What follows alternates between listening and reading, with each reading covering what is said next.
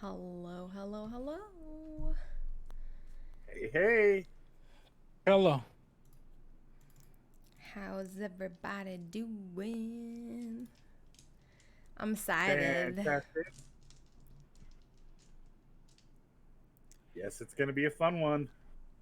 Gonna figure out the biggest mystery this season. Who is Christopher? That's right. Oh my god. Finn will be joining us in just a few moments. She is still getting herself ready to go.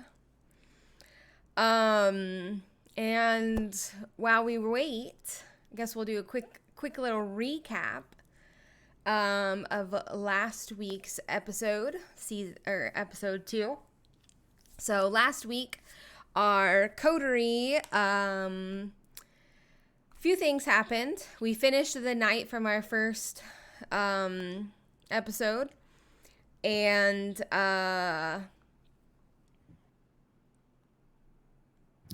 yeah, that was the same night, I think, when Scarlett met you guys, or was that the next night? No, That well, was the next it was night. split. Yeah. Yeah.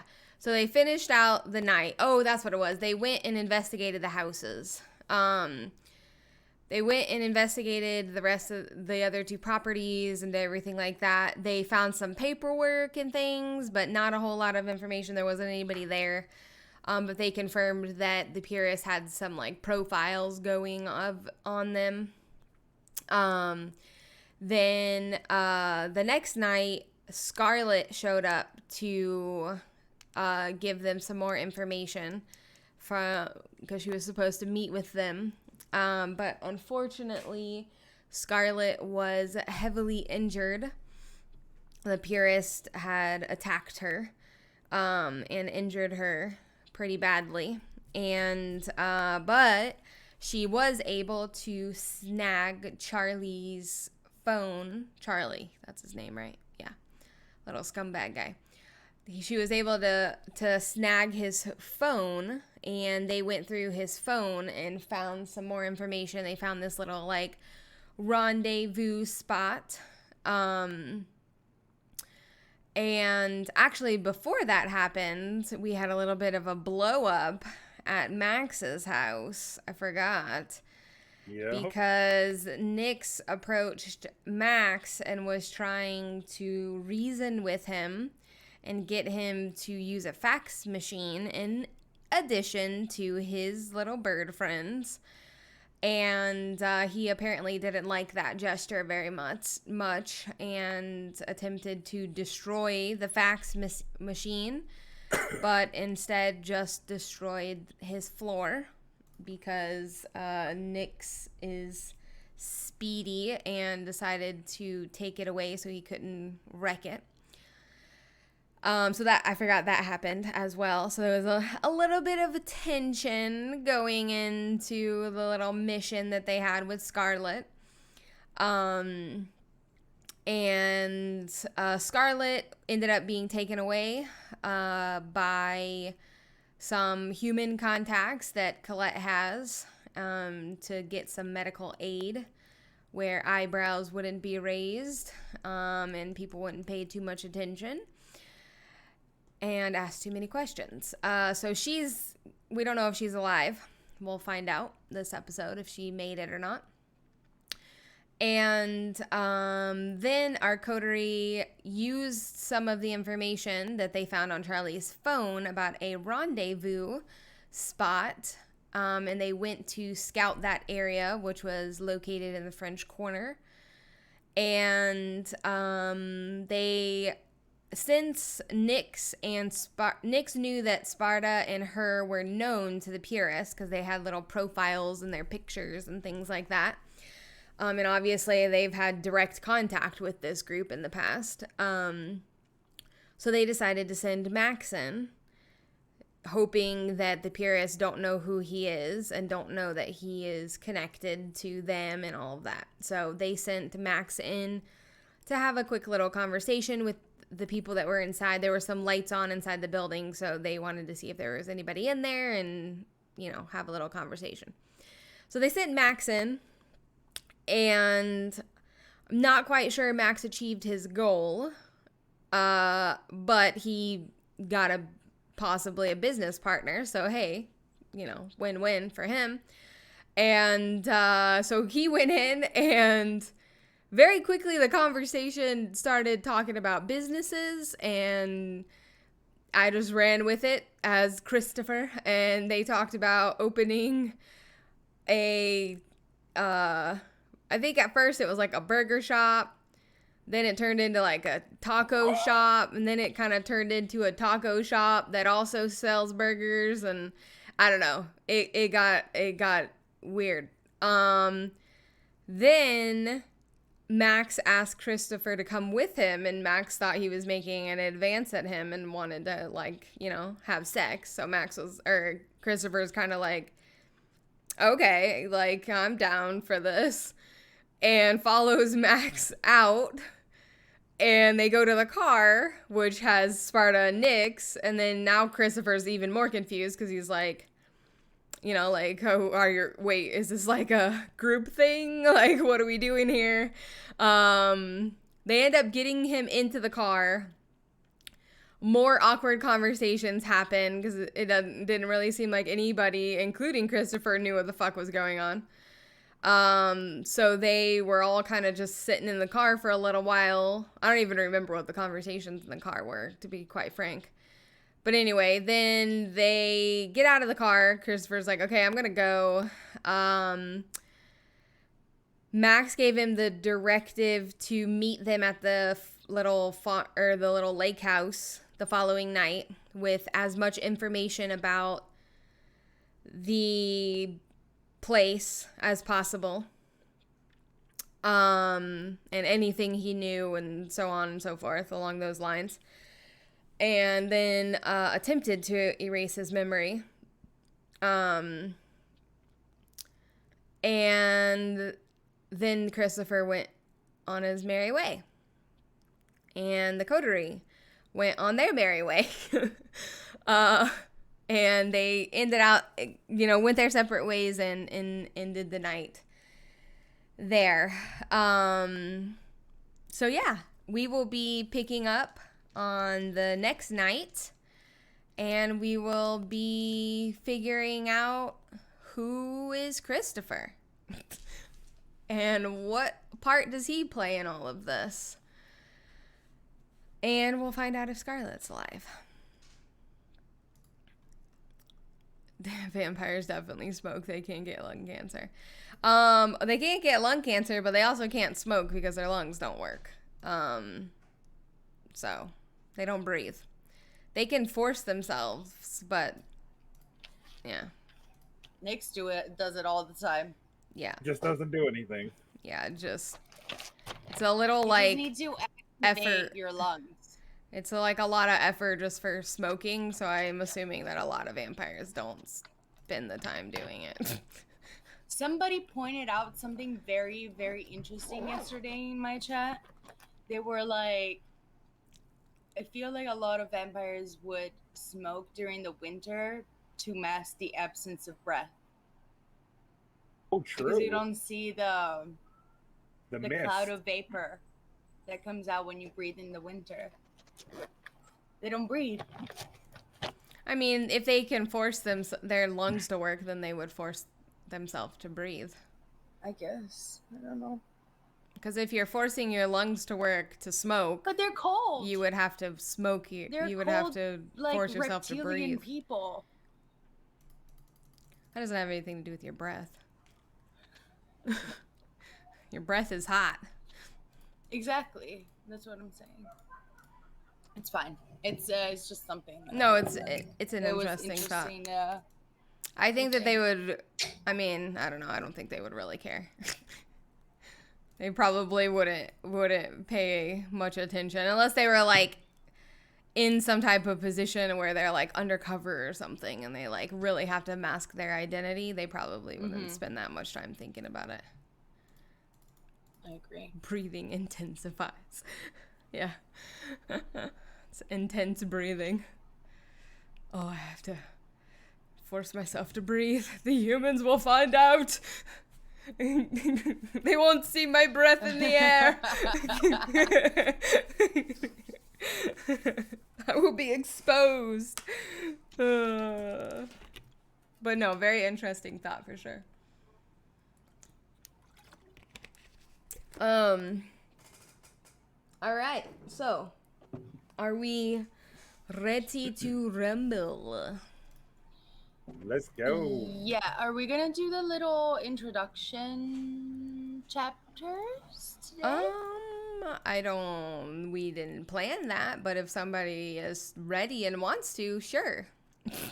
Oh no, I didn't plan I that didn't either. prepare. I didn't even. No, I was asking like the little individual moments for each of us. Because wait. Yes. Sorry, I thought you meant like the inner dialogue monologue thing. No, I totally forgot about that. But yeah, we'll do it next time. Do you guys want to do that again? Or do you want to just do like the intros where you're like role playing out what your character is doing? And I'd rather do the like role play. I would rather do that too. Yeah. I think that is more fun. Yeah, same. Okay.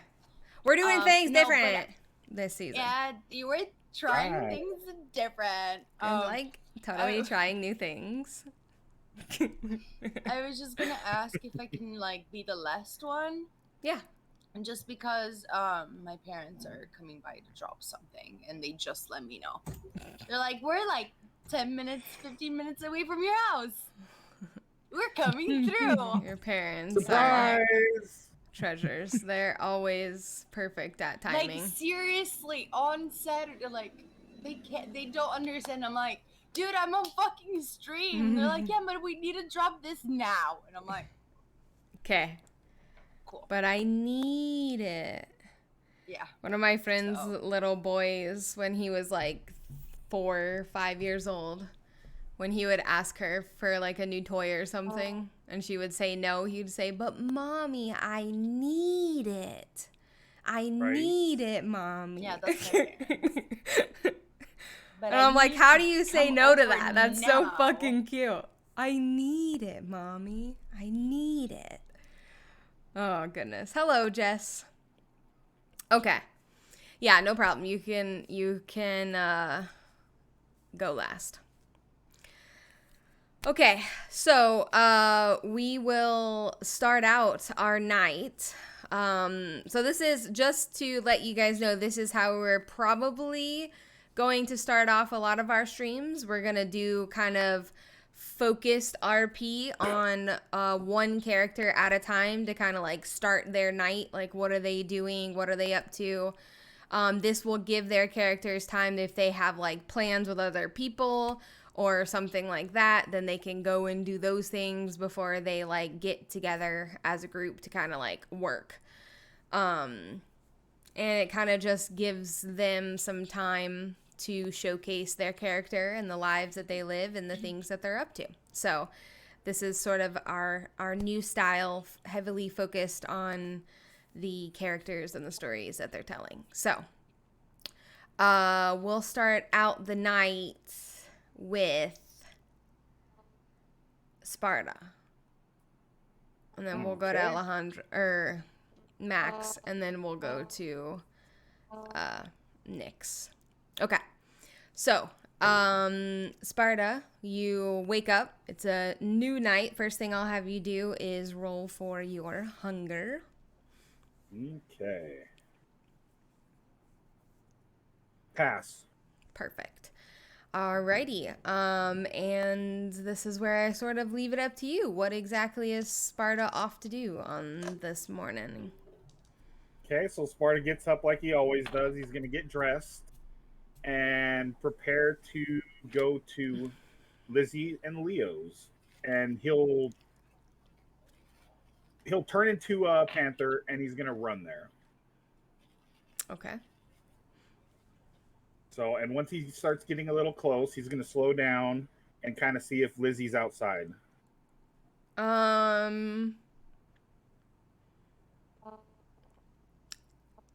Probably not, unless you wait a little bit longer, because you probably wake up a little bit earlier than Lizzie would wake up.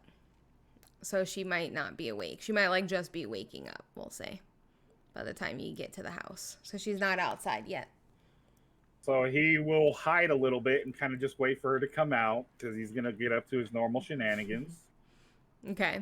So you find a place. It's easy enough. You know, their house is basically in the middle of the woods. So it's easy enough to find a place. And you're sort of waiting. You can kind of like see some commotion in the house, you know, people moving around, things like that. And then eventually you see Lizzie come outside and head over to her garden. Normal kind of morning activity for her is to go into her garden.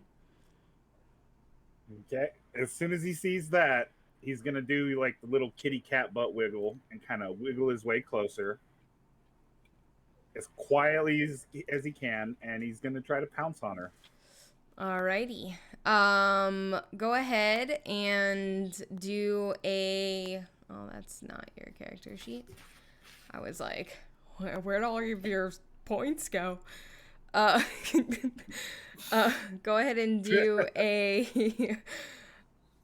We'll do... You're in cat form, right? Yep. Okay, so do a stealth and dexterity. And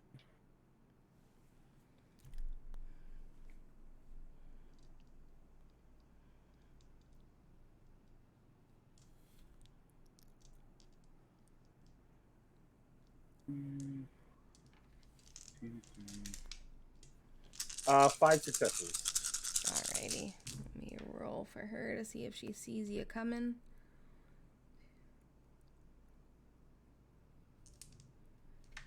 Alright, she got 5 as well. And usually how we do this is defender gets the win.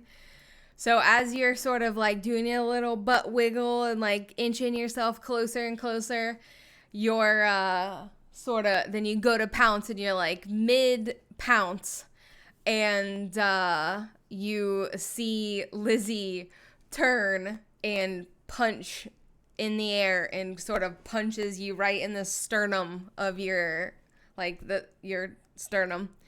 As you like are going to like jump on top of her, she like punches up and hits you right in the sternum. So I'll do a quick little roll for her. She's always punching you. She really is. She loves to punch things. But hey, I mean, that's kind of what she's good at, so.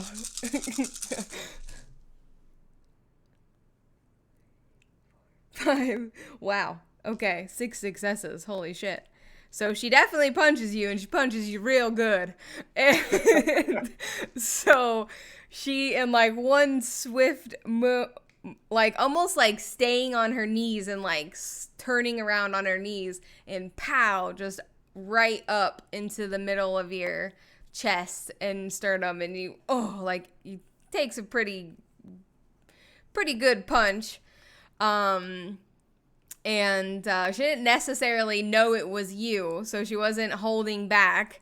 So she gives you quite a good little punch there, and then kind of realizes and says, "One of these days, little pup, I'm gonna accidentally kill you." As you sort of like land, and because you're in cat form, so you land pretty gracefully after being hit, but it does definitely hurt. And I'll have you take 1 point of superficial, just as a consequence of her punch to the sternum.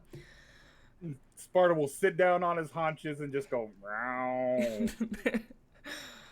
She's gonna kind of just like shake her head and look around. She's like, where's your buddy?" Knowing damn well that you can't speak, but she's still gonna just talk to you. Sparta's gonna turn back into a human and say, "Damn, that really hurt." My bad. I mean, you should know by now not to sneak up on me. One of these days, I'm gonna get you.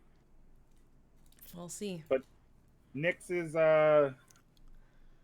a little busy tonight. I just wanted to come in a little early and talk to you about some stuff. Oh, okay.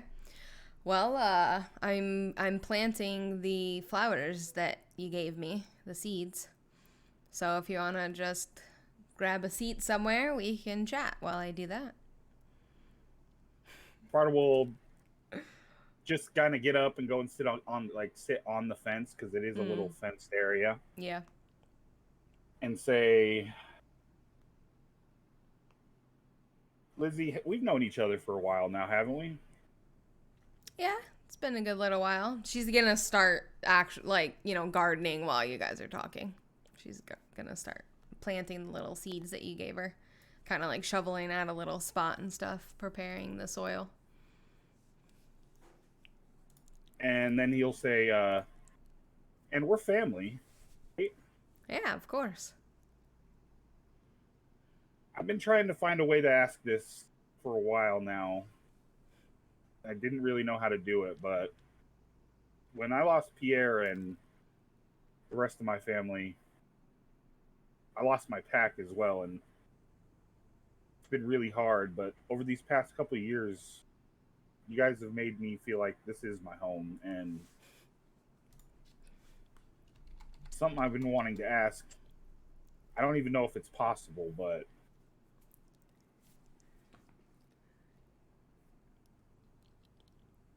I don't know how to say it. Lizzie, will you be my sire? So she's mid digging, and she's gonna kind of like stop, and she doesn't look up at you at first. She's just kind of like staring at like the ground for a second. And then she kind of like slowly looks up at you, and her eyes kind of narrow, and she's like,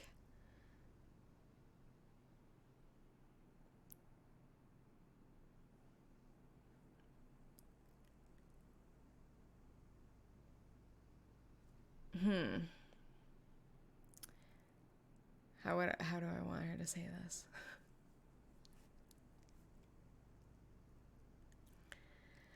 She's gonna put the shovel and everything down and sort of like sit back on her feet. She's like, I've always had no interest in having childer. I think that it's messy, and it's a responsibility that I never quite wanted for myself. I mean, you see how many members of this family there are, and even Leo, he's no stranger to having childer. He's got quite a handful of them. And I've watched him sort of struggle over the years to maintain those relationships and keep his family in order. Although, he has done so successfully, created quite a name for himself among our clan and these parts. It's a bit of an inspiration in that regard.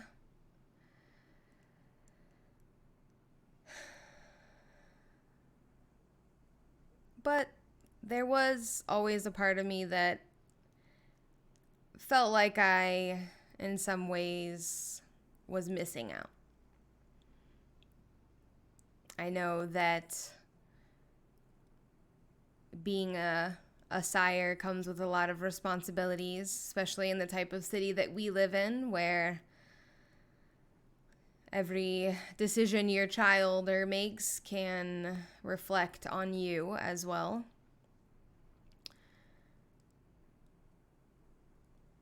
And I never really took the opportunities when they presented themselves, mostly out of fear of the unknown, fear of failure.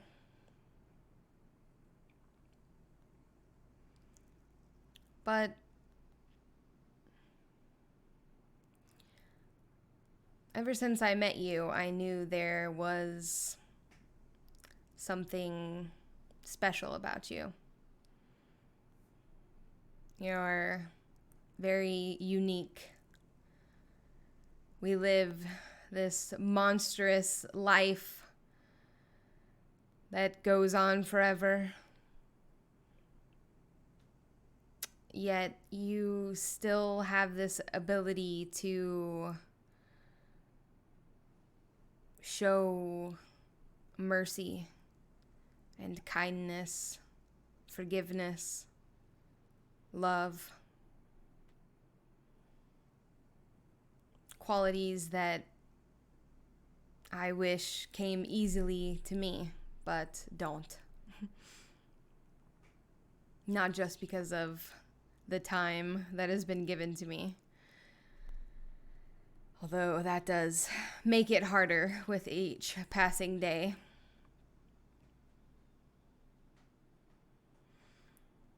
And while I know I will never be able to fill the shoes of Pierre, and I will never be able to truly take his place, it would do me great honor to be your sire. That Sparta's going to start crying a little bit. And he's going to jump on Lizzie again, this time and just give her a huge hug. And he's just going to say, thank you. I won't let you down. She sort of falls backward into all the little garden. You know how protective of her garden she is, and she's like, oh god, she's like trying to like not to like crush the plants behind her. And after you say like, you know, I'm not gonna let you down, she'll sort of look at you and she'll say, I know. Now help me plant these flowers, shall you? And she's gonna kind of like push you off a little. Sparta's gonna start helping her, and then he's gonna look at her and say, so like, do I have to wrestle a bear or sacrifice a goat or something? We'll get to that, don't you worry. And you can kind of see in her eyes that there is something waiting that she's got planned. She's not gonna give you a bunch of details as to what that is, but yeah, it might be an alligator. Go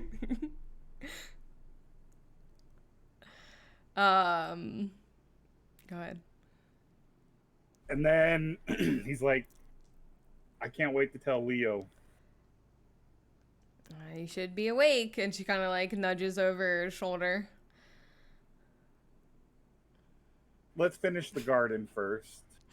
So he'll kind of finish up helping her with the garden, planting the seeds before going into the house. Mm-hmm. Is Leo on the couch? Yep, on the couch watching Sports Center. Recap of last night's football game. Okay, so he's going to try to do a similar thing that he did with Lizzie. He's gonna walk to the kitchen because I'm assuming the couch can see the door. Yeah, the front door. So he'll go around the back towards the kitchen and just say, "Hey, Leo," and then as he sneaks, he's gonna try to sneak back from the kitchen and yell "parkour" and try to do like a football tackle over the couch onto Leo. Oh my god. Okay. Go ahead and do a... We'll do... Are you trying to be stealthy? Yeah. Okay. Go ahead and do brawl and stealth.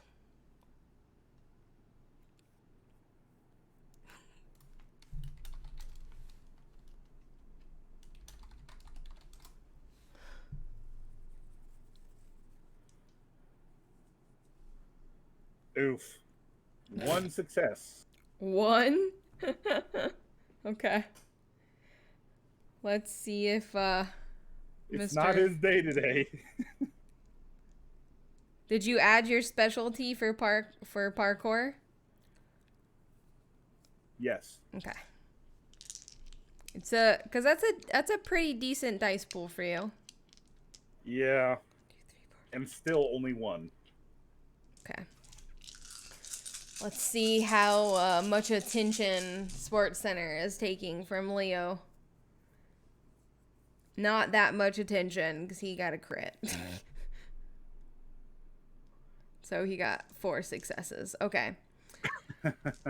Which, I mean, he didn't actually roll that well if he wouldn't have got a crit. So anyway, okay, so you kind of say hello to him, make your way into the kitchen. What probably gave you away is the fact that you said hello and that he was kind of aware that you were somewhere in the house. So as you sort of like jump over the couch and go to like tackle his shoulder and tackle him, he like follows your movement as if he like knew that was gonna happen, and kind of flips you in the air and like lands on top of you, like 3-point land, like wham, like and like you end up being like the one that is tackled, even though you like initiated the tackle. And he's gonna look down at you and say, "Not today, boy." And laugh and sort of like get back up and sit on the couch. One of these days, Leo, I'm gonna get you. You keep telling yourself that.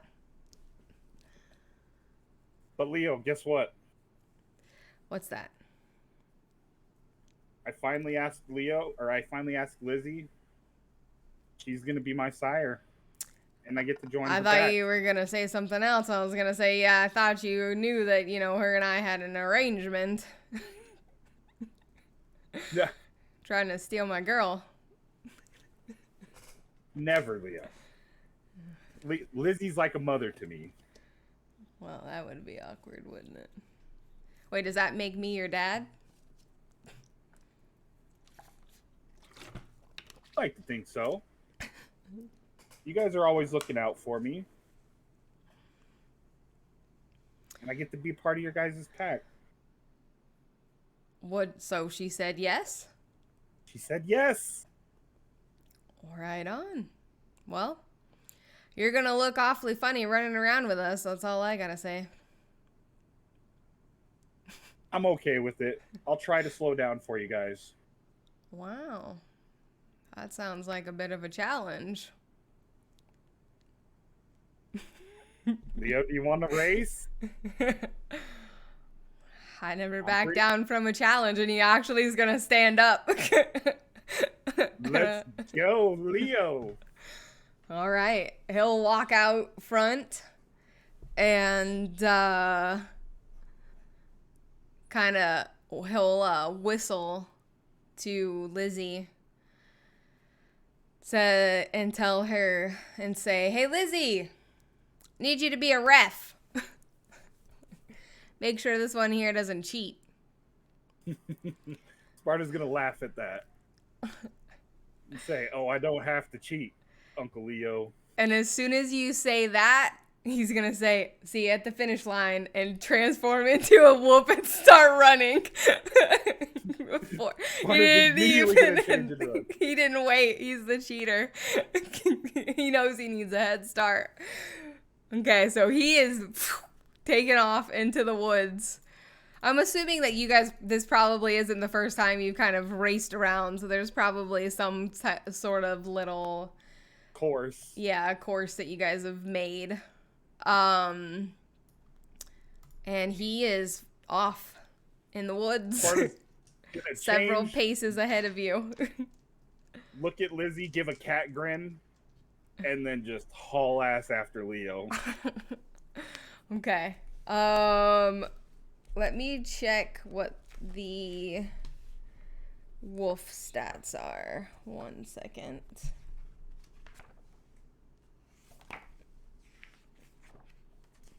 I don't remember what page this is on, so I have to look it up.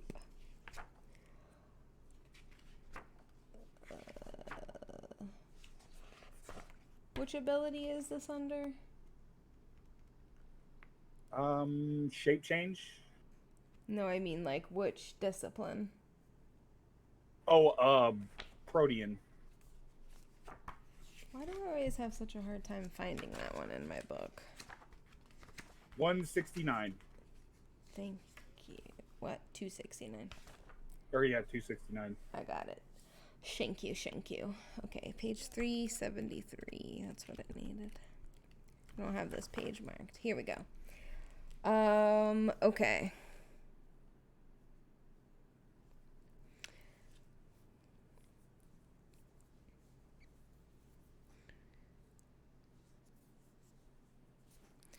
All right, so what we are going to do, 1 second.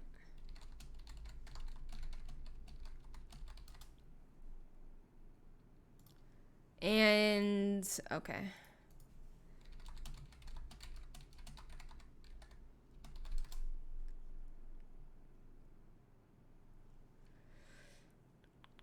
You are a Black Panther, correct?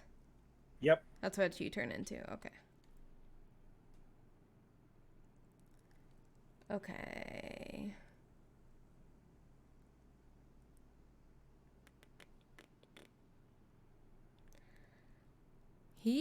Okay. I mean, he's not that much slower than you, but he is slower. Okay.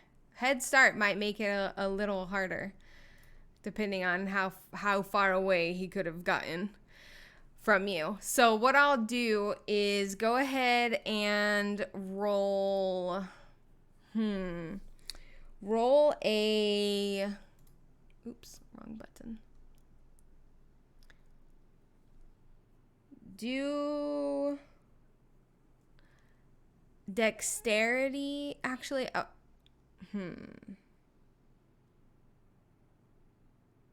we'll do this. Do stamina and athletics.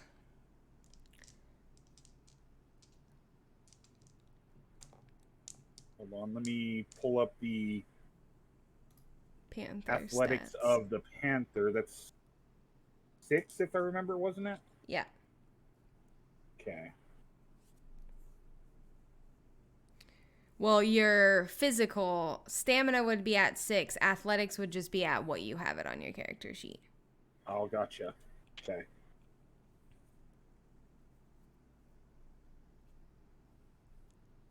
This is also a good dice pool. Yeah. Much better. 8 successes. Hell yeah. Okay, and I'm going to roll for him. Oh, all right. Okay, so he got 6 successes. Okay, so even with his lead, his little probably 30-second lead, he does sort of maintain his distance on you as you guys are kind of running through the course and running through the woods. But it's probably, you have like about a quarter of the way, halfway to go till you guys finish up this sort of like loop that you guys do. And that's when you sort of start gaining on him slowly. You can kind of see the distance between you guys closing. And you can tell just from his frame and everything that he is really, really booking it. He's trying his hardest to beat you. But you are slowly gaining ground on him.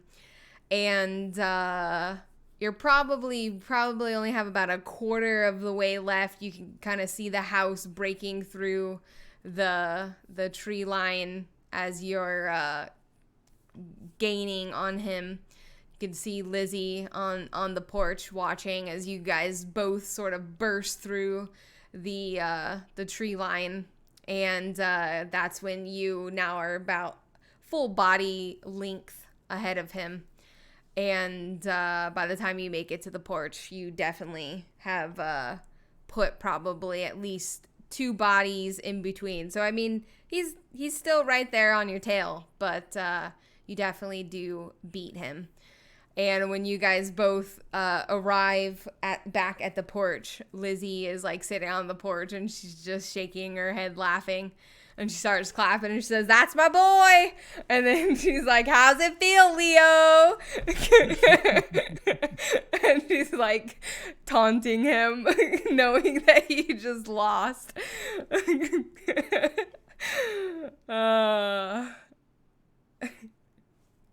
Sparta's gonna change back and just laugh. Leo's gonna change back and he's like, he like gives out this grunt and he's like, "Fine, you're faster than me. It's fine." Yeah, but I still can't sneak up on you. No, you don't have that going for you. You're not a very sneaky cat. I'm working on it. I'm working on it. And he's gonna plop down on the porch next to Lizzie, who's still like laughing, like, "Ha ha ha ha, you lost." You lost to a cat. Yeah. And you guys are just gonna sit there as a cute little merry family. And what is happening? Arvin, stop.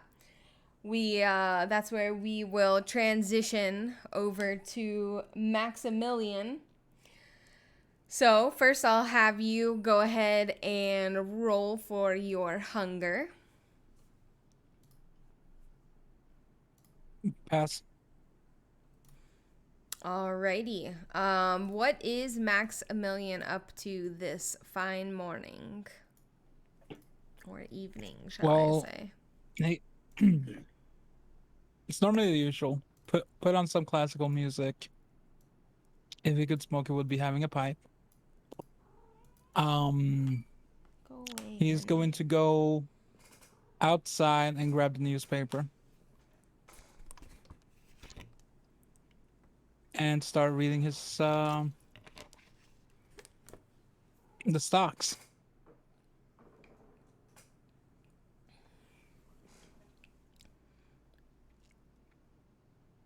Okay. What kind of businesses does he have?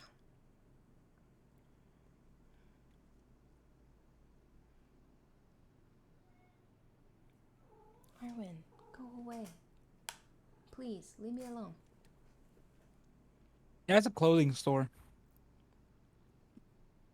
More not, urban, but more very dress wise, suits, ties. The biggest brands pretty much that you can think of. Okay. So a higher end sort of clothing shop. Mm-hmm. Okay. Mm-hmm. Is it located in the French Quarter somewhere? One of the locations, yes. One of the locations. Okay. So as you are sort of sitting there reading through your newspaper, doing your thing, there is a knock on your door. So he's gonna put down the paper and walk towards the door and open it. Yes.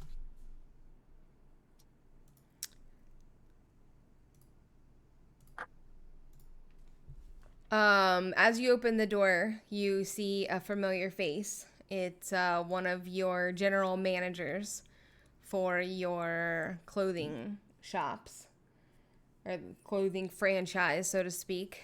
And he is standing there. He's like, "Sir, sorry to bother you. Do you have a moment to speak?" Of course. Come in, let's go into my office. Okay, he follows you inside and sits down. He says, earlier today, two of our locations were robbed, and they got away with quite a lot of merchandise and money. And he's gonna sort of like set a folder down on your desk. Mm. Max is gonna open them and start looking at the numbers. Around what time does this happen? It happened around 2 p.m. I see. Well, this isn't good.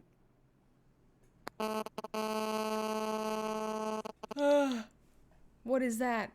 I thought that was my headset for a second. Sorry, that was so loud in my ear holes. I don't know what that noise was. Okay, there was like a audio feedback thing. I Anyway. see. This is why Max is scared of technology. They're coming for us. No, I'm just kidding. Sorry, what did you say? I got distracted by the brrrr in my ears. Well, this is not good. No. Where was it is. security at this time? I believe that both locations, the security was there. However, they were held up by the individuals, and they did not have enough time to react and stop them from what they were doing. I see. Do we have any more information on the two individuals? He will take out, like, he'll kind of shuffle through the pictures or through the papers. There we go. In the file, and there are some like still shots from the security cameras in your shops, and there are pictures of the individuals, but they all have masks on, so you can't see their faces. And we're like, this is how they were dressed. Well, it's going to be hard to find them considering we cannot see their face. What was the other location?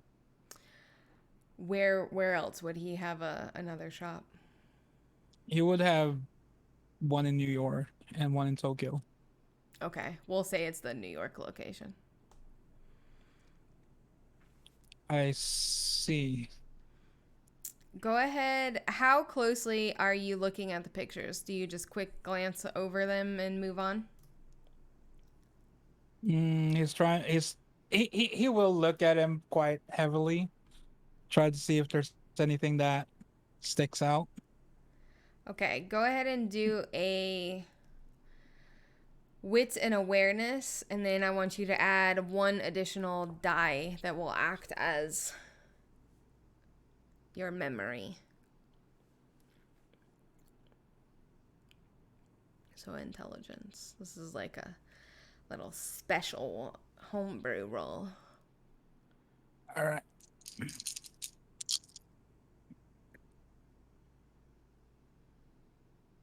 Three successes.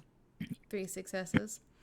Okay, so as you're sort of like looking over the information and talking to him about the locations and things like that, you come across one of the photos and you can see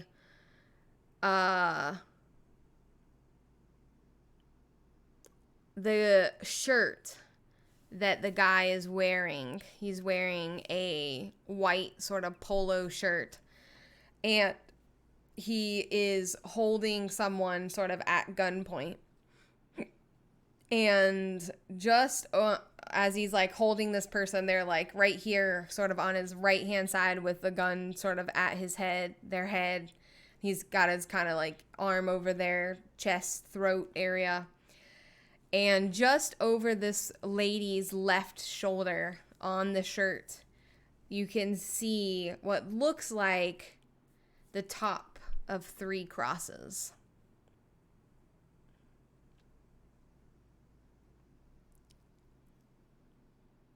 This he's gonna turn on. What is this location from? These pictures? I believe that is the New York location, sir. I see.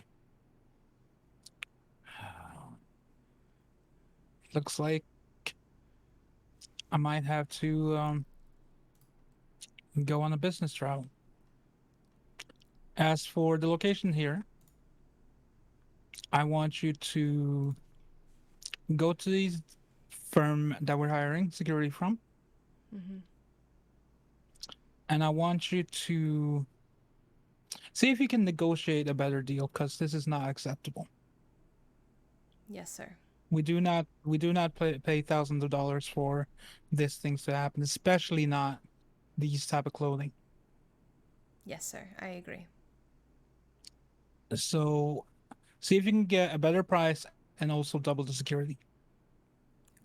Absolutely. And also with the send a notice to New York that I will be there soon. I'm in the middle of my show. Yeah, I'm Okay. in the middle of my show though. Sorry. It's okay. I am going to go and speak to someone, Mm-hmm. and yeah, talk to the security company because this is unacceptable. This is not the type of security that we're paying for. We're not paying 100,000 a year for crap security and for people to get away like this. Absolutely. I will see if we can get a discounted price with additional personnel, considering Yes. the number of product we lost because of this situation. All right. That's gonna be all. All right. I'll gonna grab my coat and follow you to the door, and I'll make my way to towards New York eventually. Okay. If you if we have any other news, I will update you as soon as possible. Okay. And he will go ahead So and kind of leave all of the stuff with you and get up and head out the door. Maximilian just gotta grab that one picture,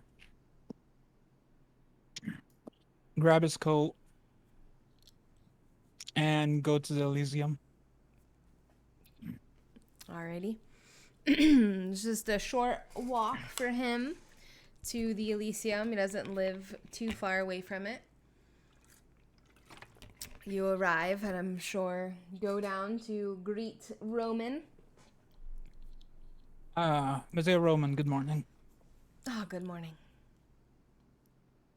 Is Colette around? Oh, I do believe she is in a meeting currently. Would you like me to tell her you're waiting? Yes, please. Right away. And he sort of stands up and heads over to the room that you usually meet with Colette in. Goes inside for a brief moment and then comes back and sits back at his desk. So how are things this morning for you, Roman? Oh, it's a pretty good morning. By the way, did you ever get my list? Yes, I did quite an extensive list. Oh, yeah. I A lot. really love books. I could tell. Right now we have a little bit of a situation, so it's gonna be Oh. prolonged a little bit. Oh no. Unfortunately, two of my stores got robbed. Oh, that's tragic.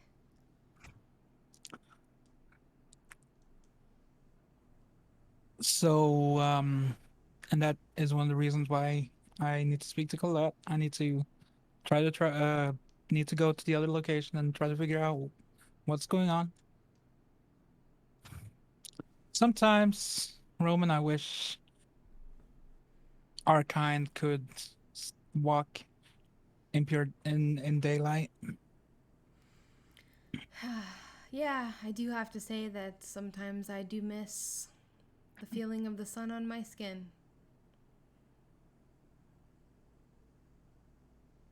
Although I don't think I would miss that feeling right, if I were to go out in the sun right now. Of course. Of course.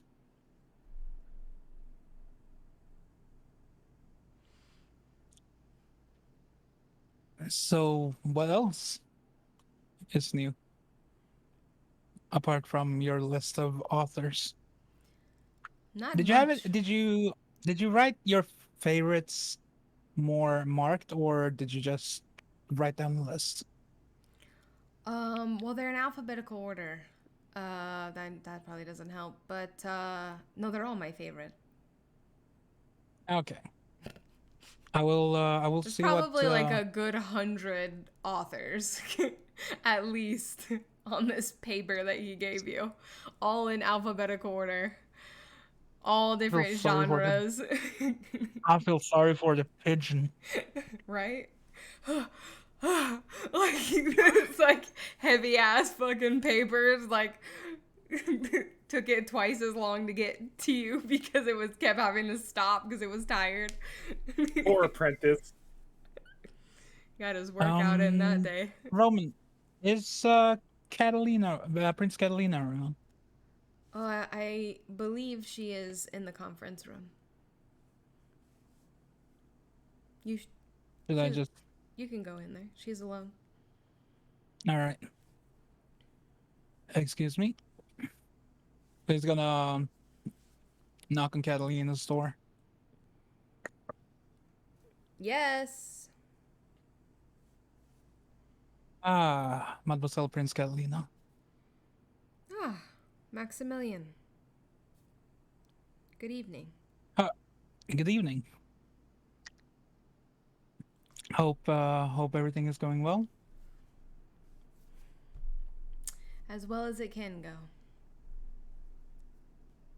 I wish I could be saying the same this evening. What is it that troubles you? Two of my stores, the clothing ones, got robbed while we were slumbering.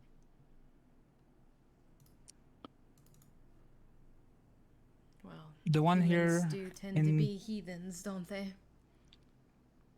Indeed, and one of them is not here in New Orleans. Oh, okay. Yes, they hit the store in New York. I have instructed my general manager for the store here to a couple of things, but I might have to travel out of the city for some business and take care of what happened in New York if that is okay with you. Oh, I mean, certainly. I'm sure you have insurance for this sort of thing, right? I do, but let's just say the numbers were very high. They took both merchandise as well as money. And we're talking maybe $2 to $3 million in losses. Wow.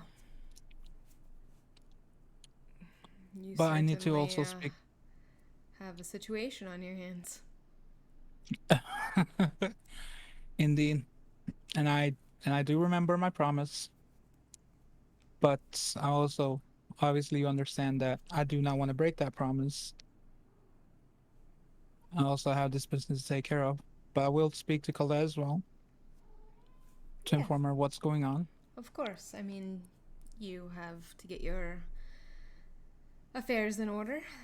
It's totally Is understandable. there is there any way you potentially could contact the Prince in New York and say that I will be arriving?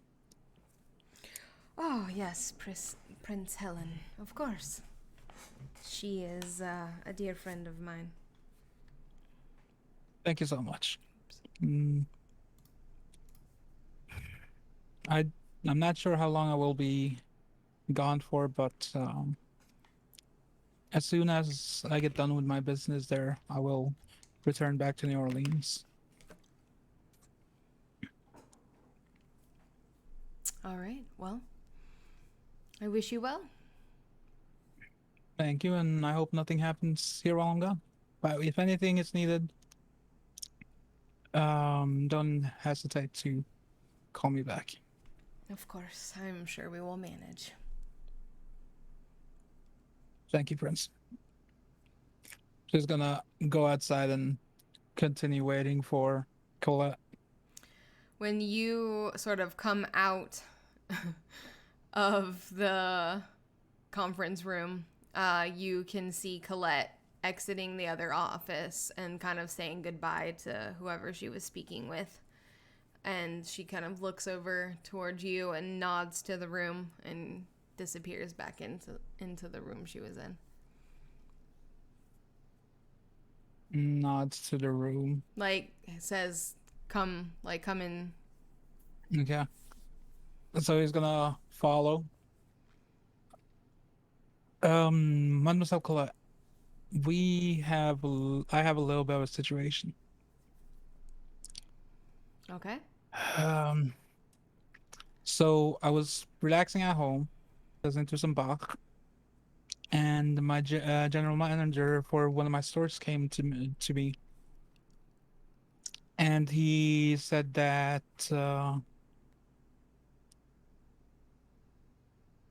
two of my stores got robbed. Well, that sucks. To my location.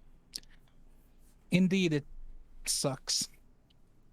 Never really gotten that phrasing, but I guess that's what the kids say today. You can see, However, she kind of, clenches her jaw, narrows her eyes when you call her a kid. however, this is something that might interest you. What was the symbol of these people that we are looking at? The purist? Yes. It's a circle with 3 crosses in it.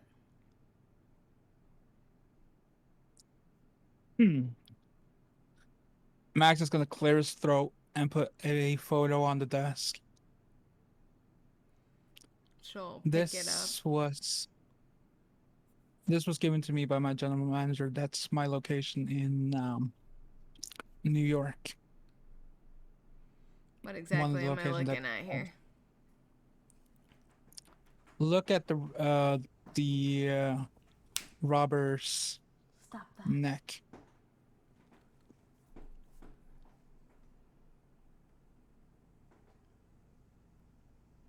You're trying to show her the symbol on his shirt, correct? Okay. Yeah. So she'll kind of study the picture for a few moments and nod. Oh, well, looks like you have joined the list of the most wanted kindred by the purist. She's gonna set the picture down on the table.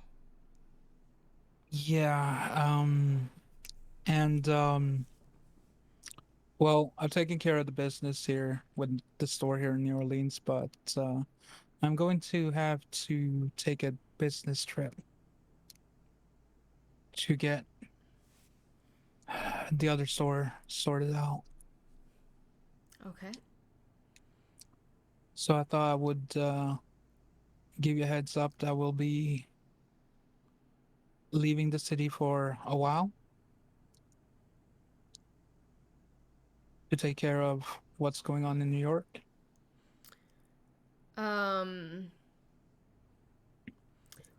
Would anyone have updated Colette that you guys told Christopher to meet you all at 1? I'm assuming someone would have told her the night before, Yeah. correct? Didn't Sparta Sparta called her, texted her or something, didn't he, at the end? Yeah. Okay, sorry, He did. I couldn't Yeah, remember. definitely. Okay, I mean, sure, you gotta get your shit in order, but I do believe we have some business to attend to tonight. And Of course. once we wrap things up with that, then I don't see a problem with you heading out for however long you need. Perfect. I talked to Prince Catalina as well. So New York will be waiting for me for my arrival Cool. once we've done with this gentleman. All right. Well, I mean, yeah. You don't really have to ask for permission to leave, but thanks for letting me know. And like I said, once we wrap up tonight meeting this guy and figuring out whatever information we can, then yeah, by all means, go and get your house in order. Okay. All right. Well, I'll see you in a few hours then. Yep. So he's gonna go back and go past Roman and say to Roman, I will see you in a while. I need to go and do some packing. Okay. Roman's gonna be like, wait. I have a question for you. Yes. And he's gonna kind of like lean in. And he's like almost whispering. He's like, so last time we talked about the bookstore, you said something about sex. And Yeah. stop laughing. You said something about sex, and I mentioned it to Nyx, and I was a little bit unprepared for that conversation. And could you help me understand what you meant? And she seemed very interested and intrigued by the sex part. So Yes, I believe youngsters and hormones, they always go wild. yeah, so like she said that there's books for sex. Is that what you were talking about? Yes. Yes. Wow. Okay. See, I feel much more comfortable talking to you about this. She makes me really nervous. But Do you like her? he's just gonna like stop, like, Roman, you know that silence is your worst enemy, right? oh, I thought sunlight and fire was. I mean, I'm pretty sure if you were a human, you would be getting an erection right now. Oh, um.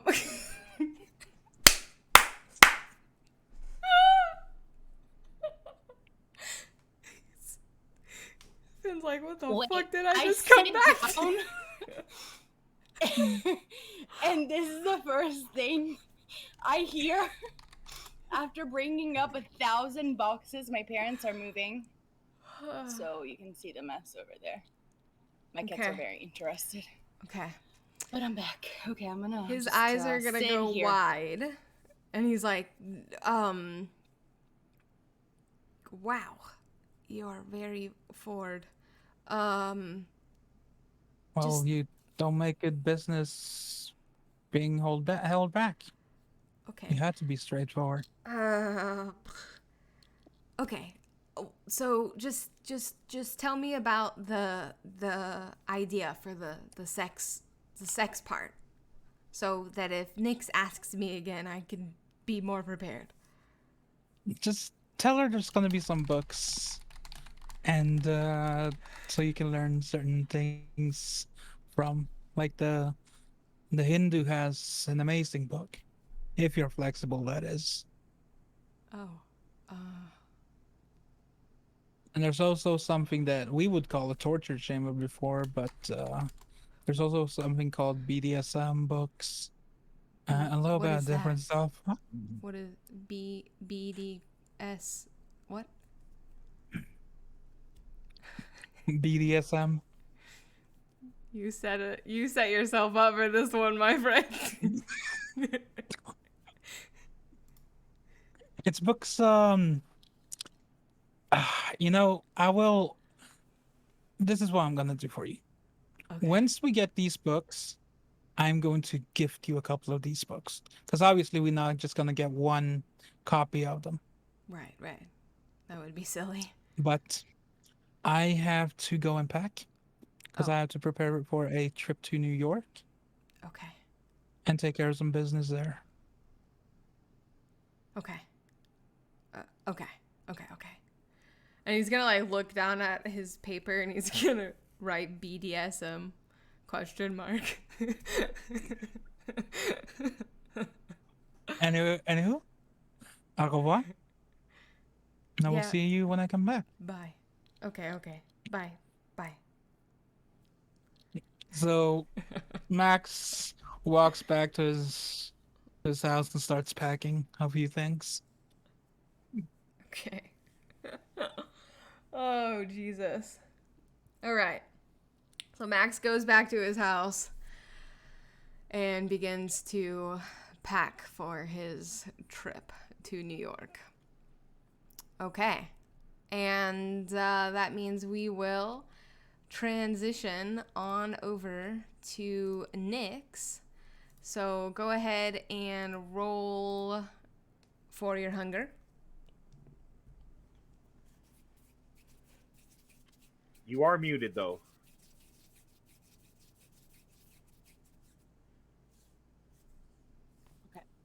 There we are. Okay, let's see. Le bébé is hungry.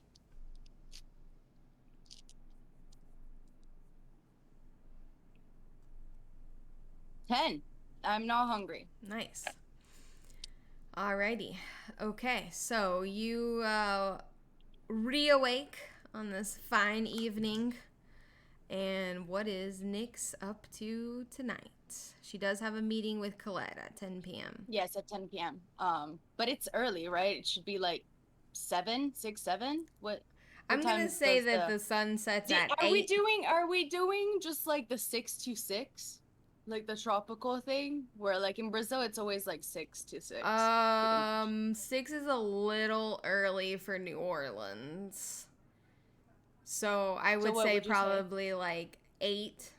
Okay. Probably Okay. 8 to 6. So I have like a few hours. Yeah, you have a couple hours. Okay. Well, she pretty much requires a whole hour to like get up, shower, you know, do her hair, her makeup, get all ready and shit. So an hour is going to be spent like that. Afterwards, I feel like I have the appointment with Colette, and then like we have like several hours until 1 a.m. Right? So I think she's just gonna gather some of her like designs and stuff, like the clothing stuff. She's just gonna put it away, and she's gonna see if maybe later if Max can help her out, like maybe like, you know, telling her if there's like a place for her to go and like maybe order some of these to be made, try different companies, or if he knows anything about it. So she's gonna just bring that stuff with her. She's gonna like bring it in a little like folder, whatever, inside her duffel bag with all her stuff. So she's gonna get that ready. And that's probably is gonna take a little while. She's just gonna put everything together. And then I guess like she's gonna head out to see Colette. Okay. She just spends the first couple hours sort of getting herself and getting everything in order and ready for the night. Yeah. And then heads on over to the Elysium. Also continuously looking at the last message that Adelaide like sent her from last night, and that she still has not had the guts to reply yet, because it was very forward. It's and very suggestive. Every time she looks at it, she's like, and puts the phone away. So she's been having a hard time, even though she asked for Ashley's advice. Which but wasn't really helpful. It was not helpful whatsoever, because she said one thing and then she was like, no, actually, Sugar is saying to not do that. And I'm like, What do I do? What do I do? Yeah. How do Like, you flirt why? with vampires? What the fuck? Like, that's not even. Is that a thing? Like, what? Yeah. So yeah, she sometimes she will take out the phone and just like look at the and put it back again. So that is It's also still there. It's still there. Yeah. Still there, and it's just as forward and She has- suggestive as it was the last time she read it. Yeah. And so like yeah, I feel like she's like trying to deal with the fact that like she needs to calm down about it. So whenever she like feels like trying she to can look distract at that herself. text message, yes, without like you know feeling like if she was human she would be blushing right now. Like yeah, once that ends, she's gonna reply to the text message. All right. Adelaide might be waiting a little while. Maybe like She's you like know, talking after, to like, Fred, they and deal with it. Fred, she's like, Fred, do you think she what do they call it these days? Ghosted me? Fred's like, no, it's been like 6 hours. It's okay. Like it was like late last night. Yeah, And, like we just woke up. Like it's okay. She'll She's be all back. paranoid. She's like, oh no. Look at that. It's working. The technique is working. She doesn't even realize her strategy is working. She doesn't know it's a strategy. She's just internally freaking No, she out. doesn't. She's just like disassociating and it's working. Hey, this is Love that for this her. is semi new territory for Adelaide as well. So she's Yeah, just not there as you go. freaked out by it. Like she just is Okay, like, but she's like, you know, an experienced lady that has been around for 100 years. Like, fucking Nick's a baby compared to Hey. her. stop that. Like, Nyx Sorry, has been Arwen alive is being 30 bad. years as a human being, and 2.5 years as a kindred. 2 years, 2.5 years as a Yeah, kindred. she's really young. So, I'm baby compared to Adelaide, which has seen a lot of like, life. a lot of life, yeah, in her, like, life and unlife, especially. So, you know. Mhm. Yeah. Okay. Anyway. So, Yeah. you arrive at the Elysium Mm-hmm. to go and meet Colette. She is, well, you don't know where she is, but you go in, and I'm assuming you're going to go and talk to Roman. Oh, hell yeah. Of course. Yeah, obviously I'm going to strut down the hallway of the Elysium and, like, you know, Hold on a ta-ta-ta-ta. second. I'm like looking super cute today. Have like some cute overalls and, like, you know, cute like heels and stuff, and like I'm like da, da, da, da, da, da. I get there and I'm like, hello Roman, how are we doing tonight? Okay, pause. I have to deal with Arwen. She's tearing things up. Love that. Of course she is. Love that. Yeah, Roman is the only like person that like she can flirt with, that she has control over. And she's more in a like dominant position. So for her, that is like like it's fine. It's like a game. It's a power move. It's a power move, yeah. She can't do a power move with Adelaide. She can't. Like, it's just not a thing. It hasn't worked yet. No. I mean, she tried through text message, but Adelaide, like, just, like, fucking hit her back even harder. So, like, she's like...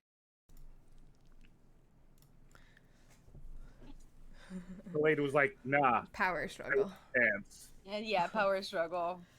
Yeah, anyway, she's gonna go to Roman and Okay. be like, hi, Roman, how are we doing tonight?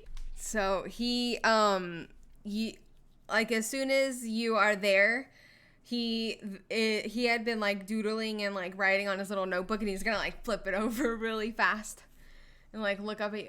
Oh, hi, Nyx. Hi, hey, hello. Good evening. Hi, what are you up to? Research. Oh, what are you researching tonight? Oh no. Just books, it's boring stuff. Oh no, books are never boring. Um What kind of books are you researching? uh Books on acronyms. And Akron? how handy they can be in life.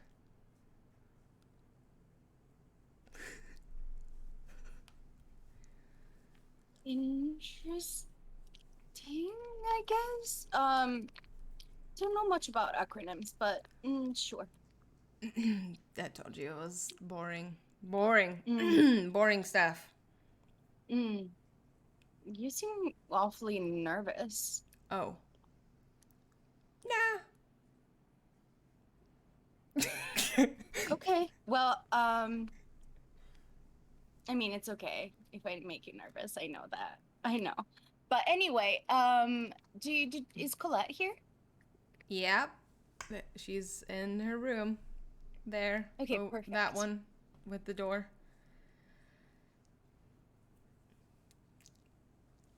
Okay.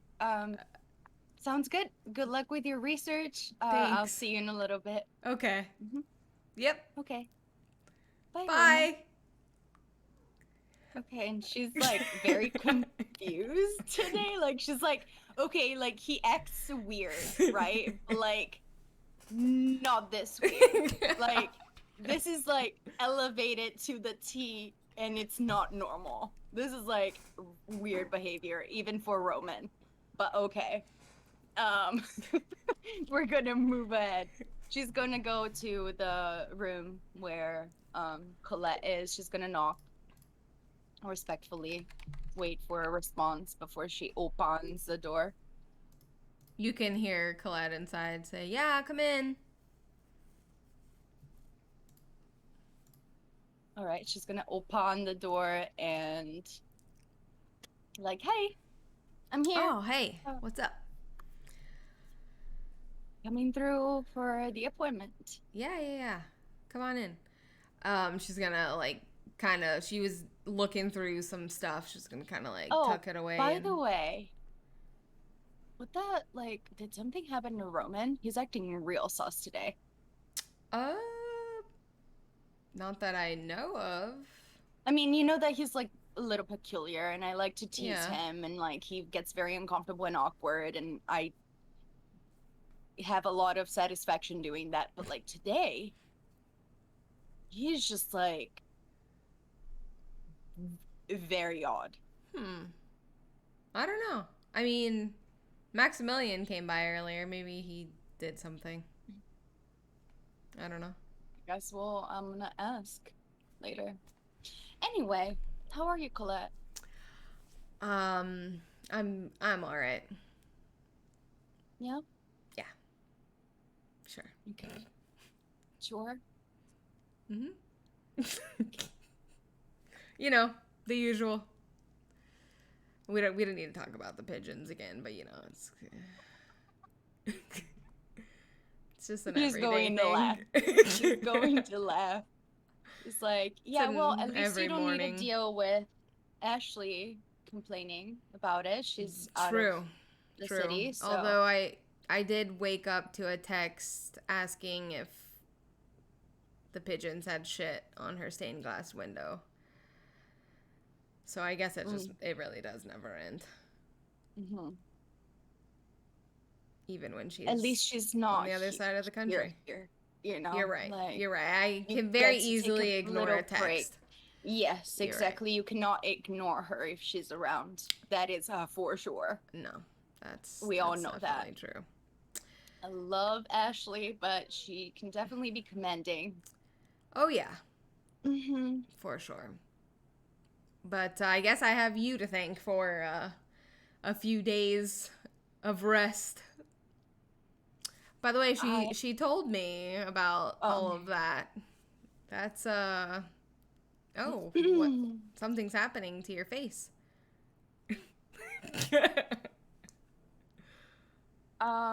Tell me more. I'm intrigued. I Colette. Honestly, I don't know what's happening. I have no idea what's going on. I was married and then I never was in a relationship anymore. I just had a lot of fun, touring and meeting all these people and fans and people in the industry, and it was like lighthearted and fun and whatever. I never thought I would settle again, and then I become a fucking kindred and a fucking immortal being, and here I am behaving like a fucking 15, 16-year-old teenager, not knowing what the fuck to do. And it's very uncomfortable. I don't like not being in control. You know what I mean? So yeah, I mean, that's the situation. Adelaide is a very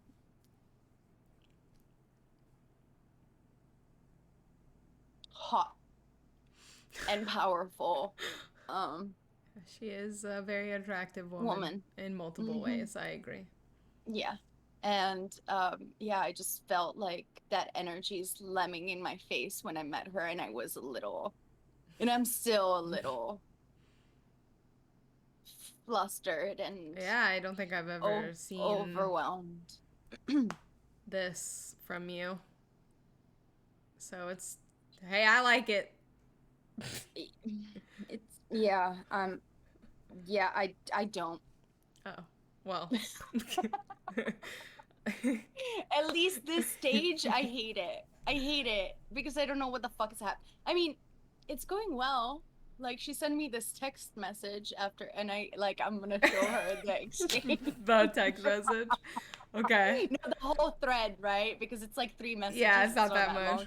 She'll kind of read through it and raise an eyebrow and be like, I see what you mean here. Wow. She doesn't leave any room for imagination with. Yeah. Wow. Mm-hmm. That is quite intimidating. And I'm usually the one serving that energy. You've gotten to see me during these last 2 and some change years. I'm usually the one doing what she's doing to me right now. Yeah, now you know how everybody feels.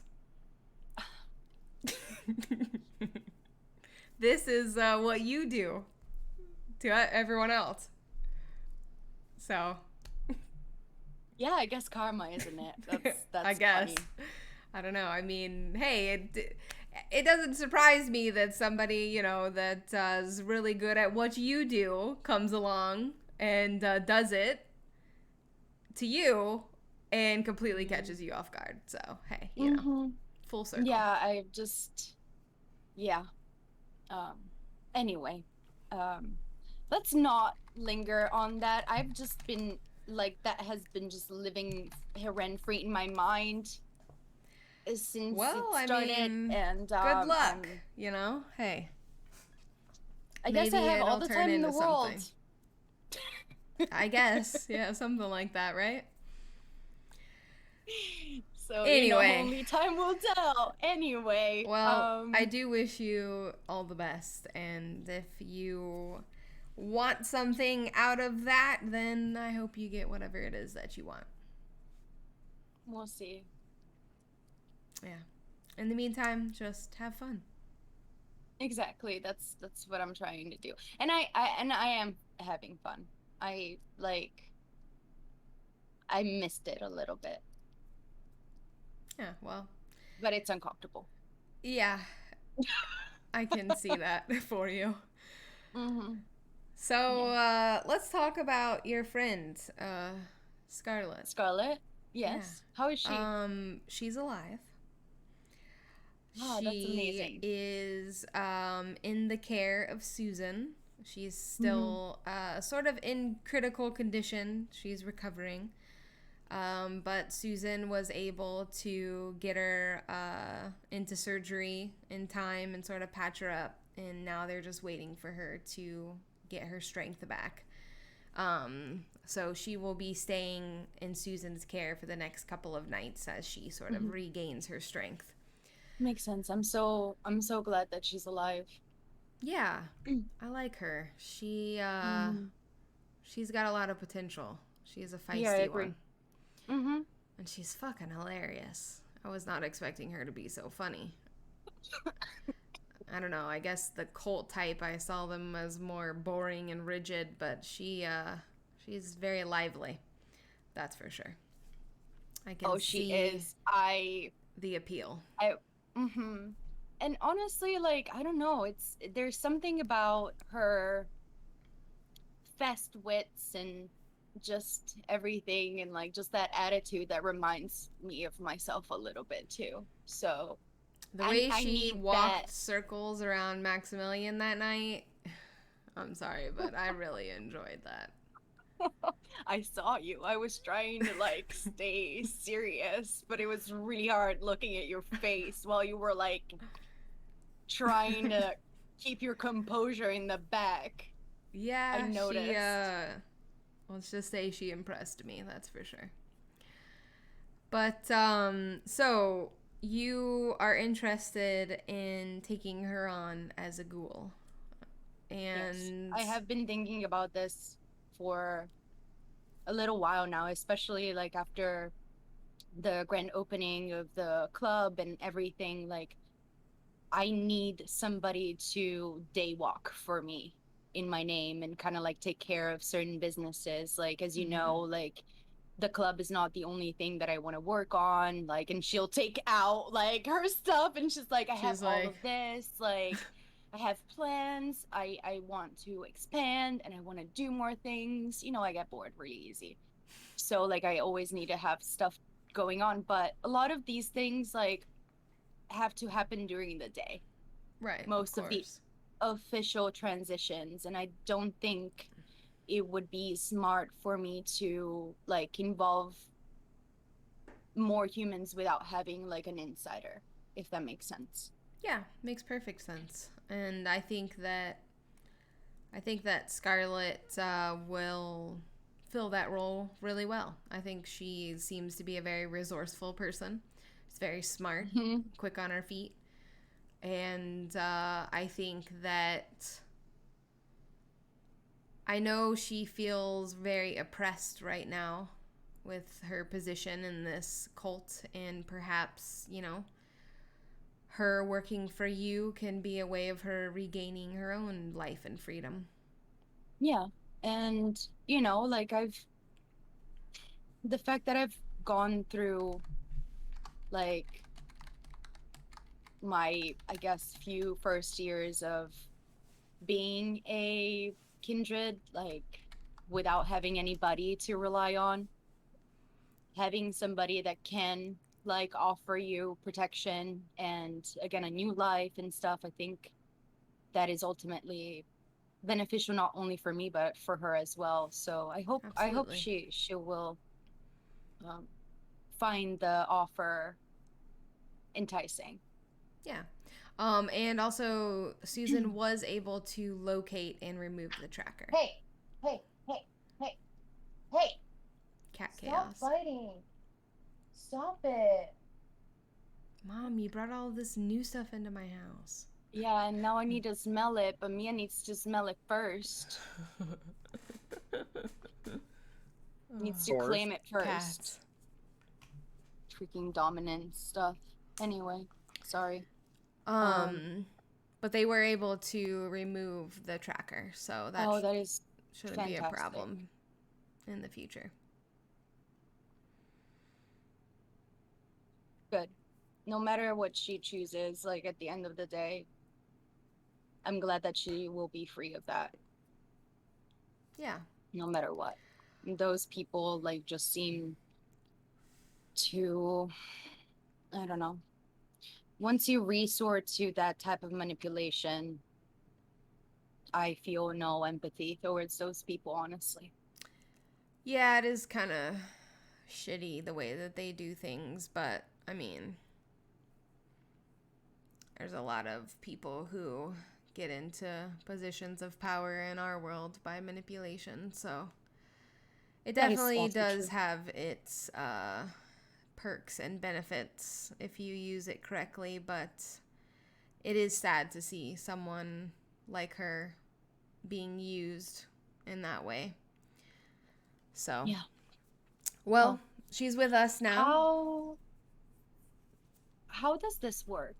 Like, Yeah, I obviously, was like I'm gonna get talking into to you. that.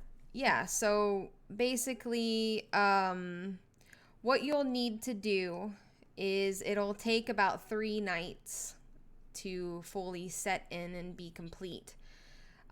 But basically, all you need to do is have her feed, like similarly to how we do. You just give her some of your blood, and it takes 3 nights to complete this sort of cycle, so to speak, to make Mhm. her bonded to you.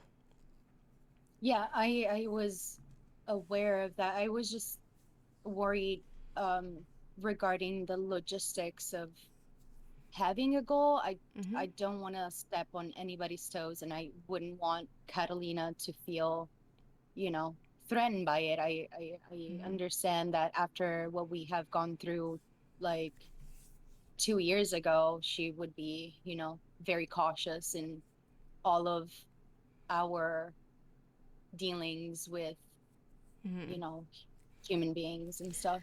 Yeah, I did speak with her, and sort of made sure that she had all of the information and was okay with everything. And, she trusts your judgment and mine as well. And she was a little bit hesitant on the sense that this person is slash was currently working with the purist, but I did sort of explain the situation. And I mean, the thing is there's a level of responsibility on your sense. You are responsible Mhm. for her. You're responsible for obviously continuing to protect the masquerade, with and through her, and kind of instilling those traditions within her, and Yeah. knowing that she is a trusted individual in our world, and that it is expected that she um, portray herself in certain ways Mhm. and protect certain information. But I mean, the thing is just like any problem, it can be easily solved if things get out of hand. Mhm. So just making sure that she is sort of educated, I would say, would be the biggest thing. I would do that probably immediately, Mm-hmm. just because I what I went through personally. I Mm-hmm. know how unsettling it is to just be thrown into this world without any knowledge, without anybody asking you and explaining what's going on. So, um, I take this very, very seriously, and I'm very glad that Catalina trusts me enough Yeah. to. I think you've proven yourself over the years, Mhm. and a lot of the people that she trusts and cares about trust you, and that says a lot. So, by your own doing, you have proven yourself, but also through the eyes of the people that she trusts the most in the city. Yeah, Um, like after I saw what Catalina is capable of, mm, I I am very aware of where I stand, if that mhm. makes sense. Yeah, And that's one of the most important things. I would like to create a relationship with Catalina. I think Catalina has a lot of things to learn just because she has been around for so long.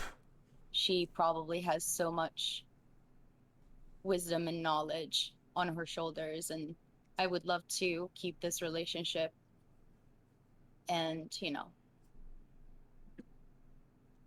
Don't bite the I hand that feeds you. hmm I really respect her. and I'm really grateful to her. I actually have been thinking about it. I'm always scared of calling a meeting with Catalina a little bit. I'm not gonna lie, but if this goes through and Scarlett is okay, I would really, really like to take my time and sit down with Catalina and just thank her and tell her exactly what I told you. I Of think course. it's important. So maybe you can put a word out there for me. Yeah. Yeah. Yeah, I mean a lot of it comes with the title, a lot of people being sort of intimidated um in your presence, and I mean it's Catalina, so it's not hard to be intimidated in her presence, but she's very much a prince of the people. She loves the city of New Orleans, and she loves the people that are here.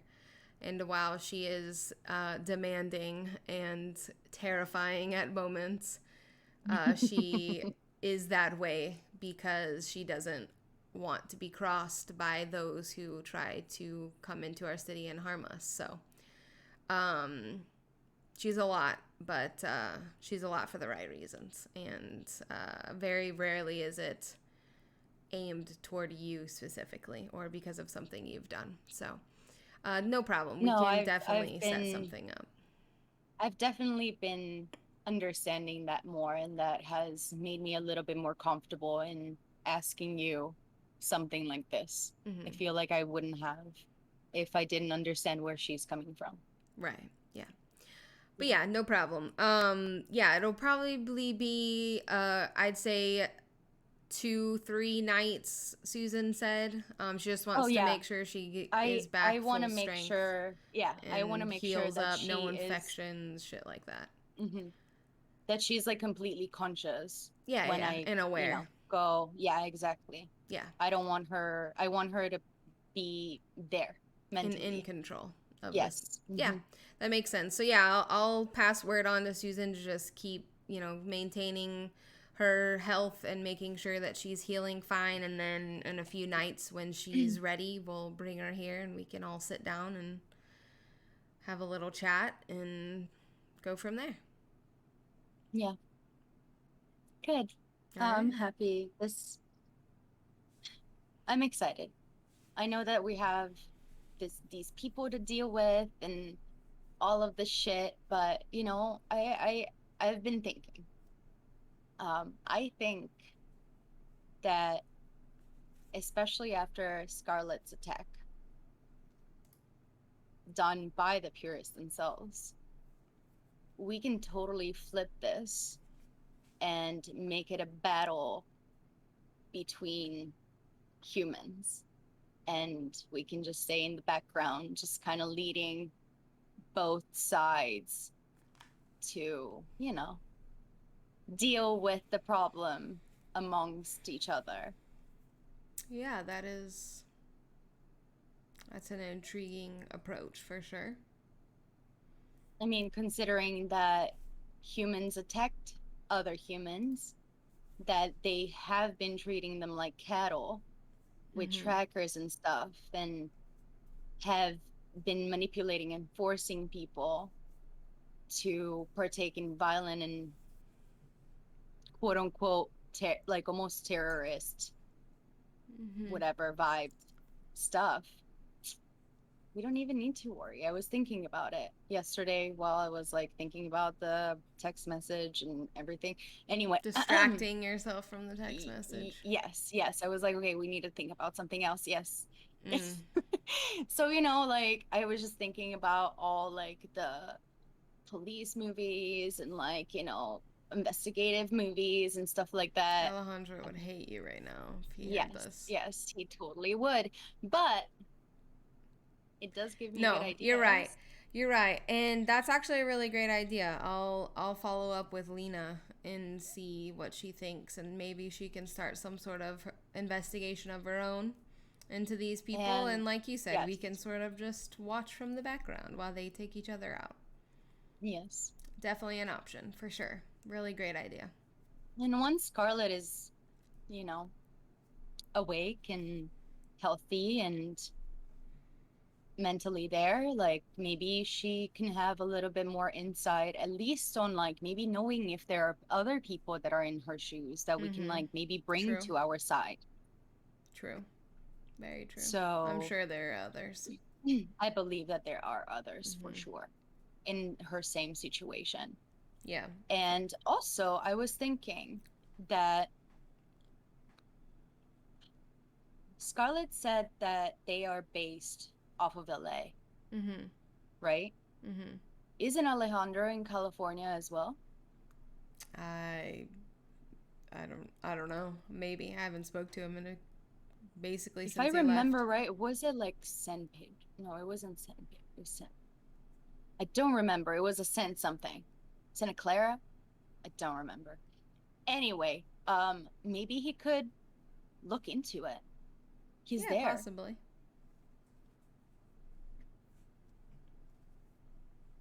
You know, just like kind of like whispers in the wind. He was a detective after all. Yeah, I didn't keep in touch with him, so I'm not really sure what he's up to. Maybe I'll just shoot him a text. See where he's at. Cool. Okay. I got bigger fish than fry.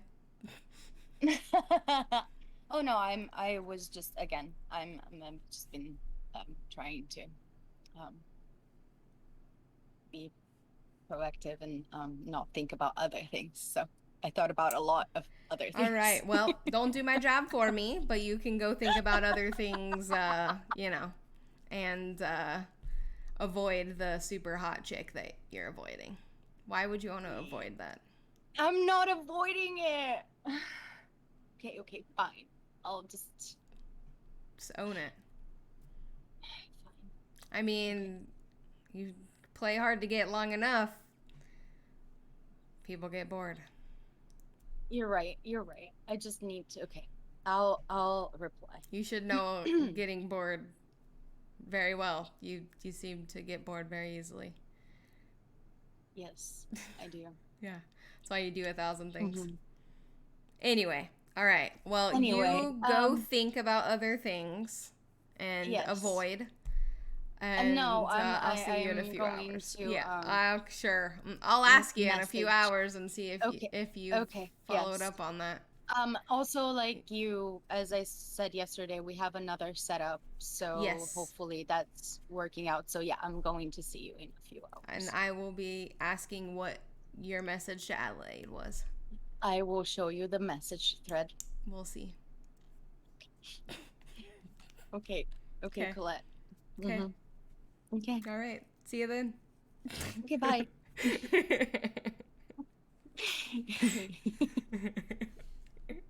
She's like, I don't believe you. Called out. So you don't have a deadline. She's sitting. Yeah, they were sitting She's sort of at the table. She's gonna go there and like she's gonna like give her a hug. Okay. And then she's gonna go. Alrighty. Thank you for everything, Colette. You're awesome. Yeah, I know. Okay. Fine. Sorry, Ashley's rubbing off on me. All right. No, I love the energy. Freaking own it. Okay, I'm gonna go. Take your own advice as you walk. Hey, bye. Oh my god. This whole thing with Adelaide's gonna be this whole affair.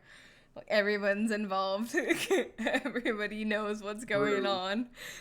Oh my god. Wait till the news gets back to Roman. It's gonna break his heart. He's gonna be like, wait a minute. Oh, don't worry. I'm very open. True. He's gonna be like, I was her first choice. And then you came along. He's been doing some research to make it spicy. I mean, he's not telling me though, so no, he's lost. He's still very much embarrassed about that. Mm-hmm. Okay, so everybody retreats.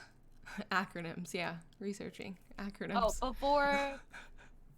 before like obviously like she goes out, but she's gonna like sit in the courtyard, like outside of the Elysium. Mm-hmm. Like, take time. She's going to send a quick message to Alejandro, and she is going to reply. So I'm gonna do that right now. If you want Okay. to go and cut to, or I don't know.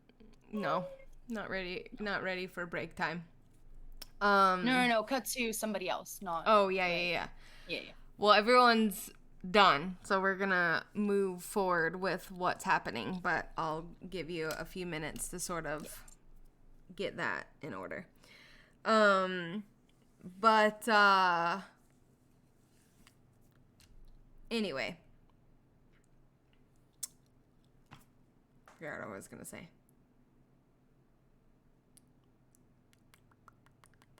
Oh, okay. So, we'll say that it's been a couple of hours since everybody's sort of woken up, gotten everything ready. You have about an hour until your meeting time at this lake house. Because all of this was happening sort of simultaneously, everything that we've been doing so far and introducing. Mm-hmm. So, Sparta, how does this group function? How does this group meet up? Do you guys just have like a meeting place? Everybody meet at the Elysium? Is that like a general rule of thumb since you can't necessarily message each other on the spot? Is there something that you guys have established? I think the Elysium would be the obvious option because Next need to get any vehicle.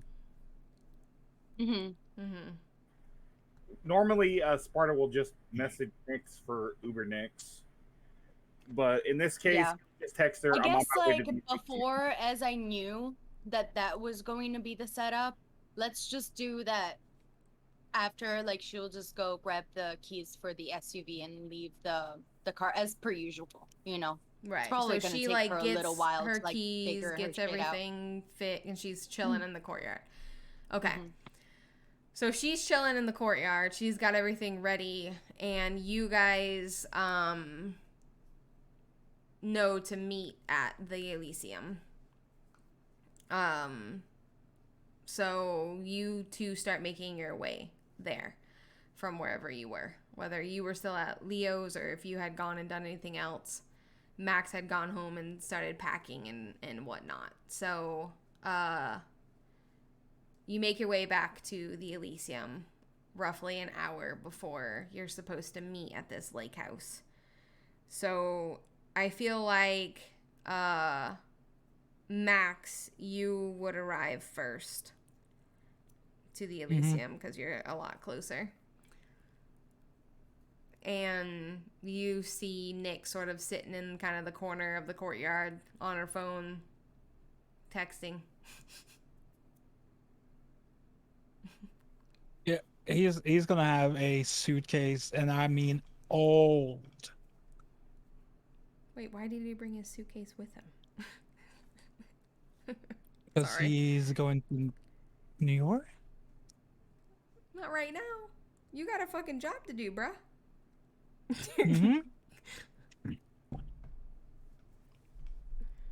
Sure, you can bring your suitcase. Maybe like in a few hours. We'll bring him to like the private jet, whatever.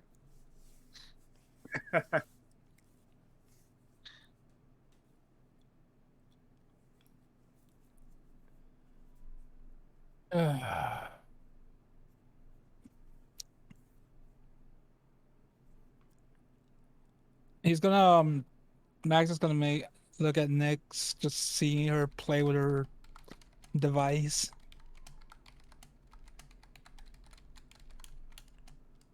And it's gonna think to himself, like I said, these kids these days and their heads planning into those devices. And it's gonna go inside and just say, I'll wait inside for Sparta so we can do this thing. You say that to her as you pass? Is that what you mean? Okay. Okay, so Nyx, you see Max come up with this old-ass trunk because they didn't use suitcases in those days. They used full-on fucking trunks that weighed like 300 pounds. And you see him Right. carrying this big-ass fucking trunk. I'd probably hear the trunk first because I'm like very intently like writing, deleting, writing, deleting, looking around, thinking, deleting, writing. Okay. So yeah, I would probably, and then I would just like be like, oh, hello, Max. Next. How are we doing this fine night? Things could be better. Oh, something happened? Well, when you lose around $3 million in merchandise as well as money, it's not exactly the news you want to wake up to. Oh my god. Oh, hell no. 3 million? That is not okay. Oh, I'm sorry, Max. That is very inconvenient. Mm-hmm. Which means I'm gonna have to take a trip to New York. Oh. Oh. Okay. Well, I hope you can fix whatever is happening. Seems like a very big deal. Oh yes. It definitely is. um if you Love want, to I chat, got but I gotten the SUVs parked right there. I can, and she's just Oh, gonna be like perfect. beep beep and just like open the car and be like, if you want to put the trunk, what is that, by the way? It's my suitcase. That's a trunk. Like, you know that there's like suitcases with like wheels that have like a little like thing that you can pull out, that like you can pull the suitcase with.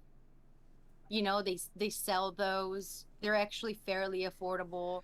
There's like all sizes, you know, like shapes too. If you don't want like the hard one, like there's a softer one, there's the one with the reinforced. Like, I should probably show you someday. I mean, if you want, obviously. I don't want to force anything on you, okay, Max? Like, I wanted to apologize the Jen? other day. I'm trying to apologize here, Max, okay?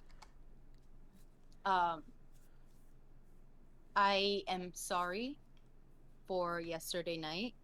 If I came across like I wanted to force anything on you and disrespect who you are, that is not my intention. That was not my intention. I might have come out a little bit strong.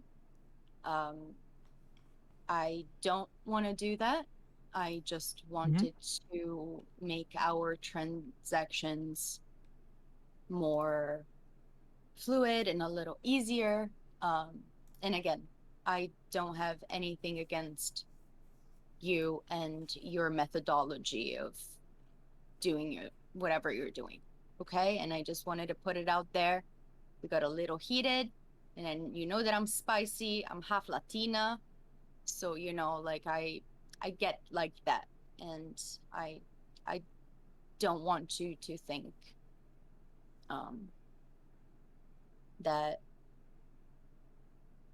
I don't see you. You know what I mean? Well, that's perfectly fine. Let me just put my suitcase in the vehicle. Yeah, the car is open, so you just need to open the trunk. So Max is gonna go in and put his big old suitcase in the trunk.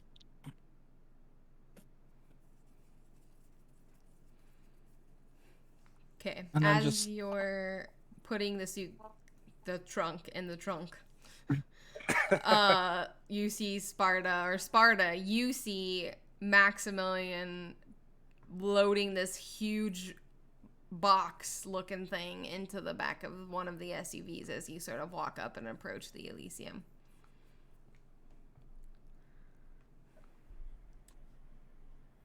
Sparta will walk up to Max. He definitely has some pep in his step.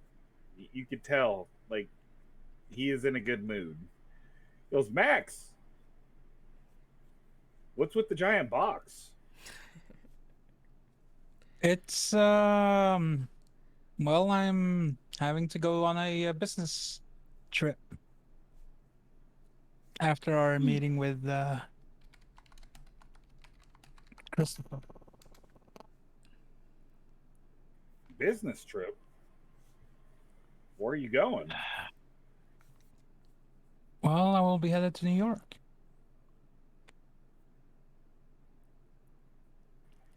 Well, I mean, I hear they have great Chinese food. Well, obviously, we don't eat normal food. It sure was great at some point.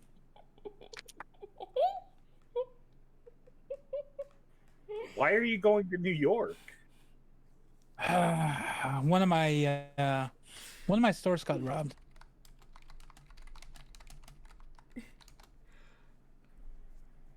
Really? I mean, don't you have people for that though? Well, I thought I had a good security in place, but apparently I don't. So I need to take care of that. And it wasn't exactly pocket money that got lost. We're talking about around $3 million worth of merchandise and money. I completely understand. You gotta go bust some heads, make them pay for it. You know how it is. Well, of course.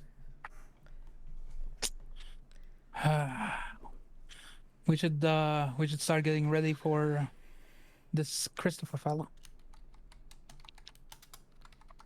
Yeah, is Nyx here yet? Yeah, no, you'll see her. She's in the courtyard. Like, if you turn around, she's gonna be in the courtyard, and she's like texting right now. Like, you'll see her on her phone.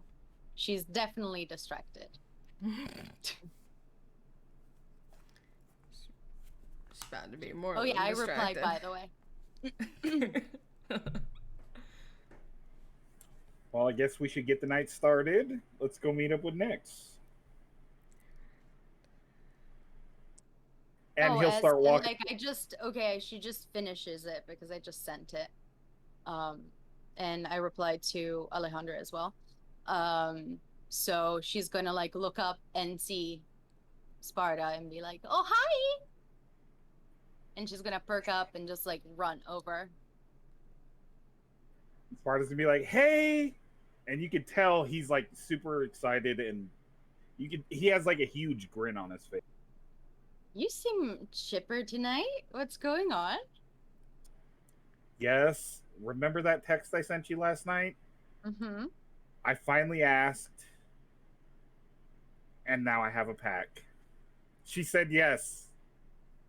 Oh, that's amazing! And Nix is gonna like give him a big old hug. Congratulations, that's amazing. I love that. I'm super happy. Oh, I don't even know what to do. I just want to punch you something. Maybe, like I don't know, that I don't know if we're gonna have the opportunity to punch you anybody, but you can always happy punch yous though. Punch you in my like little gym, that I have like stuff over there. It's not as cool as like the setup that we have like at Leo's place, but it serves its purpose. We always have fun. Yeah. And then depending on how long it takes, we definitely need to celebrate. Yes. That's what I'm saying. Mm-hmm. Tonight is after we're done with work, we got to go to the club, Mm-hmm. find us maybe a few snacks with a little extra. Oh, that's not a problem. Now that I know a little trick, I'm going to figure that out. Oh, now I'm curious. Well, Adelaide kind of showed me her ways of doing things. Um, I just need, I guess right now I just need to find like a good connection that has some goodies for me to give around to the people that, I want to have a snack from. Well, I might actually be able to help you with that as well. Oh, yeah? I do work with the police quite often, so maybe I can help you Huh. out with that. Confiscated drugs? I am all in. Oh, yes, that is a great idea. I never even thought about it, but yes. Sometimes big brains, big brains. Yes, after we're done Mhm. work tonight, we are going to celebrate. Hell yeah, I am down. And then we have to figure out how to deal with that thing. But tonight I'll just like, I'll just activate all, That go around, ask thing. um around. I'm sure that like it's going to be easy to find people that want to give me some stuff. Me being Oh, the owner of definitely. the and who I am. So, it's going to be easy, but if I have a setup where everything is in place already and I don't need to worry about it, that would be fantastic. Just So say the let word, me know. I'll make it happen. Let me know, Sparta. Okay. I'm going to interrupt all of the talking so that we can move forward. Mm-hmm. I'm sorry. Mm-hmm. Okay. So you guys are chatting, having your little chatty chew. Chatty chew, that's a thing now. And Max has already hinted several times like, "Hey guys, we got to go." Mhm. So Yes. it is like pushing probably have probably like 30 minutes or so to the Okay, time. yeah, no. Let's So go and everyone get in the sorts of car. gets Yeah. up, starts moving, Yeah. and you guys start heading toward the little lake house. So when you guys get there, it's gonna be similar to how it was the last time with Scarlet. You can see that not Sparta. Colette has like set up people, and there's like people doing like keeping watch, shit like that. They're all posted up as you sort of like make your way into the house and wait for him to arrive. Colette is on the phone just like she was the night before. She is a busy woman. So she's sort of pacing up and down the hallway, like having a conversation with somebody as you guys are waiting for the time to hit. And 1 o'clock on the dot, your friend Christopher shows up. And he comes walking up into the house, and the guards like kind of like watch him, making sure no one's around, things like that. He walks into the house, closes the door behind him, and he's sort of kind of like looking around. Who greets him? Max, do you greet him since you're the one who told him to go there? Ah, Christopher. Welcome. Yeah. It's good to see you, I guess. They're here again, I see. Um, Oh, don't worry about us. I can go. I mean, you don't have to. Okay. I'll just sit here. And she's gonna just sit there and she'll Okay, she so just saw a text message, so she's gonna reply. so he's gonna kind of walk into she's gonna get another text message as well while she's sitting there. Nix is gonna be real distracted during this talk. So he's gonna kind of like walk into the. I don't want to roll to see how bad. How distracted? How distracted is Nix? I mean, go for it if you wanna. If you wanna just do a flat roll to see like win or just fail. a flat roll, just like one dice. Go for it. I'm down. Dude, one. She's absolutely not there. She is destroyed. She is in another world right now. And she just Like, got she's another literally text from going to be Adelaide, like- so she's like, she's done for. And so anywho, you guys all kind of sit, and Colette, when the guy gets there, Colette gets off the phone and kind of sits on one of the chairs, and there's kind of like this little nook that's like the living room where there's like a couch and there's some chairs around it and the coffee table. This is sort of the alien interference. Yeah, alien interference again. Something is interfering with your mic on your end, Memsy. I don't know what it is, but every now and then it's like that weird, like when a cell phone is ringing, like old school. Anyway, the aliens are coming. So you all sort of like nuzzle into this space, and he has this big folder of paperwork, and he kind of like puts it on the table, and he's like, okay. And Colette sort of like sits, and she's got her arms crossed and her like legs folded over, and just kind of just lounged back in the chair listening. And he sits down sort of like, he's like, come here so I can show you everything that I have, and he ushers you to like kind of sit on the couch right next to him. And I'm assuming Nix is sitting in one of the chairs, distracted as fuck. And where is Sparta? Does Sparta sit, or does he stand somewhere? Does he kind of join? Everyone's at this point is sitting sort of in the chairs around the couch area. He's sitting, but he's eyeing Nix because he could tell that she's distracted. So he's like, what is she doing? Okay. And but he's sitting down. Okay.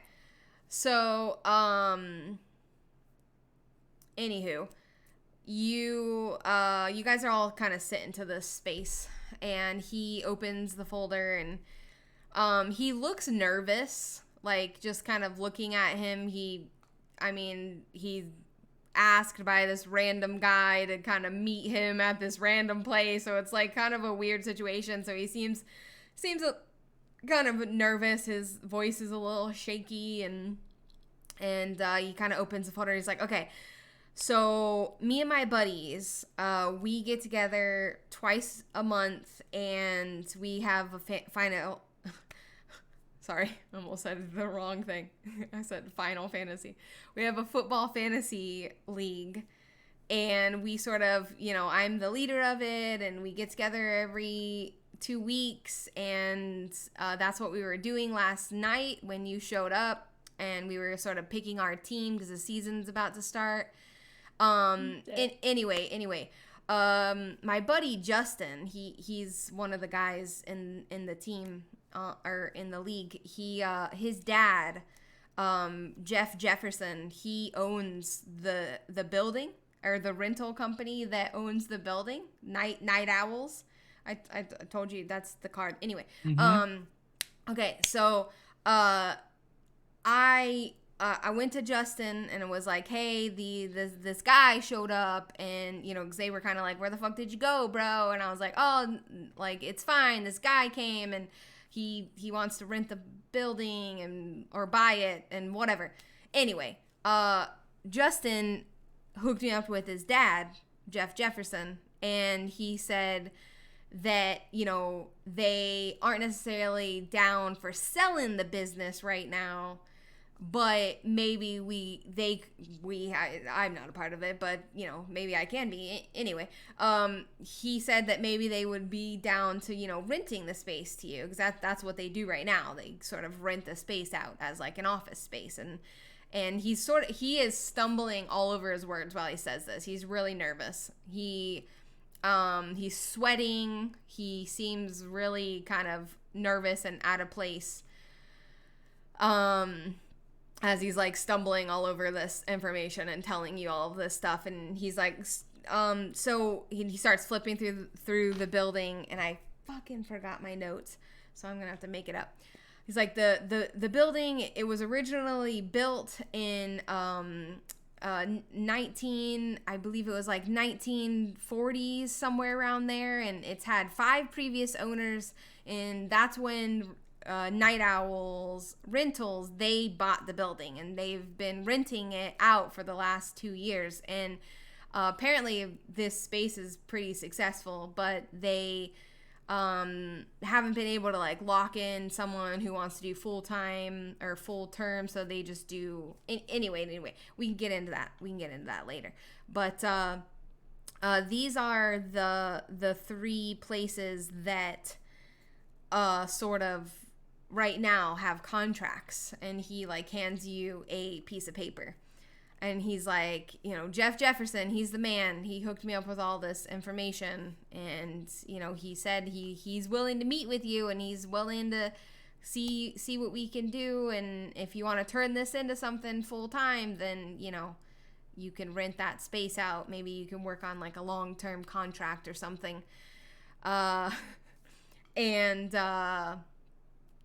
So he hands you a piece of paper, and there are 3 names of businesses on there. There's one that says like Sacred Journey Psychic Readings. That's one of the companies that they rent this space out to. Future Leaders of America. And the last one is called The Pure of Heart. And he's still like rambling on and talking while you're looking at this paper and see these 3 names. Okay. You know, Christopher, you did a very good job. Oh, I didn't sleep. I took an Adderall. That's not good for anyone. That's all information on these piece of paper are everyone who's renting this current place, right? Yeah. Perfect. Okay. This is exactly Sorry, go ahead. This is exactly the type of information I wanted.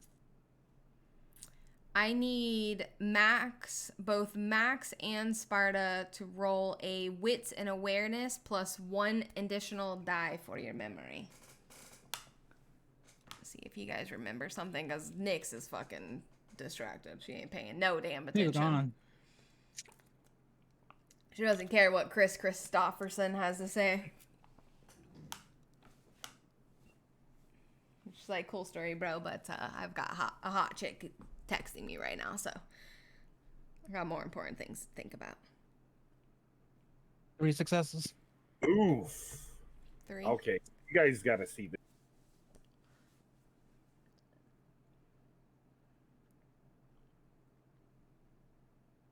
Oh, it won't focus. No, it's not focusing on the dices.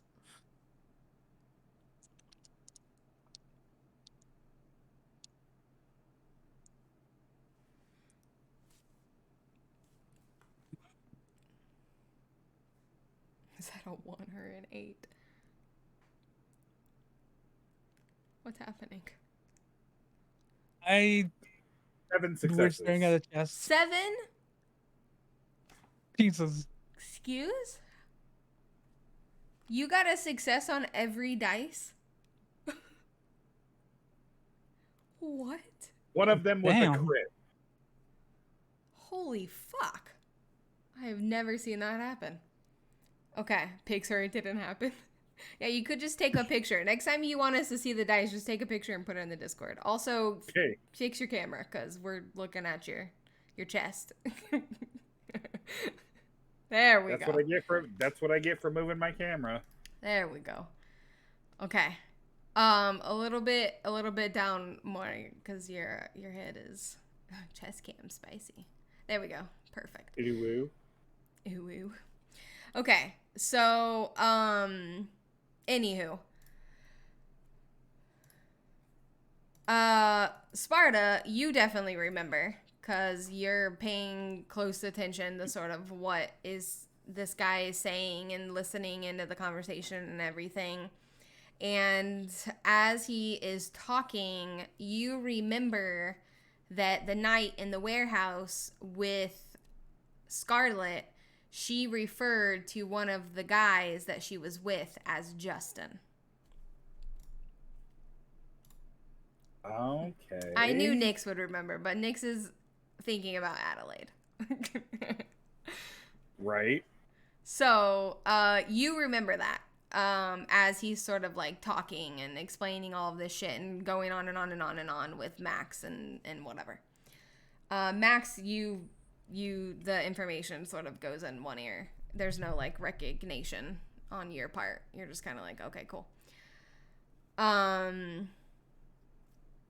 So now you guys are all sort of sitting there after Max is like, oh, you've done a great job and this and that and whatever.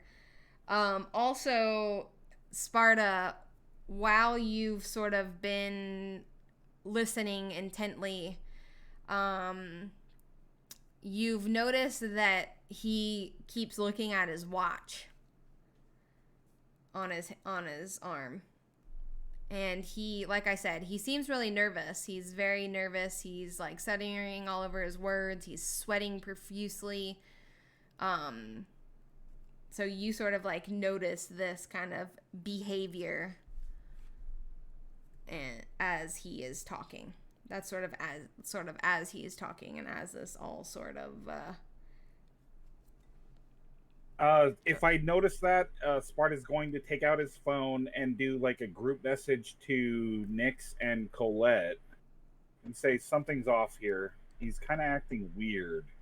And I recognize the name Justin from the text. okay. And then he's just going to send that.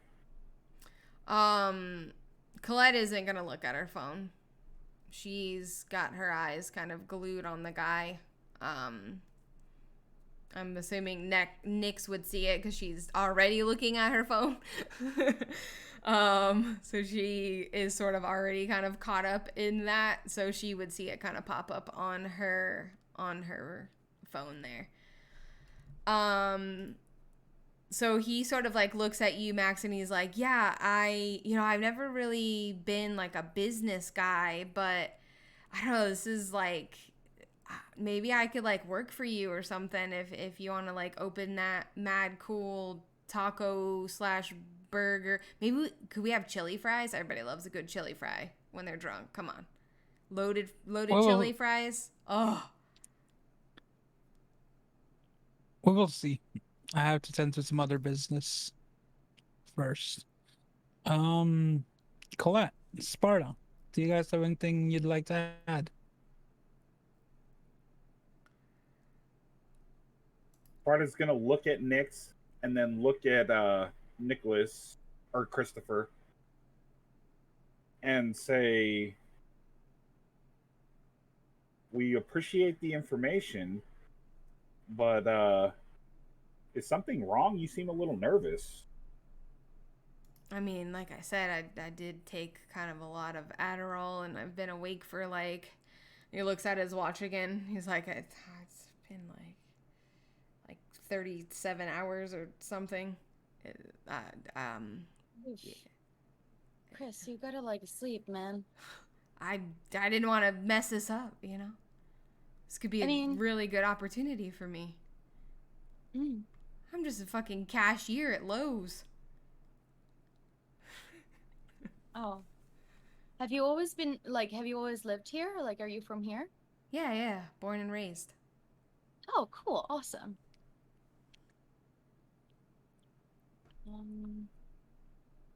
I'm gonna look at Sparta and be like, 1 second. And then I'm gonna like text back and I'm gonna be like, what did you say exactly on the text message? He texted back, Justin was from the text messages. No, Uh-huh. no, no. And What he said originally. He said that something is off, and I remember the name Justin.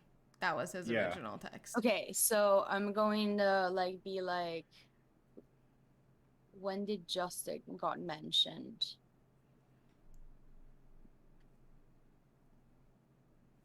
he just talked about it. Or he's going to text back, he just mentioned it. I'm sorry, I wasn't listening. He's going to message back, smiley face, pay attention. In what context? Like, was it mentioned?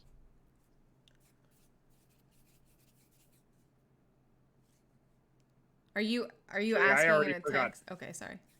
Yeah, it's through text. So like if the other people are not talking, there's like an awkward it's fucking awkward. Yeah. Everyone and like Chris is kind of just sitting there like, so He's going to relay the information to her via text and be like, is it hot in here? And he's going to go get up and go open the window to kind of check outside. Because he's kind of suspicious at this point. Okay. So reading the information, I guess like it was said something about like what is it? Football something? What is it? Fantasy that they football do? league. Fantasy football. And that Chris knows Justin because of that. He's like a friend. Yeah. And he's like, and his dad is the one who owns the rental company that owns the business. Justin's dead. Yes. Okay. Justin's dad is Jeff Jefferson.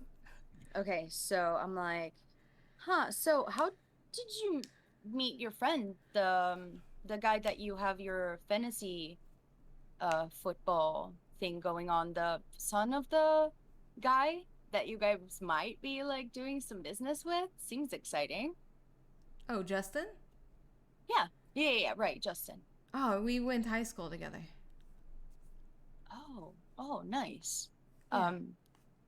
So you guys have been friends forever. Yeah. That's cool.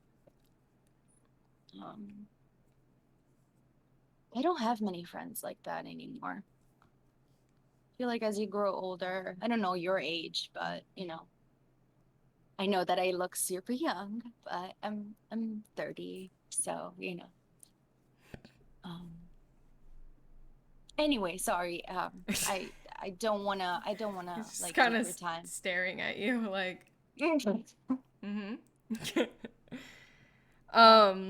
Okay, so as you're sort of like randomly talking about random things at this point, he is gonna look down at his watch one more time, and then he's gonna look up and meet your eyesight, Eden. You're sort of sitting across from him. Mm-hmm. And you can tell immediately by the look on his face, like, something's wrong. And he is going to say, I'm really sorry. They made me. And as soon as he says that, gonna do a little bit of a trigger warning here because shit's about to get real. I don't know how to say this other than saying it. A bomb is gonna go off, and Oh no. he's gonna explode into a million pieces. But not only him, but there are very familiar things spread across the entire very little living room. And all of you, I would say all of you were kind of in the splash zone, so to speak. Because Sparta went to open the window. Did he stay by the window? Yeah, because he was checking outside for. Okay, then I feel like he would be the only one that kind of wasn't in the range. But Max, Nyx, and Colette, who were sort of sitting right there, you all take sort of the brunt of this explosion. And you're now embedded with multiple tiny little fire bullets that are on fire and causing you excruciating pain. In addition to that, because of the actual initial sort of explosion, some of Christopher's clothing has caught on fire. So I need Sparta, I need you to roll for frenzy. And I'm going to handle your frenzies different than his, because these bullets sort of send you into a frenzy. That's how I've designed them. Yeah, so it doesn't. Well, yeah, we're literally catching fire from the inside, so that totally so makes we'll sense. start with Sparta first and see how he handles this, since he's kind of the only able-bodied person besides the ghouls and shit that are around. So go ahead and roll. It's just one dice, isn't it? Like a rouse check? Or is it composure? Yeah, it's just one. Oh, thank God, 6. Okay. So you see, obviously, this happens very quickly. And, I mean, you might catch like one or two, but you weren't like right there to where it's like you have like kind of a face full of these things. So you do like catch a couple in your arm, but you're fine. You can like, they've kind of like grazed you sort of thing. They didn't embed inside of you, and you are able to, you see the fire on the couch, but you are able to sort of like contain that fear that usually takes over in that situation, knowing that that's like one of the very few things that can actually kill you. And you look and you now see an injured and frenzying Colette, Nyx, and Max. What do you do? Have any of the ghouls actually come in yet? Oh yeah, they're like running in. The ones that, you know, were closest to the doors, and they're sort of like coming in to kind of like see what the fuck happened. They immediately are going to Colette. Obviously, that's their first priority.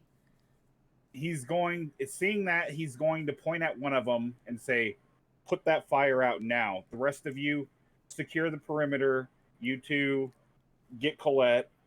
And he's going to walk over to Nyx and attempt to do what he did with Colette when she got shot.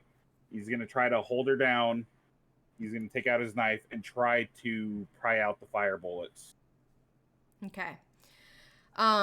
So the ghouls that you're sort of like commanded around, telling them what to do, they listen to you. They put the fire out. They're attending to Colette, trying to get her to calm down because she's freaking out, as well as Max and Nyx, because they're not just in a lot of pain, but they feel like they're on fire, so it's scary. That's like Sparta remembers that. Yeah, exactly. He knows what they're going through. Mm-hmm. So you go over to Nyx. The tricky thing with these is they're a lot smaller than the one that you got shot with. So she sort of has, I would say like maybe 5 or 6 of these embedded sort of on her face and sort of neck/chest area. So I feel like that rest of her probably would have been like covered by clothing and shit. So, and she has like tactical clothing, so it helped. But she does have like a lot of these little things. And how are you trying to get them out? He's gonna use his knife. That's all he has on him. Ouch. All right. So he's gonna try to hold her down with one arm and try to get him out as quickly and painlessly as possible. Okay, so I'll have you go ahead and do a strength. You don't have any points in melee, so just do a strength. I was gonna say melee for like the fact that you're using a knife and how well do you use it, but I don't know how well you use a knife because I guess it would be probably even something like strength and dexterity. we're gonna Because go like with you need strength. to be like precise on it. Like you can't just like go and like, you Go know what I ahead. mean? Roll strength. Go Okay. on. I'm like, oh no. 3 successes. Okay. Nyx is not going to like go anywhere for like a few months. So as you're kind of like holding her down, she's like fighting you and making it a lot harder for you to accomplish what you're doing. And it takes a lot longer than you want it to take, and you are making the wounds much worse by the fact that you're digging a knife into her and trying to flick these little things out. Because like I said, they're really small, so your knife itself is even making like a bigger wound Yeah. itself. But because she's sort of like fighting you and not, I mean, she's not in her right mind, so she doesn't necessarily realize that you're trying to help her. So she's making the situation a lot worse for herself. So it takes you probably a good few minutes to get all of these, what you think are all of the sort of little thingies. Fire BBs. Yeah. BB. They're like little fire BBs. Yeah, exactly.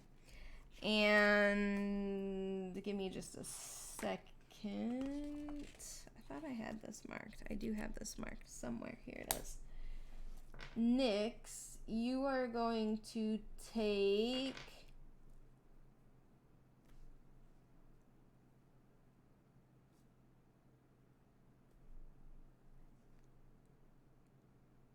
and then it would be halved. You're going to take 3 points of superficial damage. So not a huge deal, but damage nonetheless. That's fine. I can heal 2 at a time with a rouse check, right? Yeah, but we'll Because of my handle blood that later potency? because you're no, in no I just condition wanted to heal. Oh yeah. No, I was just like asking for again. Yeah. I didn't remember exactly how it was working here on this like new. It's different You can from mend last time. 3 superficial damage because And you're older. after he's done, like after he feels comfortable, he's gotten the BBs out of Nyx, he's gonna move on to Colette and just brush the ghouls aside and say, Get out of here. we have to get him out. Yeah. Okay. So, you can kind of see that you can see her sort of like starting to calm down as you think you've gotten them kind of all out. She's not necessarily in her right mind yet, but she's sort of not freaking the fuck out like she was. So you're comfortable in the fact that you think that you have removed all of them. So you move on to Colette and you do sort of the same thing. Yep. Okay. Go ahead and do the same roll for me. The ghouls had like already kind of started the process, although they didn't really know what to do because they don't have any experience with these little fire bullets. They don't know what's happening. They don't realize that they're like, she's on fire from the inside. True. Actually, even better, 4 successes. Okay. So, similar type of thing. She does fight you a little bit. She's stronger than Nyx, so she's a little bit more successful at fighting you off. And while it does seem that you're making it better, you're also making it worse at the same time. Not as bad as with Nyx. So I'll go ahead and mark down her damage as well. Okay, so a similar situation. She sort of starts to kind of calm down, and she seems to kind of be leaving that frenzied state and you feel confident in the fact that you have removed all of the little bullets. Max is still freaking the fuck out. Yeah, he's gonna move on to Max next. Okay, same thing. Go ahead. Max also has a lot more because he was sitting right next to him. So not only does he have it in his face, he sort of has it all the way down his left side of his body. He's just full of them. He's taken the most damage because he was right next to this dude. The other two were sort of a little bit further back, sitting across the table from him. Oh shit. 2 successes. Oh boy. Okay, so you are trying to work very quickly. And even like at one point, one of the ghouls kind of comes over and starts trying to help you, like, make it faster because, like I said, he has a lot there. His like entire like sort of left side of his body is full of these little tiny fire BBs. You've basically cut all of his clothes off of him at this point because they went through his clothing, and so you need to like see where they went. And it takes a good while. By this point, Nyx, you are like kind of coming to, and you're seeing Sparta on the couch sort of frantically like cutting away at Max is what it looks like. Who like Max is like bloodied and half naked laying on the couch freaking out. And this is sort of the scene you kind of like come to and see and kind of take in. And it takes you a lot longer for Max. It takes you probably like a good like 10 minutes at least to kind of get all of these little things out of him. And he's looking pretty rough at this point. Max, you are going to take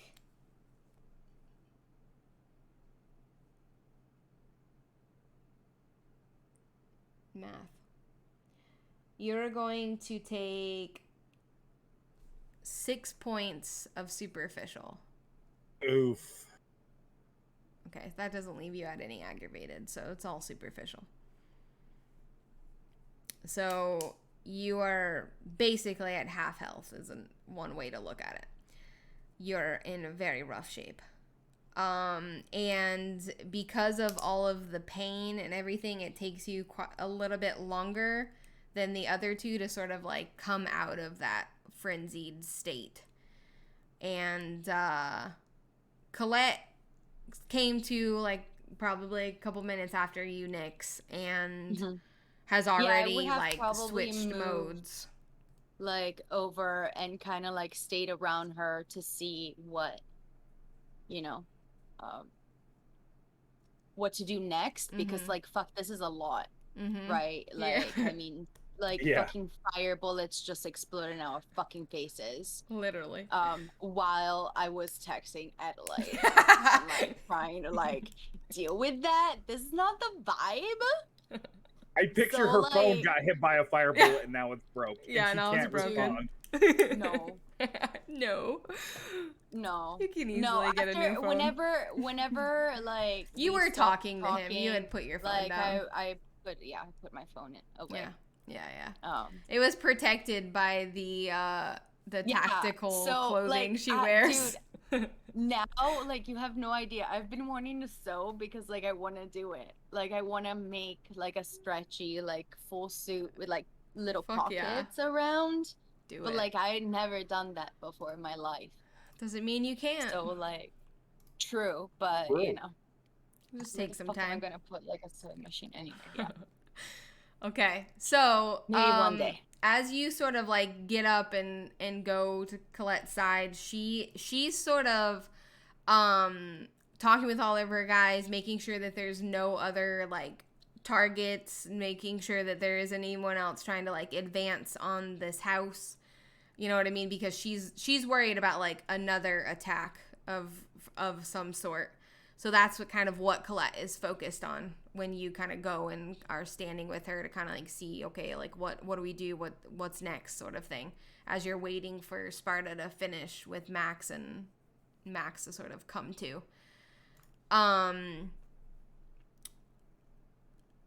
Colette is Max still is kind of out of it. He's not like frenzying, but he's just kind of like out of it at this point. And Colette is gonna look at you, Sparta, and say, "Pick him up. Like, let's go. Let's get out of here. We just need to get out of here, and we can figure this out from a different location." Hearing that, Sparta's gonna pick up Max and say, "Let's get the fuck out of here." Then After like I'm calmed down and I regain consciousness, I'm gonna do a rouse check and try Yeah. to like heal those 3. yeah, go for it. Thankfully I got like a good, no, this is not the right thing. Excuse me. What are you doing there, D6? I was like, this feels different. My hand like that. It's too little. Like, wait, what? 7. Okay, cool.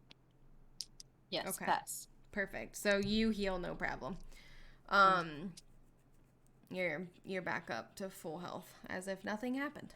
It's a nice thing Yeah, about I'm gonna vampires. probably go, seriously, I'm gonna probably go to the bathroom because I'm probably bloodied, so at least like to wipe off like my face, you know? Like a little bit from like whatever the fuck was on because somebody just Right. literally exploded. Oh yeah, there's blood So, and guts. yeah, and exactly. Your So blood, I'm- his blood. Mhm. Yeah. So I'm trying to kind of get my shit together in the house a little bit because like that is unacceptable. Like that is Yeah, something that it's Nick would do disgusting. immediately. Oh yeah. So like as she's in the bathroom, like she would be healing and like looking at herself and cleaning herself up.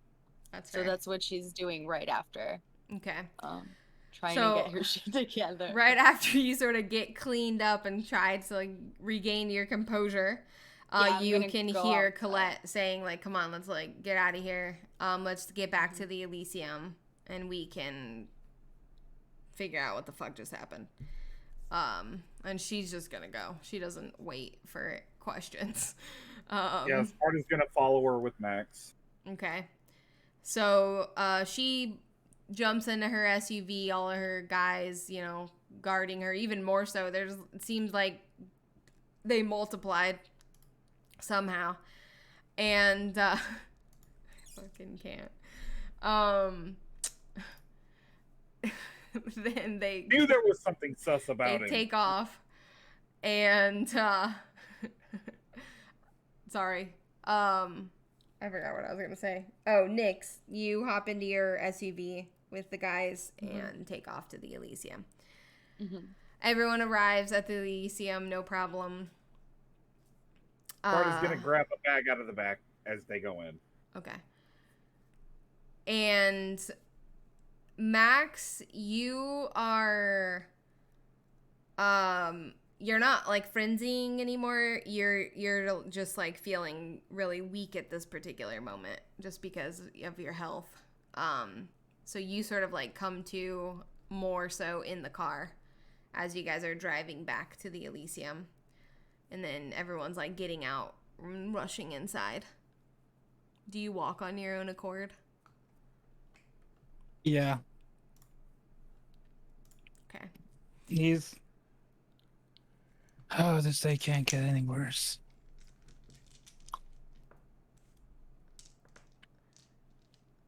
I swear.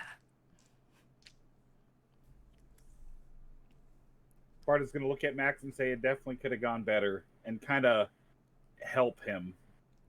And 'Cause he's then the- Nyx is gonna look at both of them and be like, it could have been way worse. And then she's just gonna go and walk like inside the Elysium.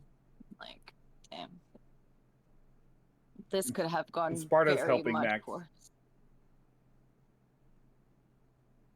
Okay, so you guys all go in to the Elysium, and Roman, having just seen Colette come through like completely bloodied, is like standing there with like this look of shock on his face, and he's just kind of like watching everyone like funnel into the room like, what? What the hell just happened? And then as you guys sort of go into the room, Colette's already sitting down, sort of. She looks pissed. She's angry. And she's gonna kind of like look up and be like, well, first, is everyone okay?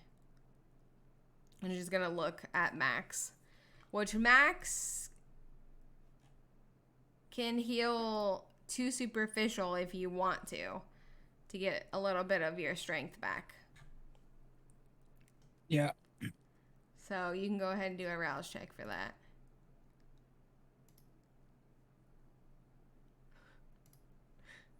Success. Okay. So you heal up. So you're still at 4 superficial. But you're, feeling a little bit better than you were moments before.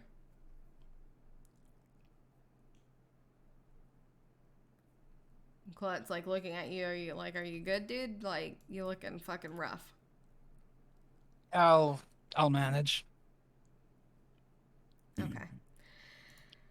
Well, I did not see that coming. I will say that. I knew there was something off with him.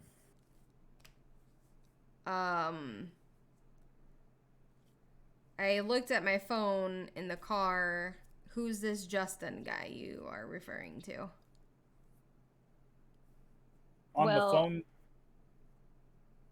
No, go ahead. Sorry. he's gonna say, remember that phone we got off of Scarlet from Charlie or whatever his name was?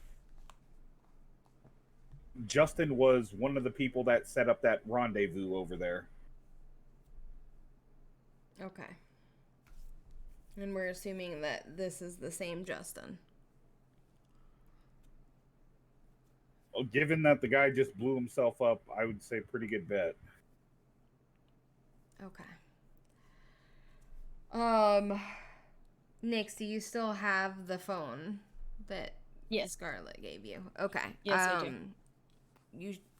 I have it whenever you're, give it to me. She seems like kind of out of it a little bit. Like she's like, yeah, I can go grab it really fast. Like it's at my place. I don't need it at this moment. I would like to look at it. Yeah. No, I kept it working offline, but so that if there is a password, and I believe that there is one, like we can still be able to access it. I just took out the SIM and took out the other stuff, but everything that was on the phone already is saved there. Okay. I thought that this was going to be a dead end, but it definitely appears that it was in some ways, but also wasn't in others. I don't think this person himself was necessarily connected to these people, but they seem to be very good at using other people to do their dirty work.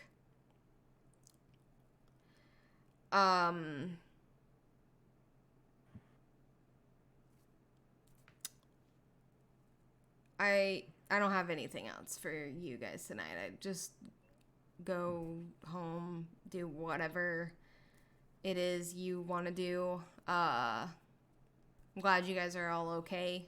That could have ended very differently. We'll meet tomorrow. There's some other things that I want to take care of. Max, I would like to speak with you before you leave.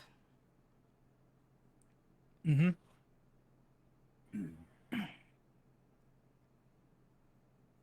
And hearing that, Sparta's gonna get up to leave the room. He's gonna put his hand on Colette's shoulder and give her a squeeze. She just kind of nods at you guys like, I don't have any. Like, I'm not going to make you go do anything. We all almost died.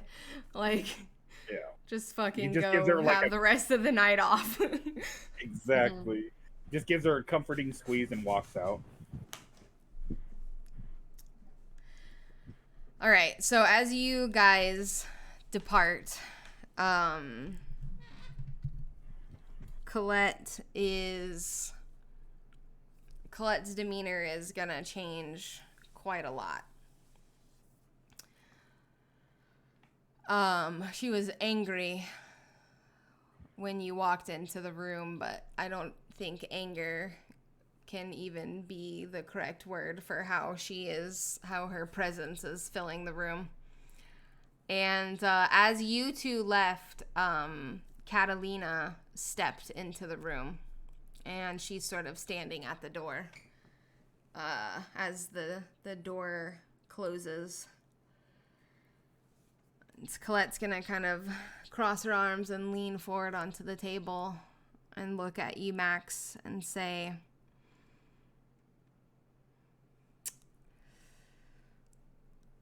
a few hours ago,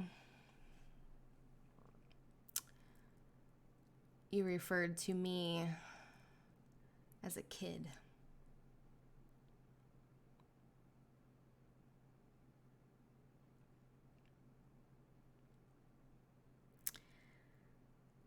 It was your responsibility to get the information we needed from this individual. It was your responsibility to make sure that we did that in a way that did not put us all in danger. For the last 2 years, I have watched you work, if you want to call it that. And let's just say I'm not impressed. I expected much more from a man of your caliber. From someone so old and wise. And the mockery of those words just could cut through you as she says that you're old and wise. Knowing that just a few hours before you insulted her by calling her a child.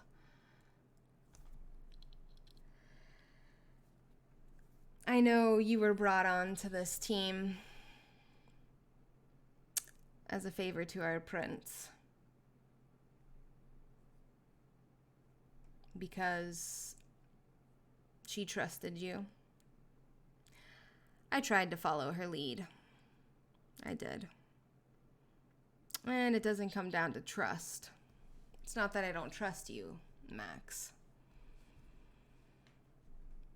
It's that I don't trust in your abilities to keep this city safe on the levels that I require.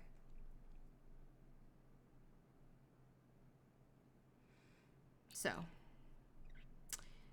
you've mentioned you have business to attend to. Yeah. Yes, I do. When you return, don't bother coming back for any jobs. I don't need someone like you a part of this team any longer.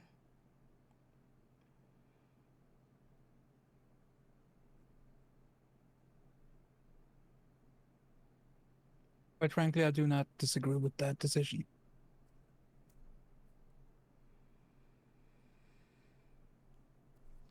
That is all. Have a nice trip. Max is gonna make his way out the door and look at Catalina and give her a nod. She slightly nods, closes the door behind you.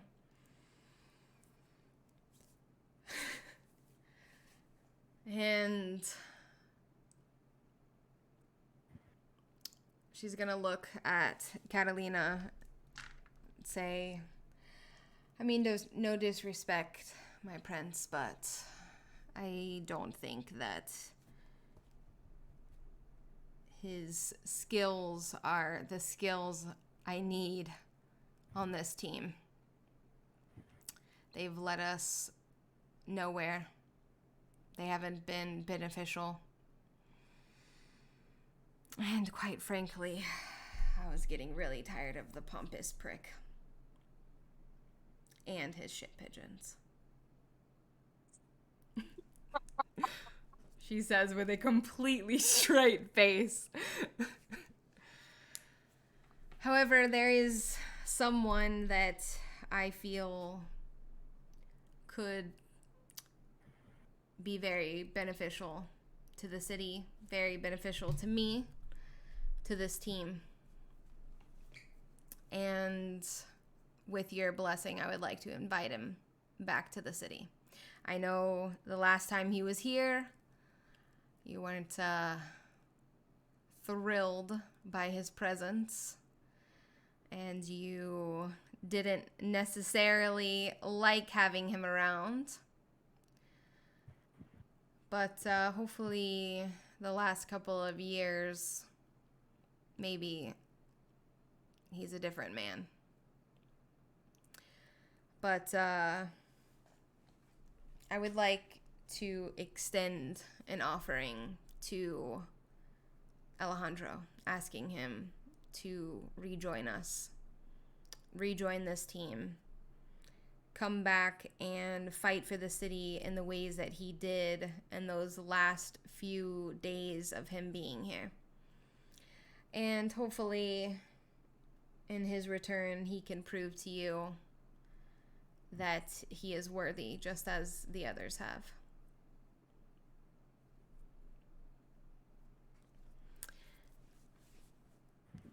Catalina is gonna kind of stand there. Her face is like really, there's no emotion as she's sort of listening to Colette.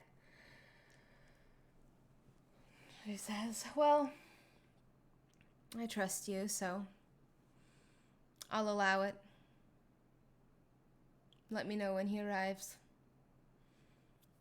And she's going to turn and exit the room. And that is where we are going to take a break. Alrighty. Every time I turn the music off, I'm like, it's so quiet. Because I don't know about for you guys, but that music is like so loud every time I have it on. I usually take my headphones off. It doesn't seem to be that loud on the stream, but for whatever reason, it's really loud for me. Anywho, take this out of my pocket before I forget it's in there. Alrighty. So we have an old familiar face joining us. And is everybody ready? We'll just hop right back on in. By the way, the last little bit, probably like this last like hour, is just gonna be sort of focused on Alejandro coming back to town and getting acquainted and things like that. We're not gonna do a whole bunch more than that. So, Alejandro, you I just read through the conversation that you had with Nyx, and it looks like he turned his phone off. He turns it on and off when he moves from place to place. Gotcha. Just okay. in case he's being tracked. Got it. Okay, so at whatever point in that night, that same night that you were texting Nyx, you will get an additional text from Colette. And the text is gonna say, hey, I know it's been a while. Hope you're doing okay. There's some stuff going on in town, and I could really use your help. And then there'll be like a second text that's like in addition to that. She's gonna say, I know you were never a big fan of New Orleans, and you needed to take care of your things back home, but a lot has changed around here, and I could really use someone like you. So what do you say? The third text, there's a third one. Third text says, so what do you say? Are you willing to give New Orleans another chance? Alejandro's gonna text back and say, well, I'm in hiding. I'm trying to get the fuck out of the city. I'll accept. And I'll give you the brief of what the hell happened here.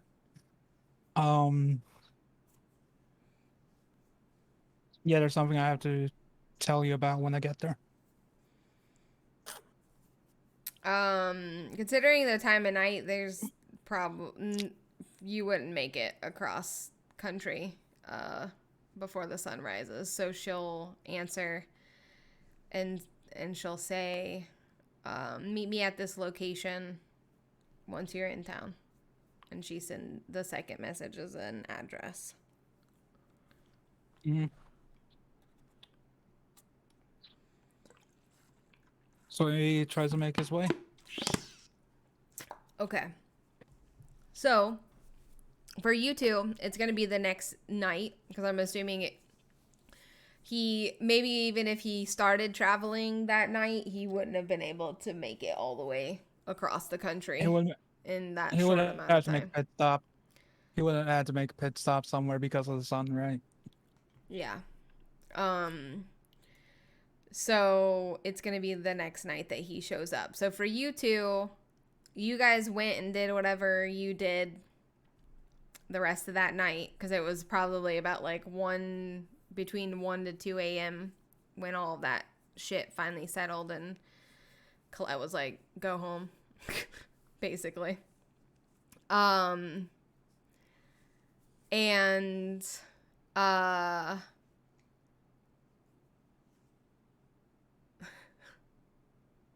Never mind.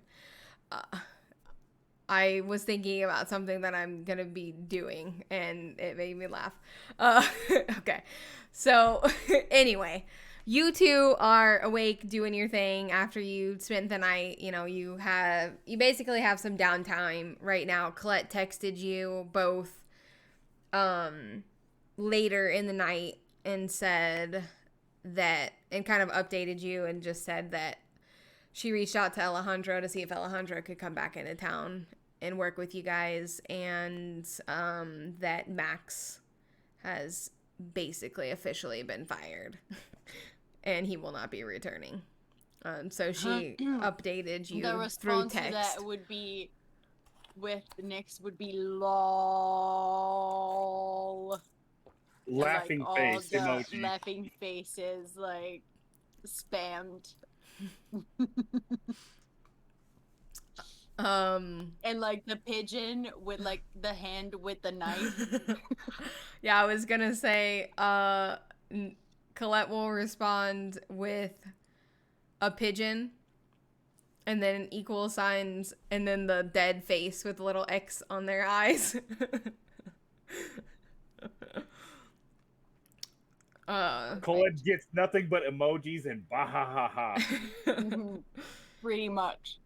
So yeah, but he's been fired. I'm basically. also going to comment on it's funny because I did text Alejandro yesterday too. Yeah, which you guys hadn't updated each other. Like, yeah. She know that you were like, yeah, cool, go do your thing if you want to do that.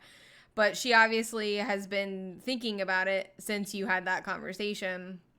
Mm-hmm. And she's like, you know what? I think Nyx is right. Not only, like, we don't need him in LA, we need him here. Like, we need him to help us. So anyway, you guys have been updated.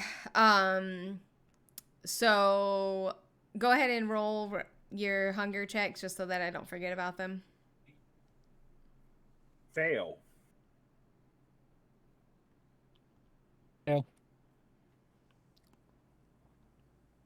Fail. Okay. Perfect. Ooh. Well, the two of you kind of have a free night until later if Colette messages, so you can go and feed. You'll be fine. I'm literally going to go to the club and like hang out. Somebody there and hang out. Cool. And I'm gonna Well, Before- first of all, I'm going to go and like train as per Yeah, usual yeah. because we missed yesterday. So Sparta's gonna text Nick snacks and parkour. let's do parkour and snacks.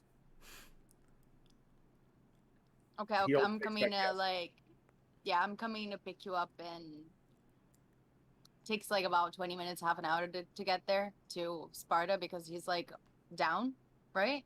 No, 20 minutes, Roughly. something like No, that. Yeah, Yeah. I'll be there in like 30 minutes to pick you up. 2 hours Text later. back. No. I'll be ready. Listen. Listen. Okay, so Sparta and Nyx are doing their thing. They go and do their training. They go and they're hanging out at the club. They're doing their shit. It's about middle of the night, and you are arriving. You make it into the city, Alejandro. And you're making your way to this address that Nyx has sent you. Wait, Next. who sent me the address? Sorry, Colette. I was like, I wait. Come Come to the club and party with us, Alejandro. Yeah. So you arrive, and it is like kind of a small little dive bar kind of thing. Mhm. And it's populated, but it's not like overly populated or anything. There's quite a handful of people around. And they're all kind of just hanging out around the outside, few mingling inside and whatnot. But that is the location that she sent you.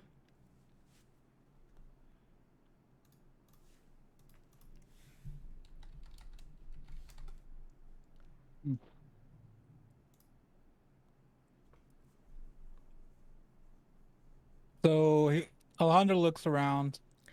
I don't know if it's just me, but you are so loud. What happened? Hold on. Better? You were like, yeah. Okay. You were like in my fucking soul. Okay. He's got to pump it up. Don't you know? Like, damn, Alejandro is here. This motherfucker is loud.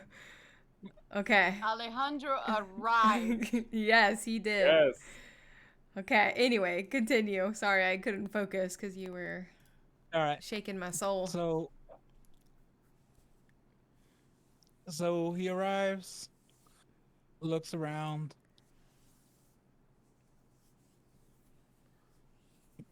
I need text Colette. I'm here.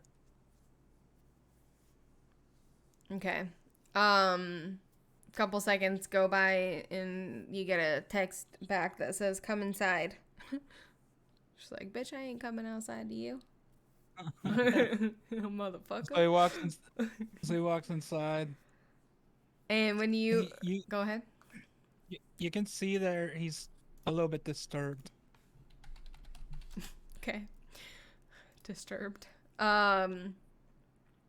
So you go in and it's like a small, kind of cute little dive bar.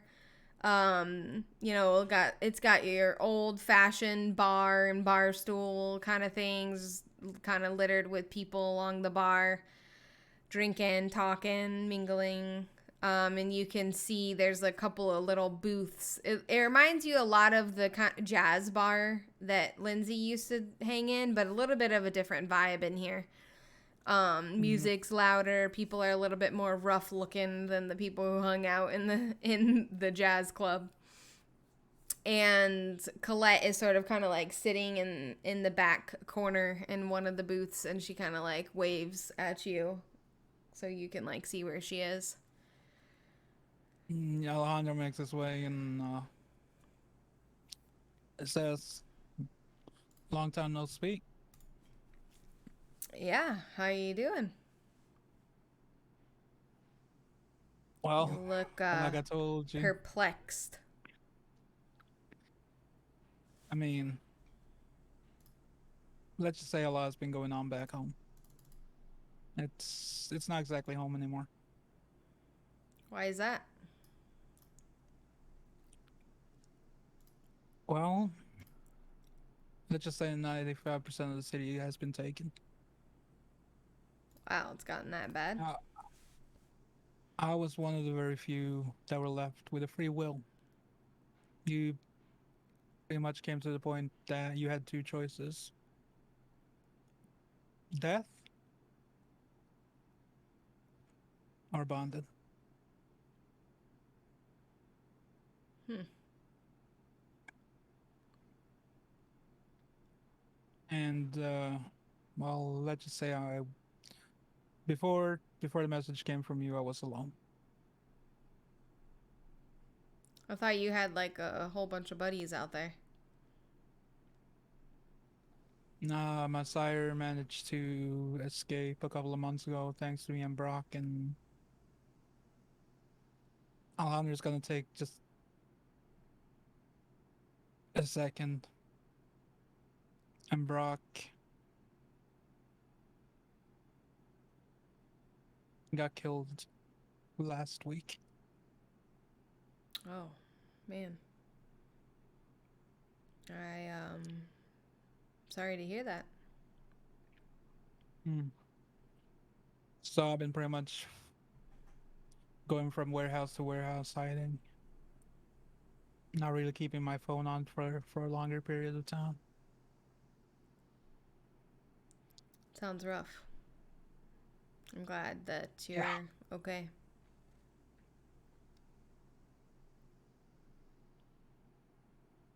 I'm glad I got that text message from you.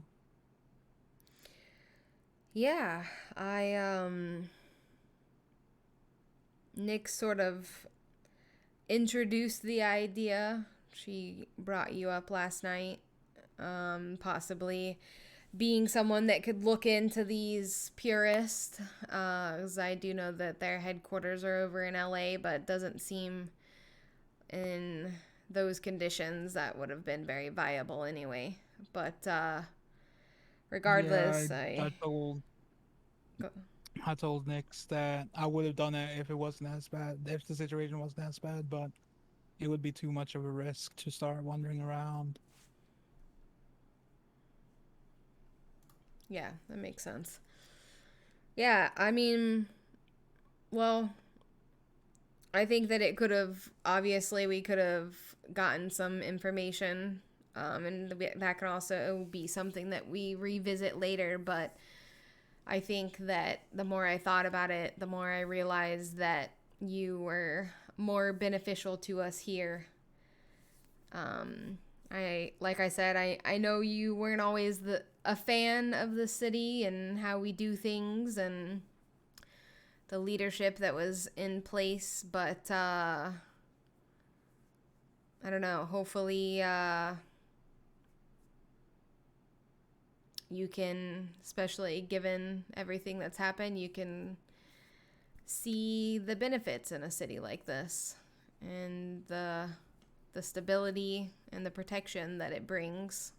While yes, there can be some annoying parts of it as well, and just because I have fit in to the mold here doesn't mean that it didn't take me a while to get a little bit comfortable with that. But I was gonna say, yeah, yeah, it might take me a little bit to get used to, but I don't know. It's like I said, the city showed me a couple of vulnerable sides that I had, like, and this was something I was thinking about on the car ride when I left after the whole Isaiah and Lindsay stuff happened. That you guys, well, it happened with Brock as well. No one actually saw a difference in why I started treating Lindsay differently, for example. It mm, wasn't exactly by choice, as you know what a bond can do. yeah, And the fact, and like, for example, you know, Nyx and Sparta not noticing that and thinking about everything that happened in this town made me realize a couple of things as well.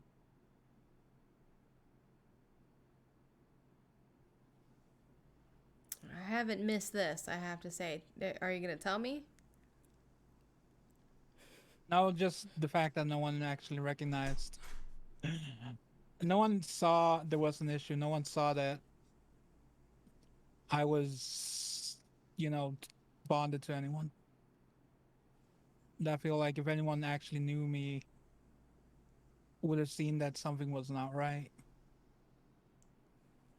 Right, of course. Hold on a second. Somebody just tried to open my front door. Pause. Creepy. Grab a baseball bat.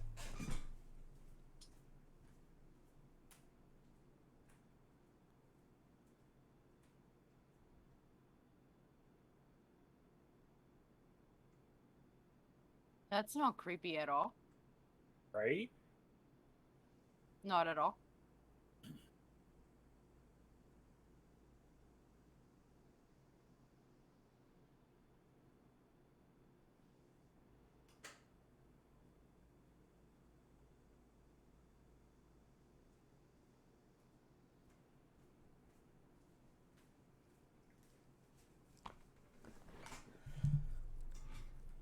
That was weird. I thought usually, like, sometimes the delivery people will come to my place instead of my boss's place, but usually they ring the doorbell, but maybe they realized and left. I don't know, but I'm not opening my door. That was kind of weird. Anyway, okay, continue. So, what's the situation now? I mean, apparently these cultists are back. Back or never really left, whichever way you want to put it. But they do seem to be taking an interest. The last couple of weeks, they've kind of been on our radar after an incident. By the way, Nyx owns like a dance club now. It's a whole thing. Oh boy. I'm sure you'll get an invite as soon as they know you're in town.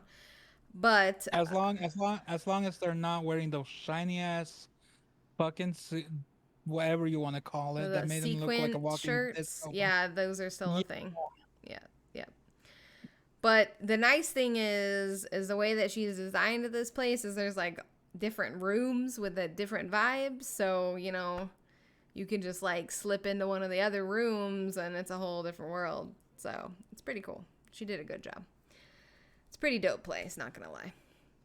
Anyway, the night of her opening, some random ass guy showed up and we thought he was gonna be a problem, but we took care of that. And after I kind of did some digging into this weird website that he started, EdenIsAlive.com, I saw some comments on there from people that I thought were the purists, and that kind of like piqued our interest, and we started looking into some things, and that's when we realized that they're apparently in town investigating us, whatever that means. And we've kind of gone toe to toe with them a couple of times last night.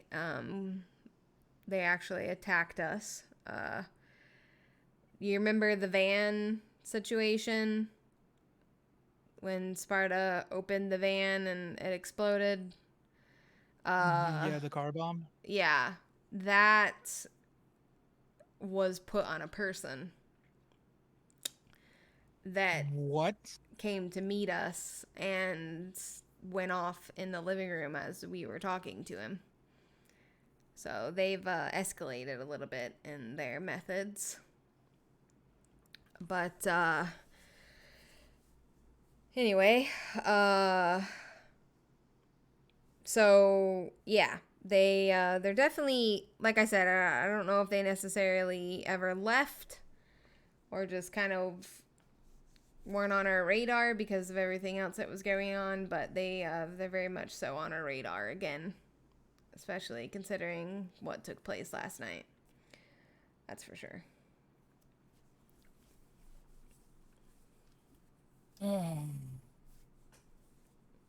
Do we know if they're working with any kindred or anything like that, or are these?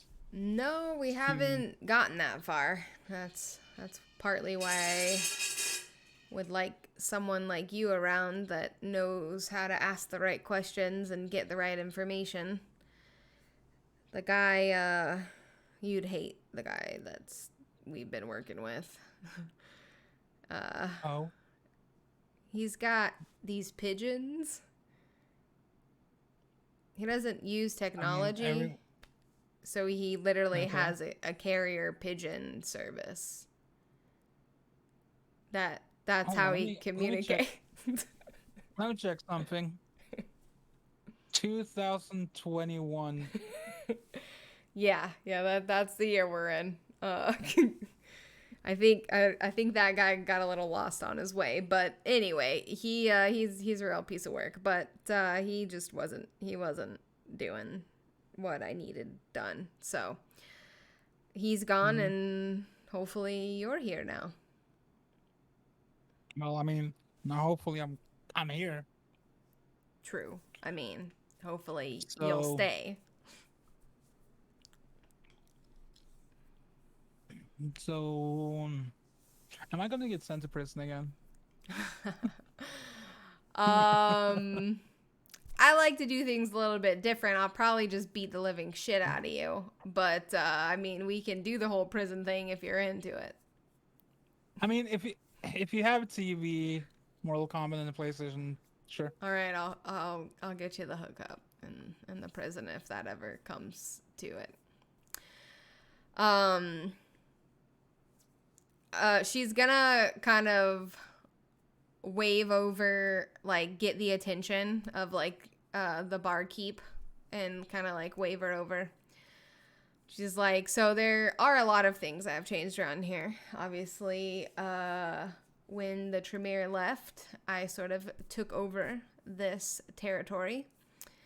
And I think you will be pleased to know that there are quite a handful of Brujas in our city now. And right when she kind of gets done saying that, the barkeep is going to walk up to the table. And she's like, one of them is the beautiful Aubrey, who owns this place. And I think that she can help you get acquainted. Maybe make some new friends. Mm-hmm. And Aubrey kind of like looks from Colette to you, and she's kind of like, hello. Like, what, oh no. Why am I being put in charge of this random person? What are you doing, Colette? Stop. She just says hello. She like looks a little shocked and a little confused, like, wait, what? What's going on here? Yeah, what's up? I don't know. You're in my bar. What is up? He needs to be acquainted. What kind of acquainted are we talking about? And she kind of like raises her eyebrows at Colette. And she's like, hey, how you do your business is up to you. But maybe you can show him around town and introduce him into a couple of the people that live here. She kind of looks back at you, Alejandro, and she's like, okay, well, hi, I'm Aubrey. This is my bar. What's your name? Alejandro. Oh, okay, Alejandro. All right. Well, I mean, if you are interested, I can introduce you to a couple of people, and I don't know what. She kind of like looks at Colette, and she's just kind of like, "What the fuck are you doing?" Colette laughs at like the awkwardness that's happening between these two, and she's like, "All right, well, I'm gonna leave you kids to it. Before I go, Alejandro," she's gonna kind of reach into her pocket and place your badge on the table and slide it across. Kept this safe for you as promised. Got it. I'm gonna put it in this pocket. Colette, before you go, what area is there any areas where I could potentially sleep? I'm sure Aubrey can help you out with that. And she just kind of like slaps Aubrey on the back, like, all right, buddy, old pal. You get the impression that Aubrey owes Colette some sort of favor, and Colette is redeeming that right now. And Aubrey's like, fuck, okay. That's sort of like you can see the exchange between the two women of like, all right, I guess I deserve this. And Colette sort of kind of like claps her on the back, and she's kind of like, ha ha ha. And she looks over to you, Alejandro, and says, welcome home. And she is gonna make her way out of the bar, leaving you there with Aubrey, who is now like, in a way, festering at the fact that like she can't stop what's happening, and she's just like, fuck. Okay, well, I guess You seem very confused. listen, it's a long story. It's kind of sort of like I lost a bet, but it's fine. We don't need to talk about it. How about okay? I'm sure you're a nice guy. Yeah, about that. There is more than likely a reason why Colette wants me to get acquainted with people. Because Oh. I don't know if there's been any stories about me, but I was a asshole in this town a couple of years ago. Before this territory opened. Well, before my time, don't know who you are, but look forward to getting to know you. And she's gonna like turn on her heel, and as she does, she's gonna kind of grab you by the collar and pull you out of the booth and start leading you toward like a kind of a crowd of people. And she's gonna introduce them to you all. This goes on for however long you allow it to go on, really. Aubrey's sort of there are a lot of people at this bar that are kindred, and she sort of introduces you to them all. They're her friends. They're, you learn very quickly that like these are your people. Like they all talk like you, they hang out like you, they look like you. They're all like they're people you would be friends with and chill with, and you know what I mean, like have a good time with. They are they know how to take a joke. You can cut up with each other. There's a lot of fun banter and shit like that. And they're cool people. So they're all kind of chilling at this bar, and you can choose however much time you want to spend with them as you please. Mm-hmm. When Colette leaves the bar, she's going to send a text to Nyx and Sparta, and it'll say, by the way, Alejandro's back in town. I'm assuming that you guys would have been to this bar at some point in the last 2 years. Like you would know. And she'll just say he's at Aubrey's. I mean, if Colette hangs out there, probably, yeah. Yeah, these are like Colette's people, so she's always hanging out there. Yeah. I'm sure at some point. Yeah, so she'll say that he's at Aubrey's. Same. Like I'm gonna do like the shocked face with what? Yep. Where? Okay, gonna look at Nyx and be like, well, we're at the club, so like, should we move the party over there? Let's do it. Okay, after party at Aubrey's, let's go. So after you guys kind of respond, she's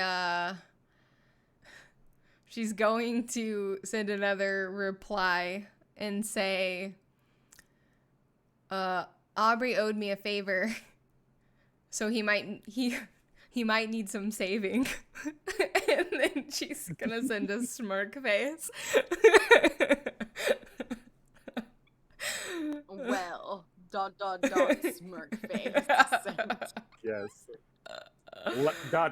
Laughing face. Yeah. And while you've sort of been hanging out with Aubrey, you don't know what happened, Alejandro. You don't know what happened with Aubrey and Colette. You don't know what sort of like favor this was. Like, you don't have any inkling, but you can tell by the way that like Aubrey is interacting with you that she is very much like kissing ass, and like more so in the sense of like it is way out of character for a woman like her to do what she's doing. Cause she's like not that kind. She's like, bitch, I don't fucking care who the hell you are. Like, you got a little glimpse of it when she's like, yeah, that was before my time. I don't know who you are. Like, she's like, cool story, bro. Like, she's not like the like kissy ass, like, oh my God, like me. Like, you know what I mean? Like, I want to impress you. She's not worried if she impresses people. But her behavior with you can see that like there's hints of that in the way she's like interacting with you and interacting with the other people. But you can tell that she's like trying really hard to like do whatever she's supposed to be doing for Colette. And you haven't quite picked up on what it is exactly, but she's like seems to be kissing your ass and like making like you're some king and like anything you want, whatever you say goes, buddy old pal. Like, I'll make it happen for you. And you seem to be like this like royalty without her being like actually bowing down and kissing your feet, because that is beneath her. I mean, how much does Alejandro know it is it? Oh, it's obvious. It's obvious that All right. it's obvious because when she introduced you to her friends, the way that she interacts with them is much different than how she's like interacting with you. So it's like you can see like the contrast in like her two kind of behaviors. And like there's even like little moments where she kind of like starts to slip up like she did whenever she's like, yeah, I don't fucking know who you are. You're not that special, guy.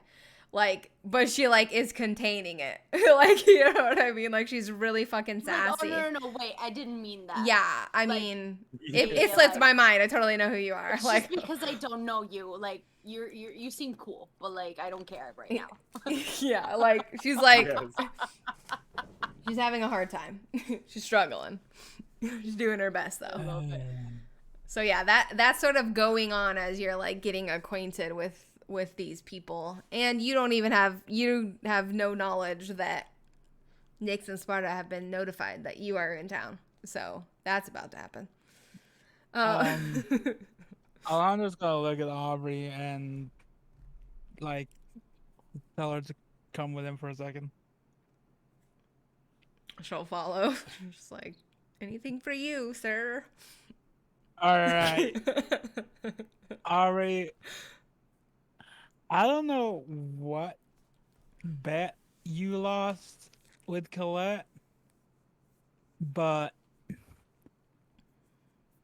I mean, body language is something that I know how to read.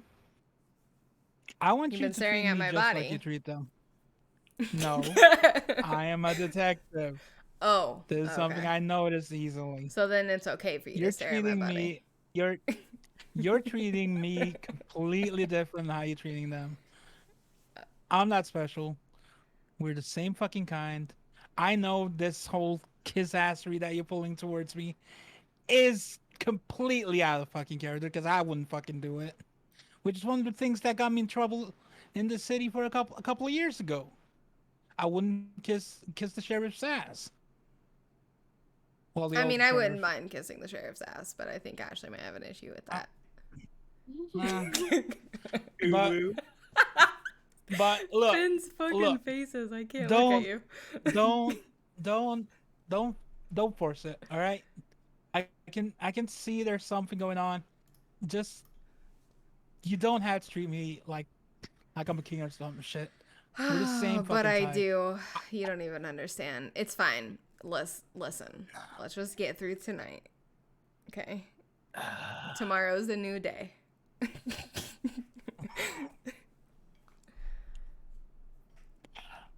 I guess I can ask you now. I refuse to continue to let this hang over my head. It ends tonight.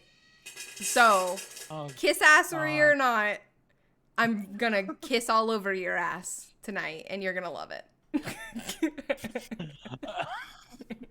I love this woman. okay, I What the fuck?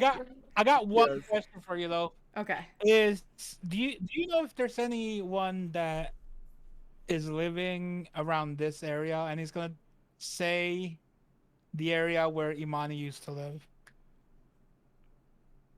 where their territory was? Like a street, Is there, are you gonna like is reference that it? far? Because you're in that that far? area. Yeah. Yeah, no, you're not that far from like where Imani would have lived.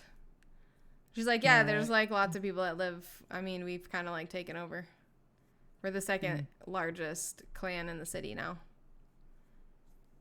Well, that's a new one because when I first, yeah, never mind. Look, do you have anything to drink, um, a little bit more special than special, like extreme special? What kind of special? You're gonna have to like break this down for me. Are we talking like, like druggy special? No, You no. can arrange that, okay? More Nothing. special than that kind of special. A little bit more supernatural. If you catch my drift. Oh, you're one of those. And she's gonna Yeah. swiftly grab a knife from the kind of bar where you guys are kind of like standing toward like the further end of the bar and slash her hand and hold it over a cup. She's like, I like to consider myself pretty special. And then she's gonna hand it to you. Thanks. Damn, I love this lady, man. I see you, Aubrey. I see you. Like, what? Oh. I'm gonna like come and flirt with her now. Like, I'm gonna... Fuck Adelaide. I mean, no, it's gonna not be an even internal- that. Like, I gonna be an feel like internal Nyx plan, would but- just like go around and just be a hoe. But Okay. It works. It works. I'm gonna go get my leather jacket. Words. Okay. Okay. Yeah. For the occasion. Hell yeah. Clan war incoming. Okay, so she'll pass you the cup and just kind of like looks at it. She grabs like a rag and just like ties it around her hand and seems completely unbothered by this whole situation. How long have you been living here? About a year and a half, give or take. One of my friends knows Colette. They sort of go back a few years, and yeah, we moved into town, and I don't know, I like the small town vibe. It's a lot different than what I'm used to, but it'll do. I hear you. What's your So if story?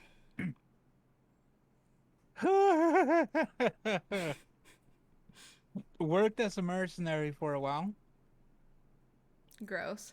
So I traveled. So traveled around the States, Canada, just picking up favors. Then, well, came here. That was a shit show and a half.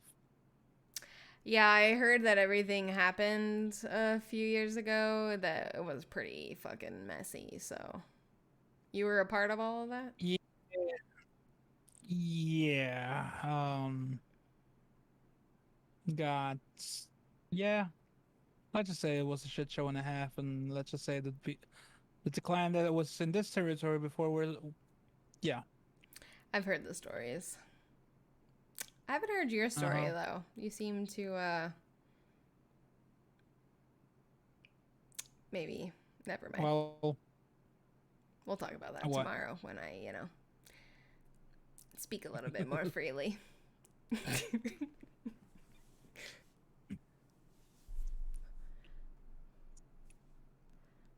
Apart from that, moved back to Los Santos, but shit hit the fan pretty much. Sabat decided to take over. Fuck those guys. They're crazy. Yeah, let's just say you had one or two choices: die, or become a slave. Fun. So you decided to move to New Orleans instead. You made your own choice. Well, yeah, I got a very convenient call when it was needed the most. I was trying to get out of the city, but didn't really have any place to go. And then the call came in. I said, yeah. I mean, it's gonna take a Cool. little bit of time to get adjusted to certain things, but Well, Colette seems to like you, so I think you'll fit in. What does that mean? What's that? What just happened? we butted heads a few times. I mean, come on, In the that's to be past. expected. I'm pretty sure all of us in here have fought each other at least once in our time of knowing each other. Comes with the territory.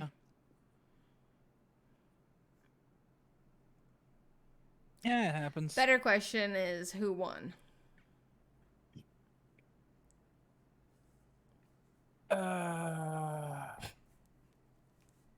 I mean, of course it you're gonna depends how say you you see it. won. I mean, duh. Exactly. Okay. Like I was gonna say it's a 50-50 to be honest. Because there were situations where I had to like yeah, I'd say 50-50 to be honest. Well, I mean, Colette's pretty vicious, so if you can it go was- toe to toe with her and survive, I can respect that. with half of the shit that I've seen in the city, yeah. Just be careful. That's all I'm gonna say. When you say that, you're gonna hear like someone yelling her name, and they're like, what are you fucking doing? Like, get over here. And she's like, we should probably go Yeah, let's go. join our friends. And you two, you're on the way to the bar, correct? You went straight there as soon as Colette told you? Okay. So you guys get there, you know where it is and everything. Kind of pushing. You're muted. What? I'm muted. Yeah. Yeah. No, Nyx has like a whole wardrobe, like room in her club, in her private like area. Yeah. So like she definitely like got She's ready. like, to wait, go we're to going to whatever. hang out with the Brujas. I have to find yeah. leather. We need There's we got to need be a to, leather like, around here somewhere. somewhat, you know what I mean? And Nyx So, would be like, yeah. Sparta, you need to dress up a little bit. And Oh she yeah, would, no, like I'm like kind of like Ashley in that sense. Like I would have like change of clothes, especially for Yeah. like my friends, and especially for like somebody that I consider like my brother. I'm like I've made Wear your this. fucking wardrobe. Wear this. Like take this and wear it. Put this on. she already knows And, what he like, needs. change the shirt. Like let me give you this like Iron Maiden T-shirt. You know. He goes from a suit to an Iron Maiden t-shirt. Nice. And And a leather leather jacket. jacket. Nice. I dig it. Like in the vibe. Mm-hmm. The Brujas probably appreciate the mutual respect of blending in with their kind. I mean, I learned something from Colette and like hanging out with the new Brujas and stuff, Yeah, because And Colette. Sparta lives with them, so he would know. Yeah, Yeah. true. You would probably be even more connected with these people, but Mhm. Colette's wardrobe has like refined a little bit since she got her position as sheriff, but she still very much dresses like how she did before. You know what I mean? She very much kept her same style. It's just a little bit refined here and there, which, I mean, I feel like that's just Colette in general with her girlfriend being a Toreador. Her wardrobe's probably always being refined. babe, you should wear this. I really don't want to wear that, babe. It's uncomfortable. Do it anyway. Listen, you're not supposed to be comfortable. You're supposed to be beautiful. Who cares if you're comfortable? So anyway, you guys, as you guys kind of like push through the door and walk in, you see Alejandro and Aubrey like walking back to like the kind of the group of Brujas that are like sitting up toward like the front. They're like in a couple of booths. There's a handful of them hanging around. They're familiar faces that you guys have seen over the years. And you see Alejandro there with her. Sparta's immediately going to shout across the club, Alejandro! Don't hug me.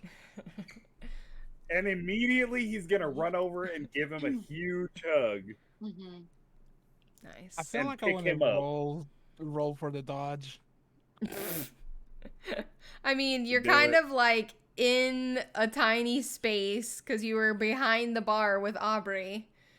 So there's definitely a confined space, and you wouldn't necessarily use supernatural abilities because there's a bunch of humans. Mhm. So Yeah, there's humans. I mean, you can try, but you are working at a disadvantage here. Do it.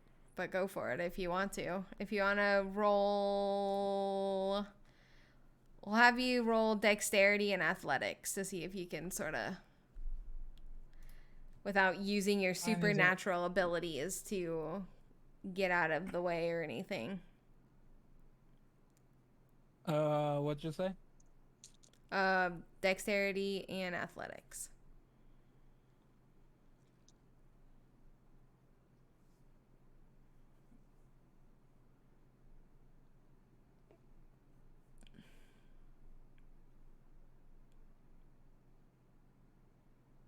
Three successes.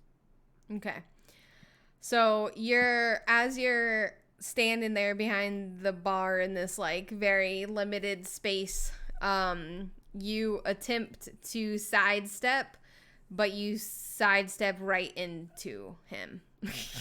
So it makes it even easier for him to hug you as he like darts around Aubrey, who's like, don't touch me.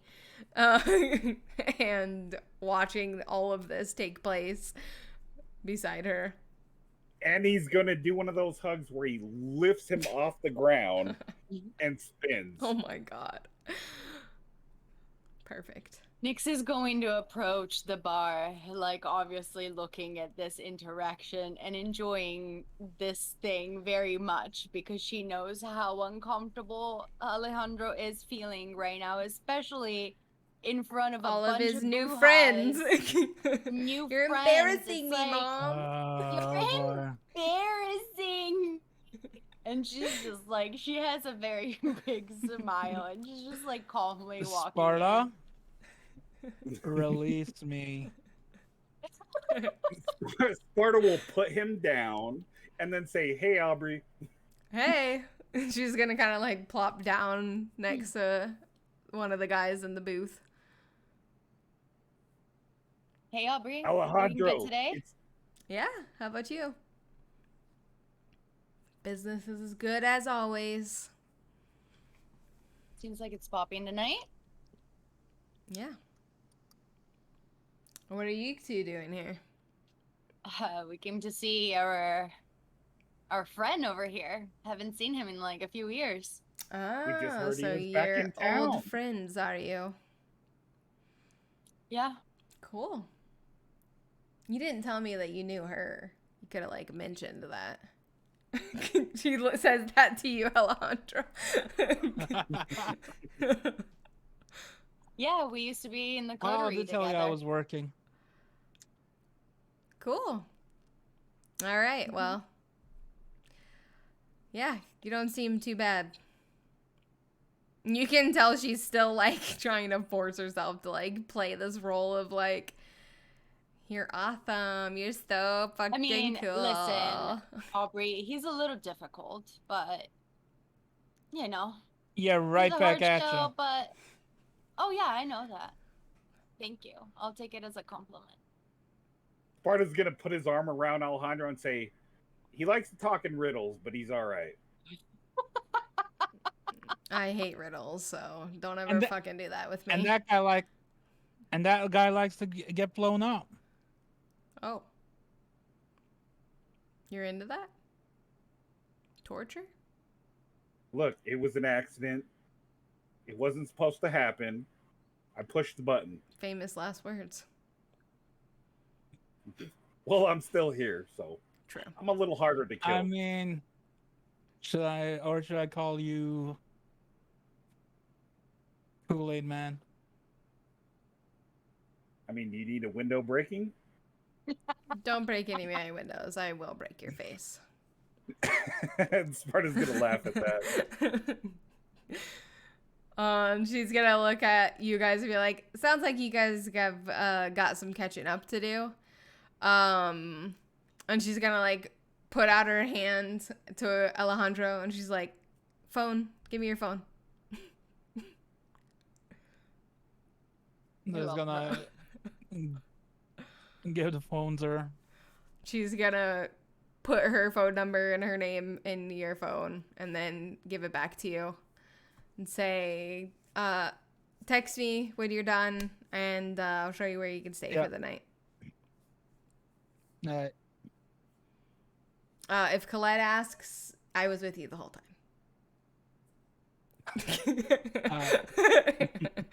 Okay, have fun. I'm just gonna kind of like look back and start conversating with the other Brujas sitting at the table.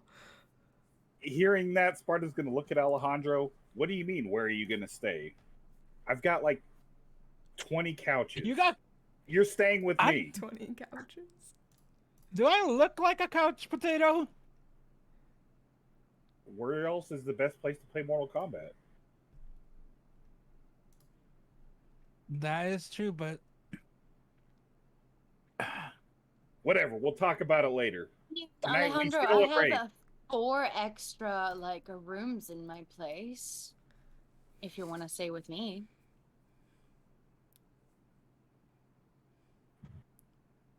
Alejandro's gonna pick up his phone and send a text. Text Aubrey, help! No, just kidding. No, he's gonna text Colette just saying, hey, so I'm here with Sparta and Nyx. One wants me to stay with him and be a fucking couch potato, and the other one wants me to her fabulous mansion. And I know you can deal with living with a Toreador, but I don't know I would survive for that long. Is there like any buildings or anything that I could kind of like make my own?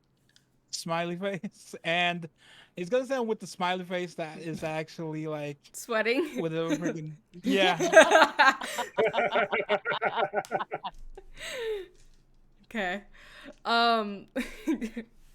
Takes a couple of minutes, but you get a reply back. Actually, no, you don't get a reply back. Couple of minutes, you guys are still in the bar. You're just kind of like talking and having this conversation, right? You haven't left yet, I'm assuming. No. Okay. We're just chilling, No, I just guess, chilling. for the night. Yeah. Couple of minutes go by and Aubrey slams her phone on the table and she's like, I told you I was with you the whole night. And she's like, God damn it, Min, okay. Why? I will have a place for you to stay. Don't text Colette anymore.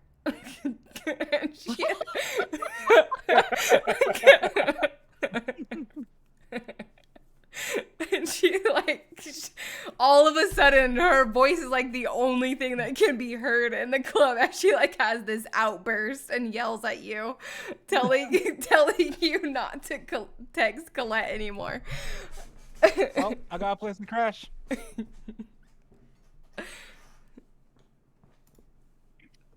Blew her cover, damn it. Sparta looks at Alejandro and says, we'll talk about it later. A couple of seconds. Well, you haven't texted her, so she doesn't have your phone number. Well, I guess she would have texted herself on your phone. So Yeah. a couple of seconds after her little outburst, there's a address that pops up on your phone from Aubrey. She's like, "Fucking idiots, idiots! They're everywhere." Like she's having a hard time maintaining the kiss ass right now because she's like, "I'm gonna have to owe Colette another fucking favor." She knows I'm gonna pawn you off to these people. Damn it! I thought I was done. Anyway, that happens. So so I heard things have been hitting the fan again.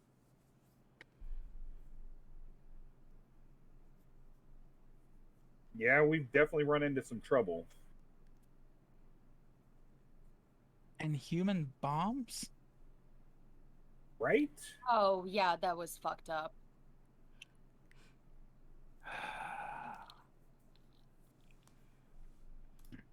That was Yeah, extremely fucked. Oh yeah, also I don't know how much like Colette like updated you on the sitch, but they have profiles for all of us. Yours, I looked through it. I still have it on the phone if you want to go through it.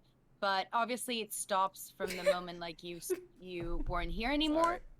I just read the text from Adelaide. Can I call you sometime? Sorry, I'm not here. All right. Apparently, they've been following us for a while. Well, But that's cute. no, on your account, it just stops after you left. So they didn't have anything here connecting you to anything.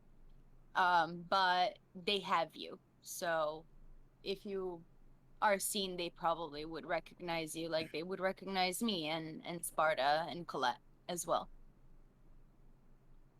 This gun is gonna come in handy. I can already tell. I don't know, like they're playing a little bit of a dangerous game here in my opinion. I actually talked about it with Colette earlier. I think we could have the upper hand here, guys. We could just like put them against like humans against humans. These cultists are like literally doing things against other human beings. You weren't here. I don't know. Again, I don't know how much you know about what has just been happening, but they tried to murder or take care of a girl that escaped from them that we took without knowing that they track people. They install fucking trackers into their armpits, Alejandro. They're And very then creepy. they explode people. That Like, is how did they terrorism. How did they even get him to do that? I don't know, but that is scary. What if they have the same abilities that Max has? Like they have somebody in their like circle that is a kindred Who that the maybe fuck can is do Max? that. Oh, don't worry about it. He was like your substitute, but like literally like every He was a time. pain in the ass. Yeah, it was interesting. It sounds like I have to retake my position then. Damn. I was supposed to be this group's pain in the ass. Oh, he was a very different type of pain in the ass. He had shit pigeons and everything. It was He was just difficult, ridiculous. like very like ancient. Like his brain literally stayed 200 years, like in the past. So it was just hard to deal with him a little bit, and also, yeah, just. I thought you were stubborn, see. and then I'm they a worked cunt. with Max. Right, true, but you know, yeah, he was just like moving, trying to move a mountain that is unmovable. Like there's nothing to work with, and hard, but it's okay. You're here now. And it's damn good to So- have you back.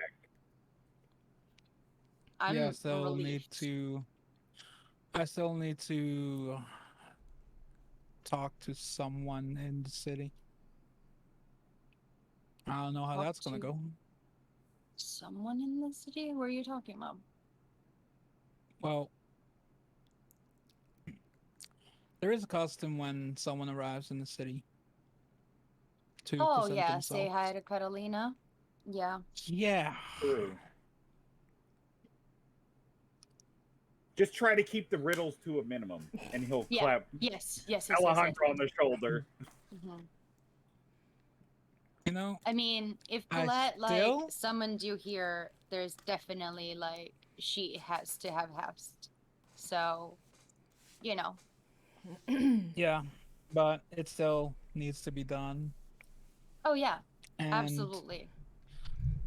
honestly, the sooner the better, because then I can just focus on trying to settle in and get some work done.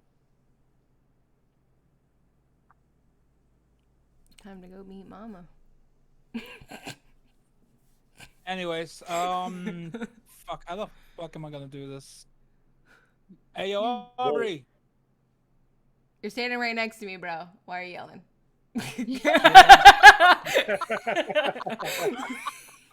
I need to go. Listen, I need to go to Elysium. So if you want to come with, so you don't get in trouble anymore. You already blew my cover. Okay, I'm gonna go over there and Uh-huh. I'll meet you at your place. Okay. Sounds good.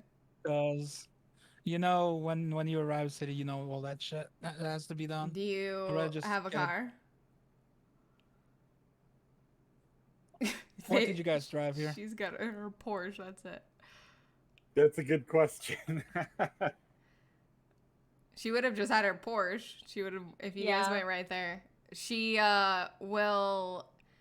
Aubrey will reach into her pocket and throw keys at you rather aggressively. Like they hit your chest as you go to catch them. Jesus. I mean, hey, she's Alright. serving you the same energy that you serve us all the time. So, know, right? Feels Sparta's great. gonna go, mm-hmm. Listen, sassy pants. I swear to God, I'm gonna punch both of you. Oh, try. Uh, I'm a lot nimbler now. I don't think you'll be too disappointed in driving Aubrey's car as you guys walk out of the bar and you're looking around to try and locate her car. There is a bright red 1967 Mustang parked in the corner. And it is beautiful, and it is calling your name as you find the key with the little Ford symbol. See, and that Sparta's gonna say, Aubrey never fails to disappoint. Wait, what? Never fails to disappoint? You Yeah, find she's this pretty car, dope, dude. this piece of American muscle, disappointing? No, I he did say said that she never fails. To disappoint. she never Yes, fails to you just said disappoint. to disappoint. You Oh. just called her disappointing, and you Oh. just called this car disappointing. I actually heard the same thing that Sparta said, but it's Yeah. okay. I think we just misinterpreted You're all on it. the same page. Listen, we're all on the same page. This is dope. Aubrey is dope. And you kind of can see I totally glitched almost and called her Adelaide. So you probably have heard that too. Yeah, just, Adelaide is so cool. putting it You're like, out wait, there. what? Wait, Alright. no, wait. What's Um, on your mind, colloquially, Nick? it's- No. I'm still not a driver, so next you're gonna have to drive.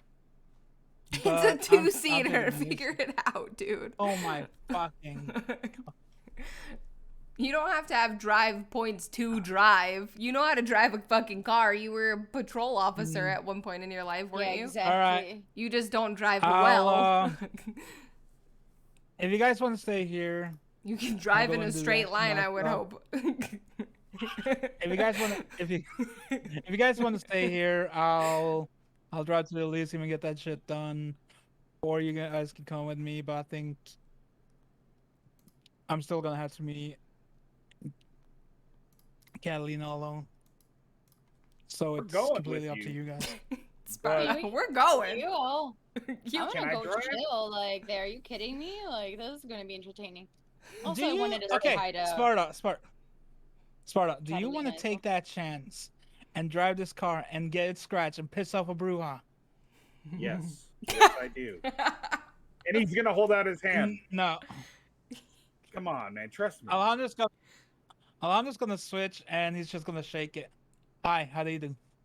Okay, we're gonna Make- have to like deal with this shit, and like I'm gonna have to have like a little driving lessons with both of you guys so that we can like figure this out next time. Yeah. Oh, get a four-seater, get an Escalade or something. When Damn, Connor. Alejandro shakes his hand, he's gonna try to snatch the keys from him and jump into the into the driver's side. Okay. Nope. Go ahead and roll a strength and dexterity.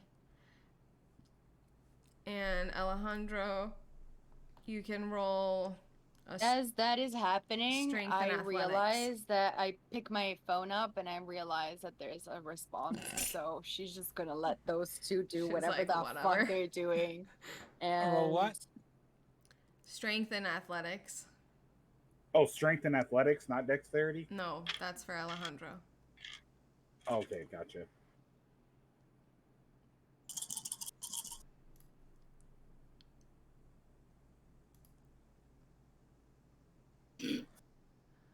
Okay.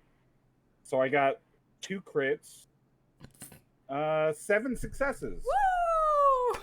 Jesus fucking Christ. God, he wants them keys and he's gonna get them. I don't even think you can get that many, can you? No, you No. can't beat him. Okay, well, as soon as you reach out to shake his hand, before you can even realize what's going on, Sparta's gotten fast in the last couple of years, and he snatches them keys from your hand, and he is in that car, and vroom, engine is running. You can hear the purr of the exhaust.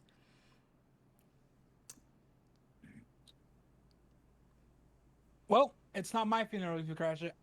Because you piss off her, you're probably going to piss off the rest of the people inside. But I'm taking over the music because know you've probably been hanging too much with Little Miss Popstar here. This is a Mustang. This is not fucking Britney Spears' vehicle. Okay? Why Britney Spears? I don't Britney know. Spears could rock a That was- Mustang. It was the first thing that came to mind when I think of pop, It's right? always Britney Spears. Leave Britney Spears Leave alone. me alone! Hashtag free Britney. Free Britney! For real though, like No, for real. that shit's crazy. Anyway, Yeah. we won't get Yeah. into that. Hearing the So, rock Alondra's... part is gonna rev the engine. Oh, there's already That's- rock music blaring from this car. You can already believe that that's happening for sure. Equally as loud as the roar of the engine. This is literally like in front of the car, like Okay. Sparta's Okay. gonna honk the horn. Let's just Get go. in! So no, you I can't get in. I need to go get on my fucking car, dude. Like it's 2 seats. I'm gonna and then like I thought guess we I'm already gonna went just, over like, this. walk over. Dysfunction. Porsche. Hashtag dysfunction. Yeah, hashtag dysfunction. Jesus. It's like when a bunch Sparta, of high school friends get together after like 5 years of not seeing each other and it's just chaos. Yeah. Mhm. Sparta, just start driving. She knows where we're going. Her car's fast. Sparta's gonna look at Alejandro and say, "Let's race," and he's gonna yell out to the car to No. Nick, say, No, "Let's race! Beat Let's- you there!" no. Let's Sparta. run. He's gone. Sparta? Okay. Alondra's in the vehicle with Sparta. Yeah, I know, but I'm saying Yeah. you can say Alright. no, but his fucking foot's on the gas and he's going. God damn. All right, Sparta. Yep. slow down. You can't talk your Fully way out fucking of dead. this. Sparta says, "What? You want me to go faster?" And Oh, he's no. gonna hit the gas a little more. Okay. Do you want to break the masquerade, you dumb shit? What? We're just driving a Nix car. is not there, babe. Because I do not want fucking cops after us. Okay, everybody be quiet. Stepping in as storyteller. Okay. Roll dexterity, please, because you don't have points in drive. Oh, wait. That's not your sheet. Oh, Yeah, you don't it's have points in drive. Dex and drive. Yeah. So just a straight I don't dex. think neither like Alejandro or Sparta have drive at all. Mm-mm. Nope. 2 successes. Okay. So as you are weaving through traffic, paying no mind to Alejandro losing his shit in the passenger seat beside you, you're living the life. This car is beautiful. It sounds beautiful. It drives beautiful. And the wind on your face feels beautiful as you are soaring through town. You get probably quarter of the mile from the Elysium, and you go and take a corner and fishtail a little bit and skirt and scrape the back end on a light pole as you lose a little bit of control and the velocity of what sent you around the corner. Then you pull into a parking spot and you're like, Oof. we're here. Aubrey's not gonna be happy about that. Oh, trust me. I'll Oh, make I'm it just up gonna to her. text. Trust me. I'm just gonna text Aubrey. Sparta stole the keys, decided to drive, and fishtailed into a fucking light pole on the way to Elysium. So anything, take it up with him. You get a text back a couple of seconds later and said, pretty sure he's not the one I gave the keys to. I'll see you later. That's all it says. Now I'm in fucking trouble, Sparta, because you fucking stole the keys, and I was responsible for the vehicle. I mean, how often do you get to drive a car like this? It is beautiful. You could literally ask someone to buy it for you. Yeah, but I don't know how to drive. You think? Hey, this is on you. You shouldn't let me take the keys. And Sparta's gonna laugh. It'll be fine. I'll make it up to Aubrey. I gotta worry about other things right now. So Alejandro walks out and start making his way inside to the Elysium. Sparta gets out and follows with just a big old smile on his face. He had a blast. He's like, I don't Peace. Now. care.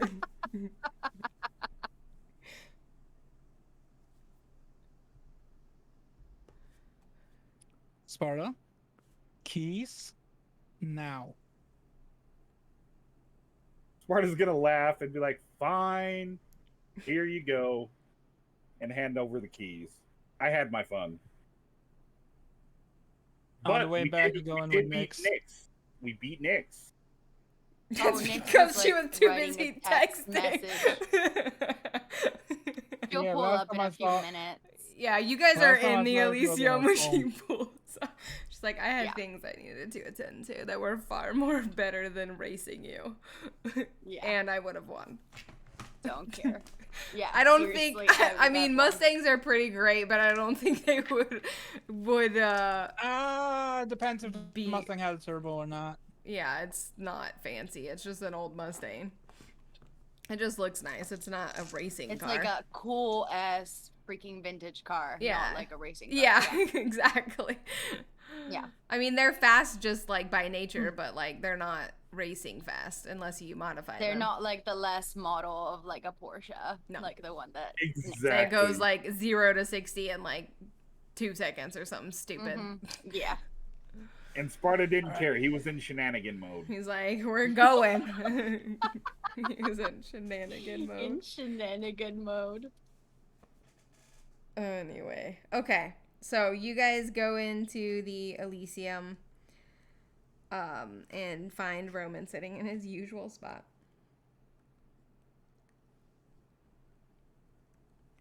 Well, Sparta will then, walk well, up to Roman and say, "Hey, Roman, Hey, you look happy. I just drove this sweet ass car, and it wasn't even mine. Even better." Wow. Sounds like fun. I haven't driven ever. stop, Roman. Hello. It's been a long time since I've seen you. What are you doing here? Wait, was it your car that he drove that wasn't his? I was it was given to me, and he decided to steal the keys. Oh, fun. Worth it. Roman, do you have any mechanics around that could potentially do a quick fix? He like raises an eyebrow. No. Not really part of what I do, but All right. Thanks, anyways. I mean, I could get you a phone book. Is the prince around? Yeah, I believe she's in the conference room. Okay. All right. I'll go and see her. Okay. So Alejandro starts walking, just thinking to himself, "Oh shit, this is gonna get interesting." He's gonna knock on the door. Yes.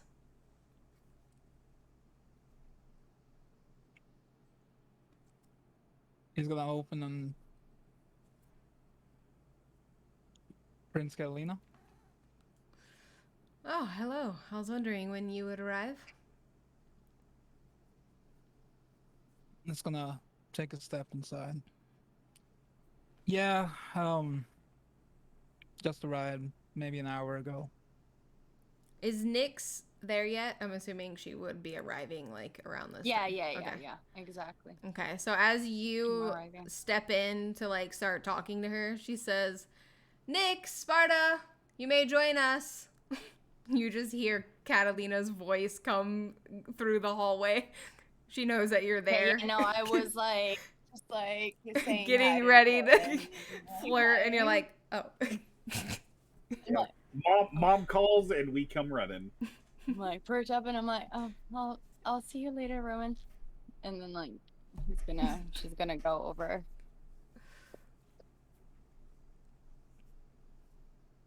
Have a seat, everyone. Sparta will sit down. Everyone looks Yeah. terrified for no reason. Prince Catalina. Prince, it's a pleasure to see you. Yeah. And she's gonna just sit down. So, Alejandro, you are joining us once again, I see. Yeah. How do you feel about that?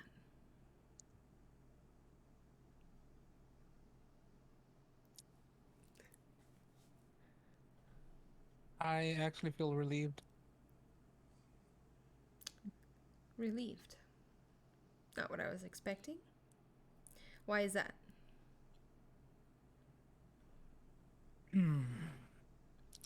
Well, there's been a lot of stuff going on in my city that had me hiding for the past 6 months. And I was trying to find a way out of the city because the Sabbat took over.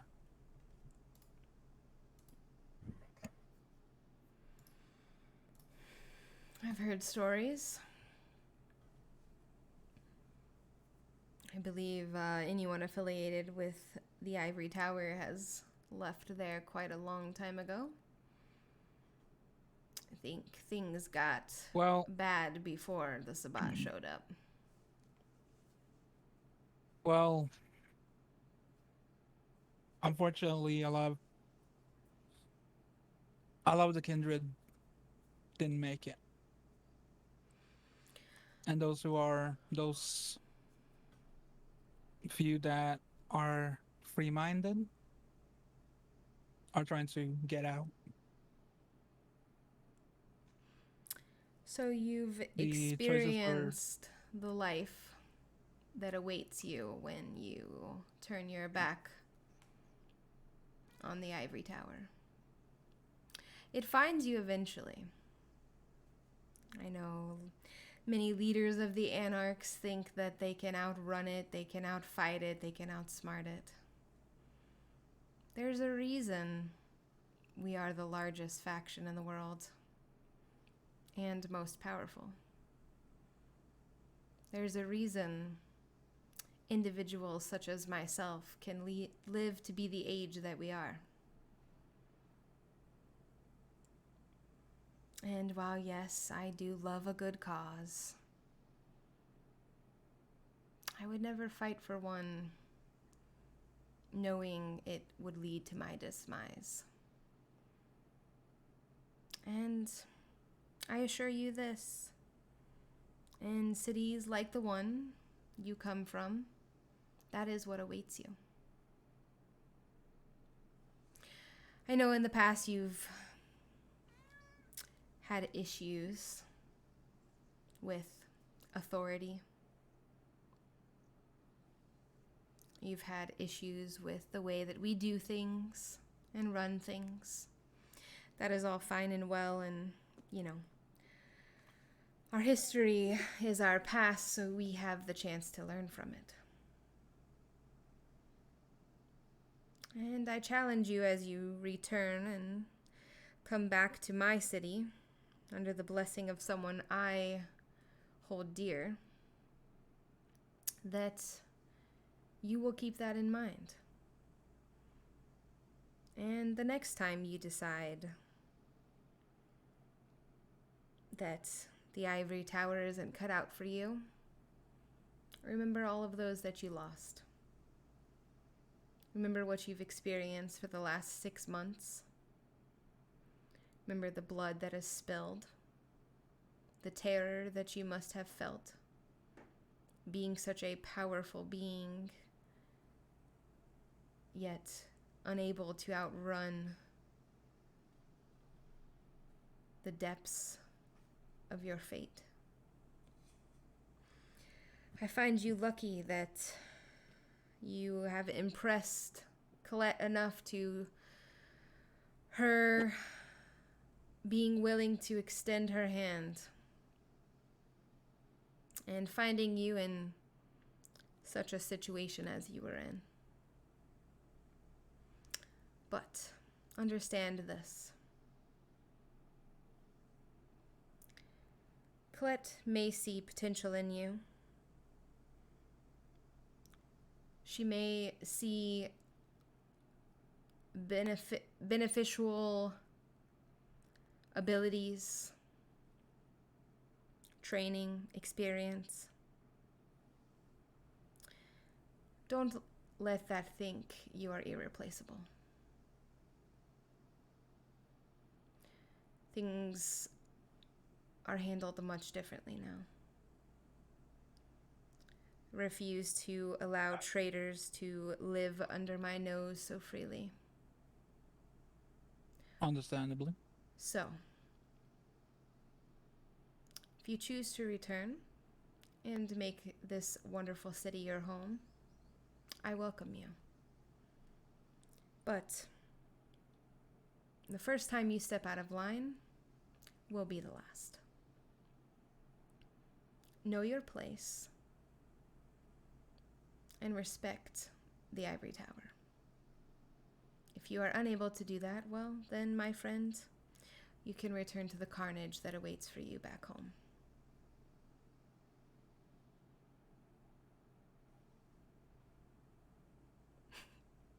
And she is just gonna stare at you with dagger eyes.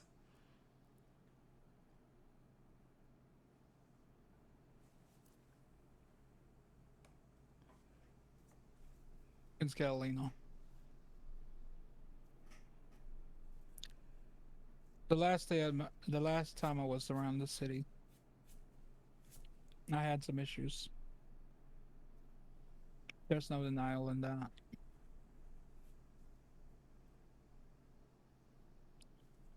But as many issues that I had, I also learned a lot about myself.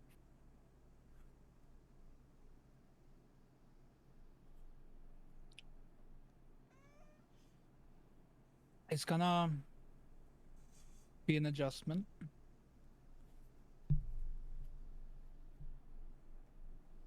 But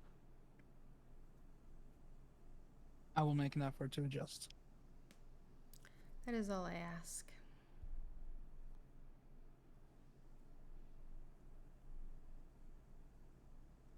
I don't want another episode like the last one happening again. Last time I visited here.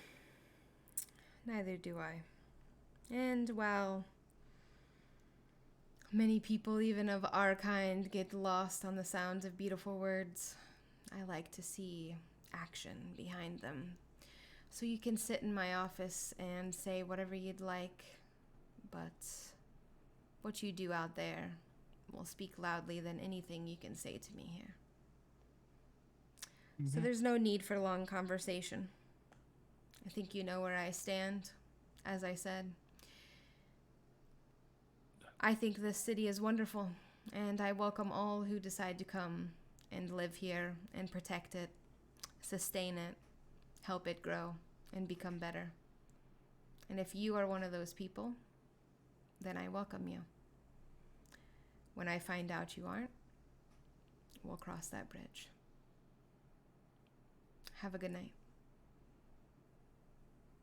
Good night. And she sort of looks at Nyx and Sparta and just kind of nods. The reasons you were pulled into here is because she wanted you to hear everything that she had to say. Oh yeah, to him. no, I figured, yeah. And that he will be held accountable in a situation if need be. So she sort of just nods at all of you, and you guys make your... Sparta will get up and say, good night, Prince Catalina. Stay safe. I'm gonna like follow Lest, and whenever Alejandro and Sparta are like outside of the room, I'm gonna look at the at Prince Catalina and can I just have just a few words, just a minute of your time? Of course. And then she's gonna look at Sparta and Alejandro and be like, I'll be out there in a second. She And kind Sparta of will like... nod. Right. Whoa. We all had Sorry. something to say. We're all excited. Sorry. What is Sparta and Alejandro doing? I just walk out. Yeah. I'll walk out and just say, well, you're his ride, so he's gonna have to wait for you. That's fine. Yeah. So after they sort of leave and you come in, she like gestures that if you need to close the door, you can. She wasn't concerned with that Yeah, and conversation being private, but if you need a private moment with her, then obviously she's okay with that. And she relaxes. You can see her whole kind of demeanor sort of changes as she sort of like shifts and kind of focuses on you as you sit down. Yeah, I'm gonna sit down in front of her, and I'm just she's slightly nervous, but she's very like observant. Like she saw that Catalina has changed that very strong powerful presence for Nyx once they were alone, and that definitely like reassured her and made her feel a little bit more at ease. But she's just gonna take a moment and, well, I just wanted to thank you for believing in me and for giving me all the opportunities that I've had so far here in the city. And I think you are amazing and terrifying, and I do hold you as an inspiring figure in my life as of now. I think I have a lot to learn from you, and I'm glad that I am here and I can stay in the city. I appreciate that. She is gonna smile, and you can like, you saw the immediate difference in her, but even more so as she's like getting settled into this conversation, realizing that you're not coming to her with a problem. 'Cause that's what a lot of people do. Like, this is just a conversation. She's like, oh, I can do this. She relaxes even kind of more and kind of settles into that. And she says, Nyx, my dear, you have shown an immense amount of survivability. The hand you were dealt was awful, to say the least. You were continuously working at a disadvantage from the very start. And to be honest with you,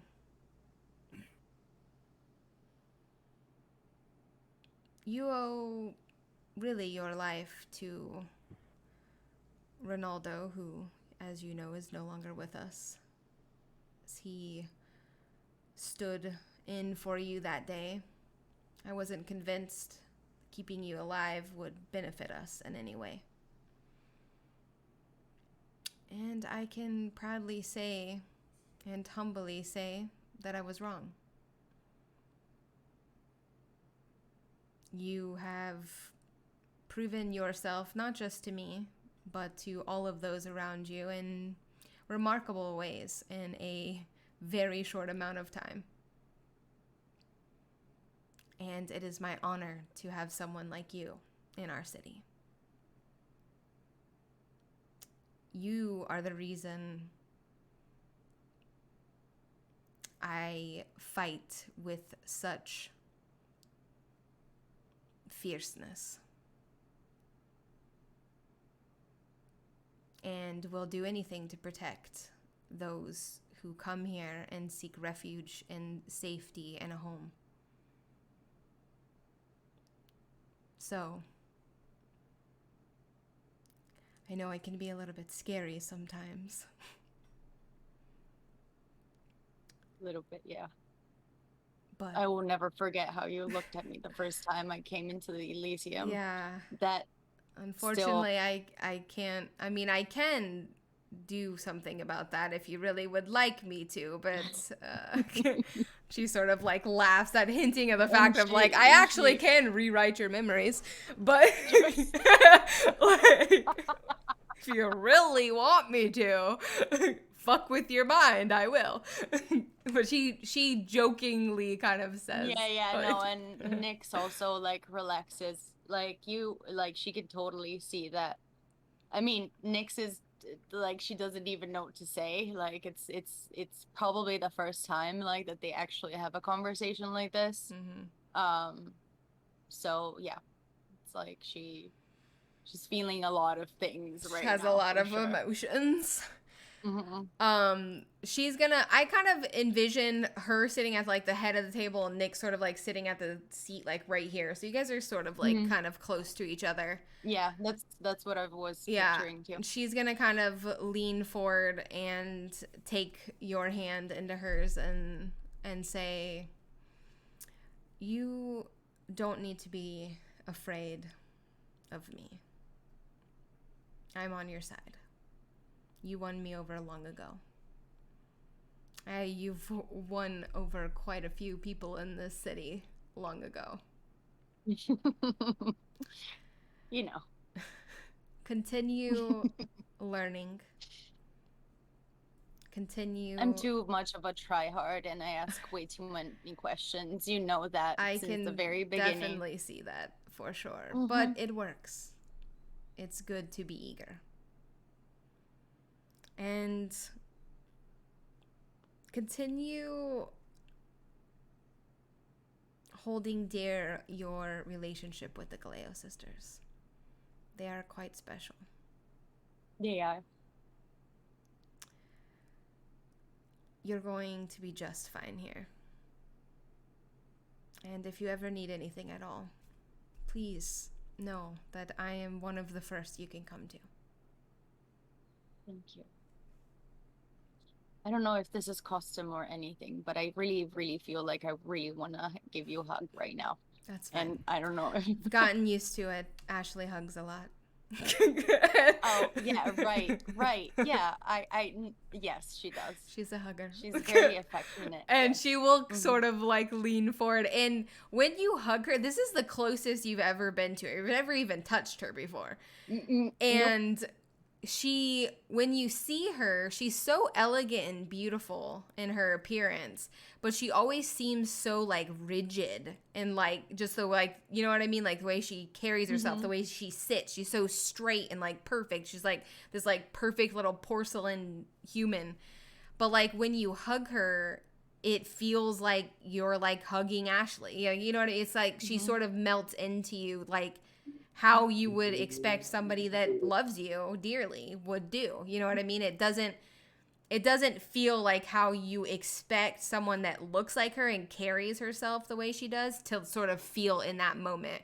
Doesn't feel rigid. It doesn't feel like distant or cold or anything. And it's a little bit surprising in that moment to like be that close to her and like be like, wow, she's not this like robot.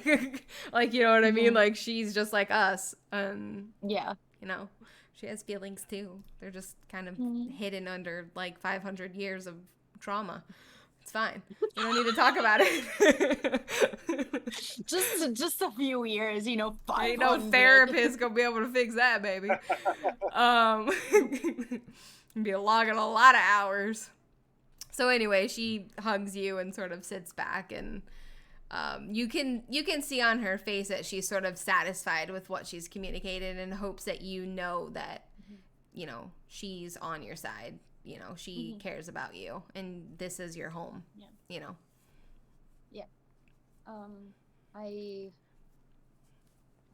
I look forward to us building a long and fun and prosperous relationship, and I'm really, really honored and as well to be here in your presence, and I'm happy I got the balls to like do this. I've been thinking about it for a little while, but I thought this was kind of a sign. It was about time for me to do this. Yeah. Well, go celebrate and make sure that you keep that one in line, please. I think he's gonna be fine. I hope so. Have a good night. You too. And she's gonna get up and go Meet the guys. Yeah, meet the guys. As they're fucking around with Roman. Oh no. I think. Are you, Alejandro? Are you still there? Or did you go? Did you like leave? Yeah, he took the car and left. Yeah, I think I missed he that. just took the car. Yeah, because like he, like yeah, that makes sense. Sparta is usually with Went me, back to meet Aubrey. Yeah. So Sparta's just talking to Roman about cat shit and forest stuff. Perfect. And Roman is being very cute and supportive. And yes, that's really awesome, Sparta. That's so cool. I'm really proud of you for doing that and learning. Yeah, he's just being Roman. And he's like, oh, I can run so fast. I was able to beat a bunch of wolves. And he's just rambling on. Super supportive. He's like the cool, supportive uncle that everybody needs in their life.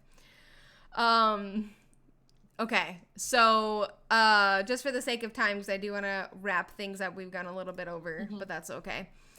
We had a lot to accomplish tonight. You two catch back up, head off, and Colette hasn't given anybody a job. It's sort of like, hey, Alejandro's back in town. You guys do what you got to do, get acquainted. She hasn't been like, this is what's next sort of thing. She's just chilling. She's taking care of other shit. And she wants to let Alejandro sort of get settled into town. So Alejandro, do you go to the address or do you go back to Aubrey's bar? Aubrey, since it's her car. Okay. So you go back to Aubrey's bar. She's gonna come out and you guys will have a little tussle about the car. It'll be a thing. We can figure it out off scene or off stream so we don't take up too much more time. But eventually, after parting ways with Aubrey at the bar, you make your way to this address that she's given you. And it's a house located in the Bruja territory. It's fairly furnished, it's a nice looking place. It's fortified in the ways that it needs to be fortified for a person of your kind to stay there.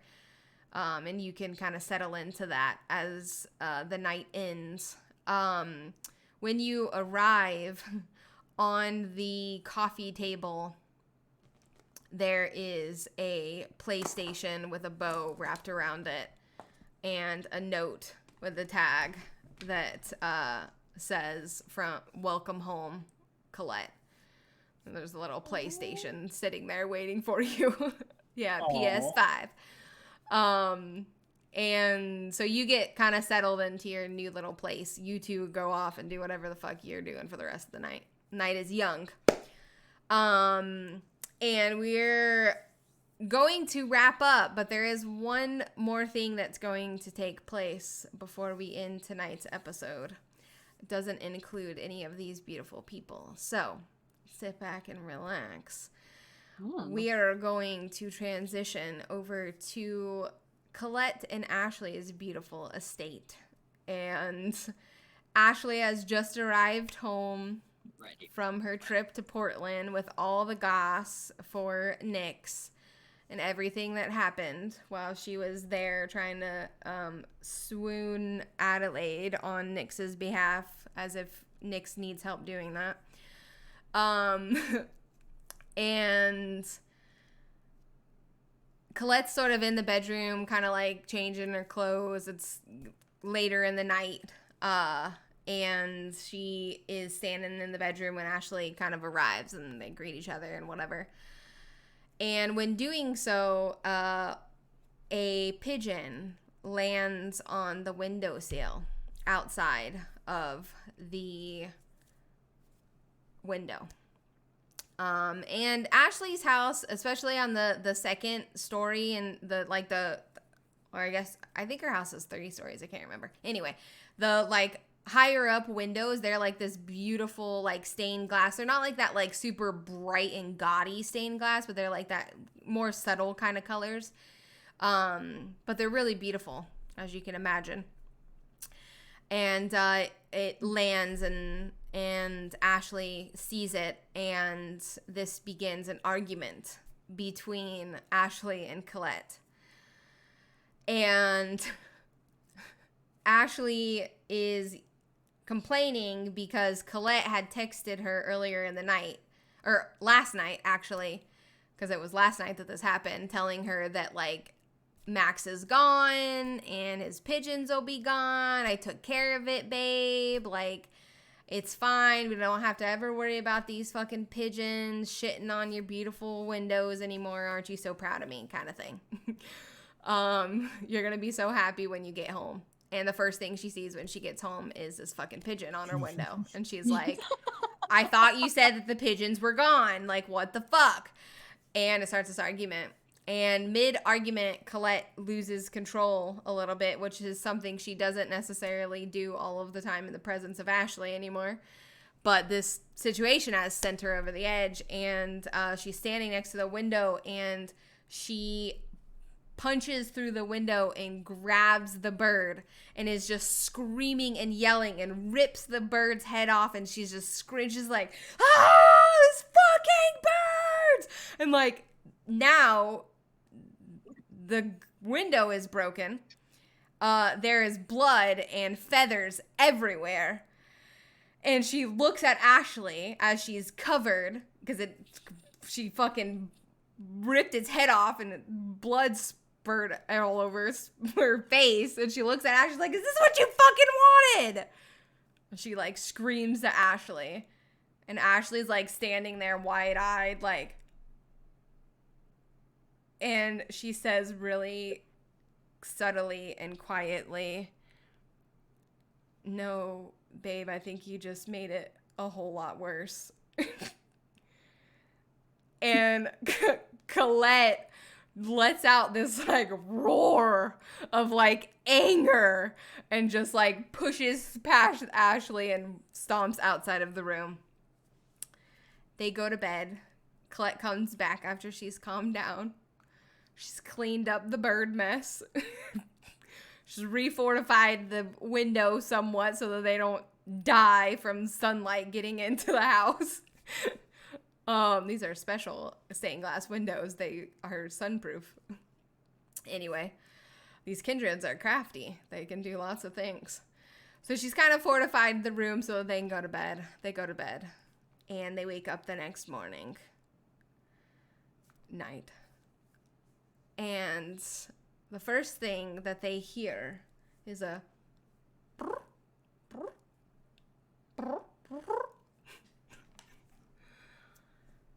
and as Ashley opens one eye and looks, there is a pigeon sitting on her chest, pecking.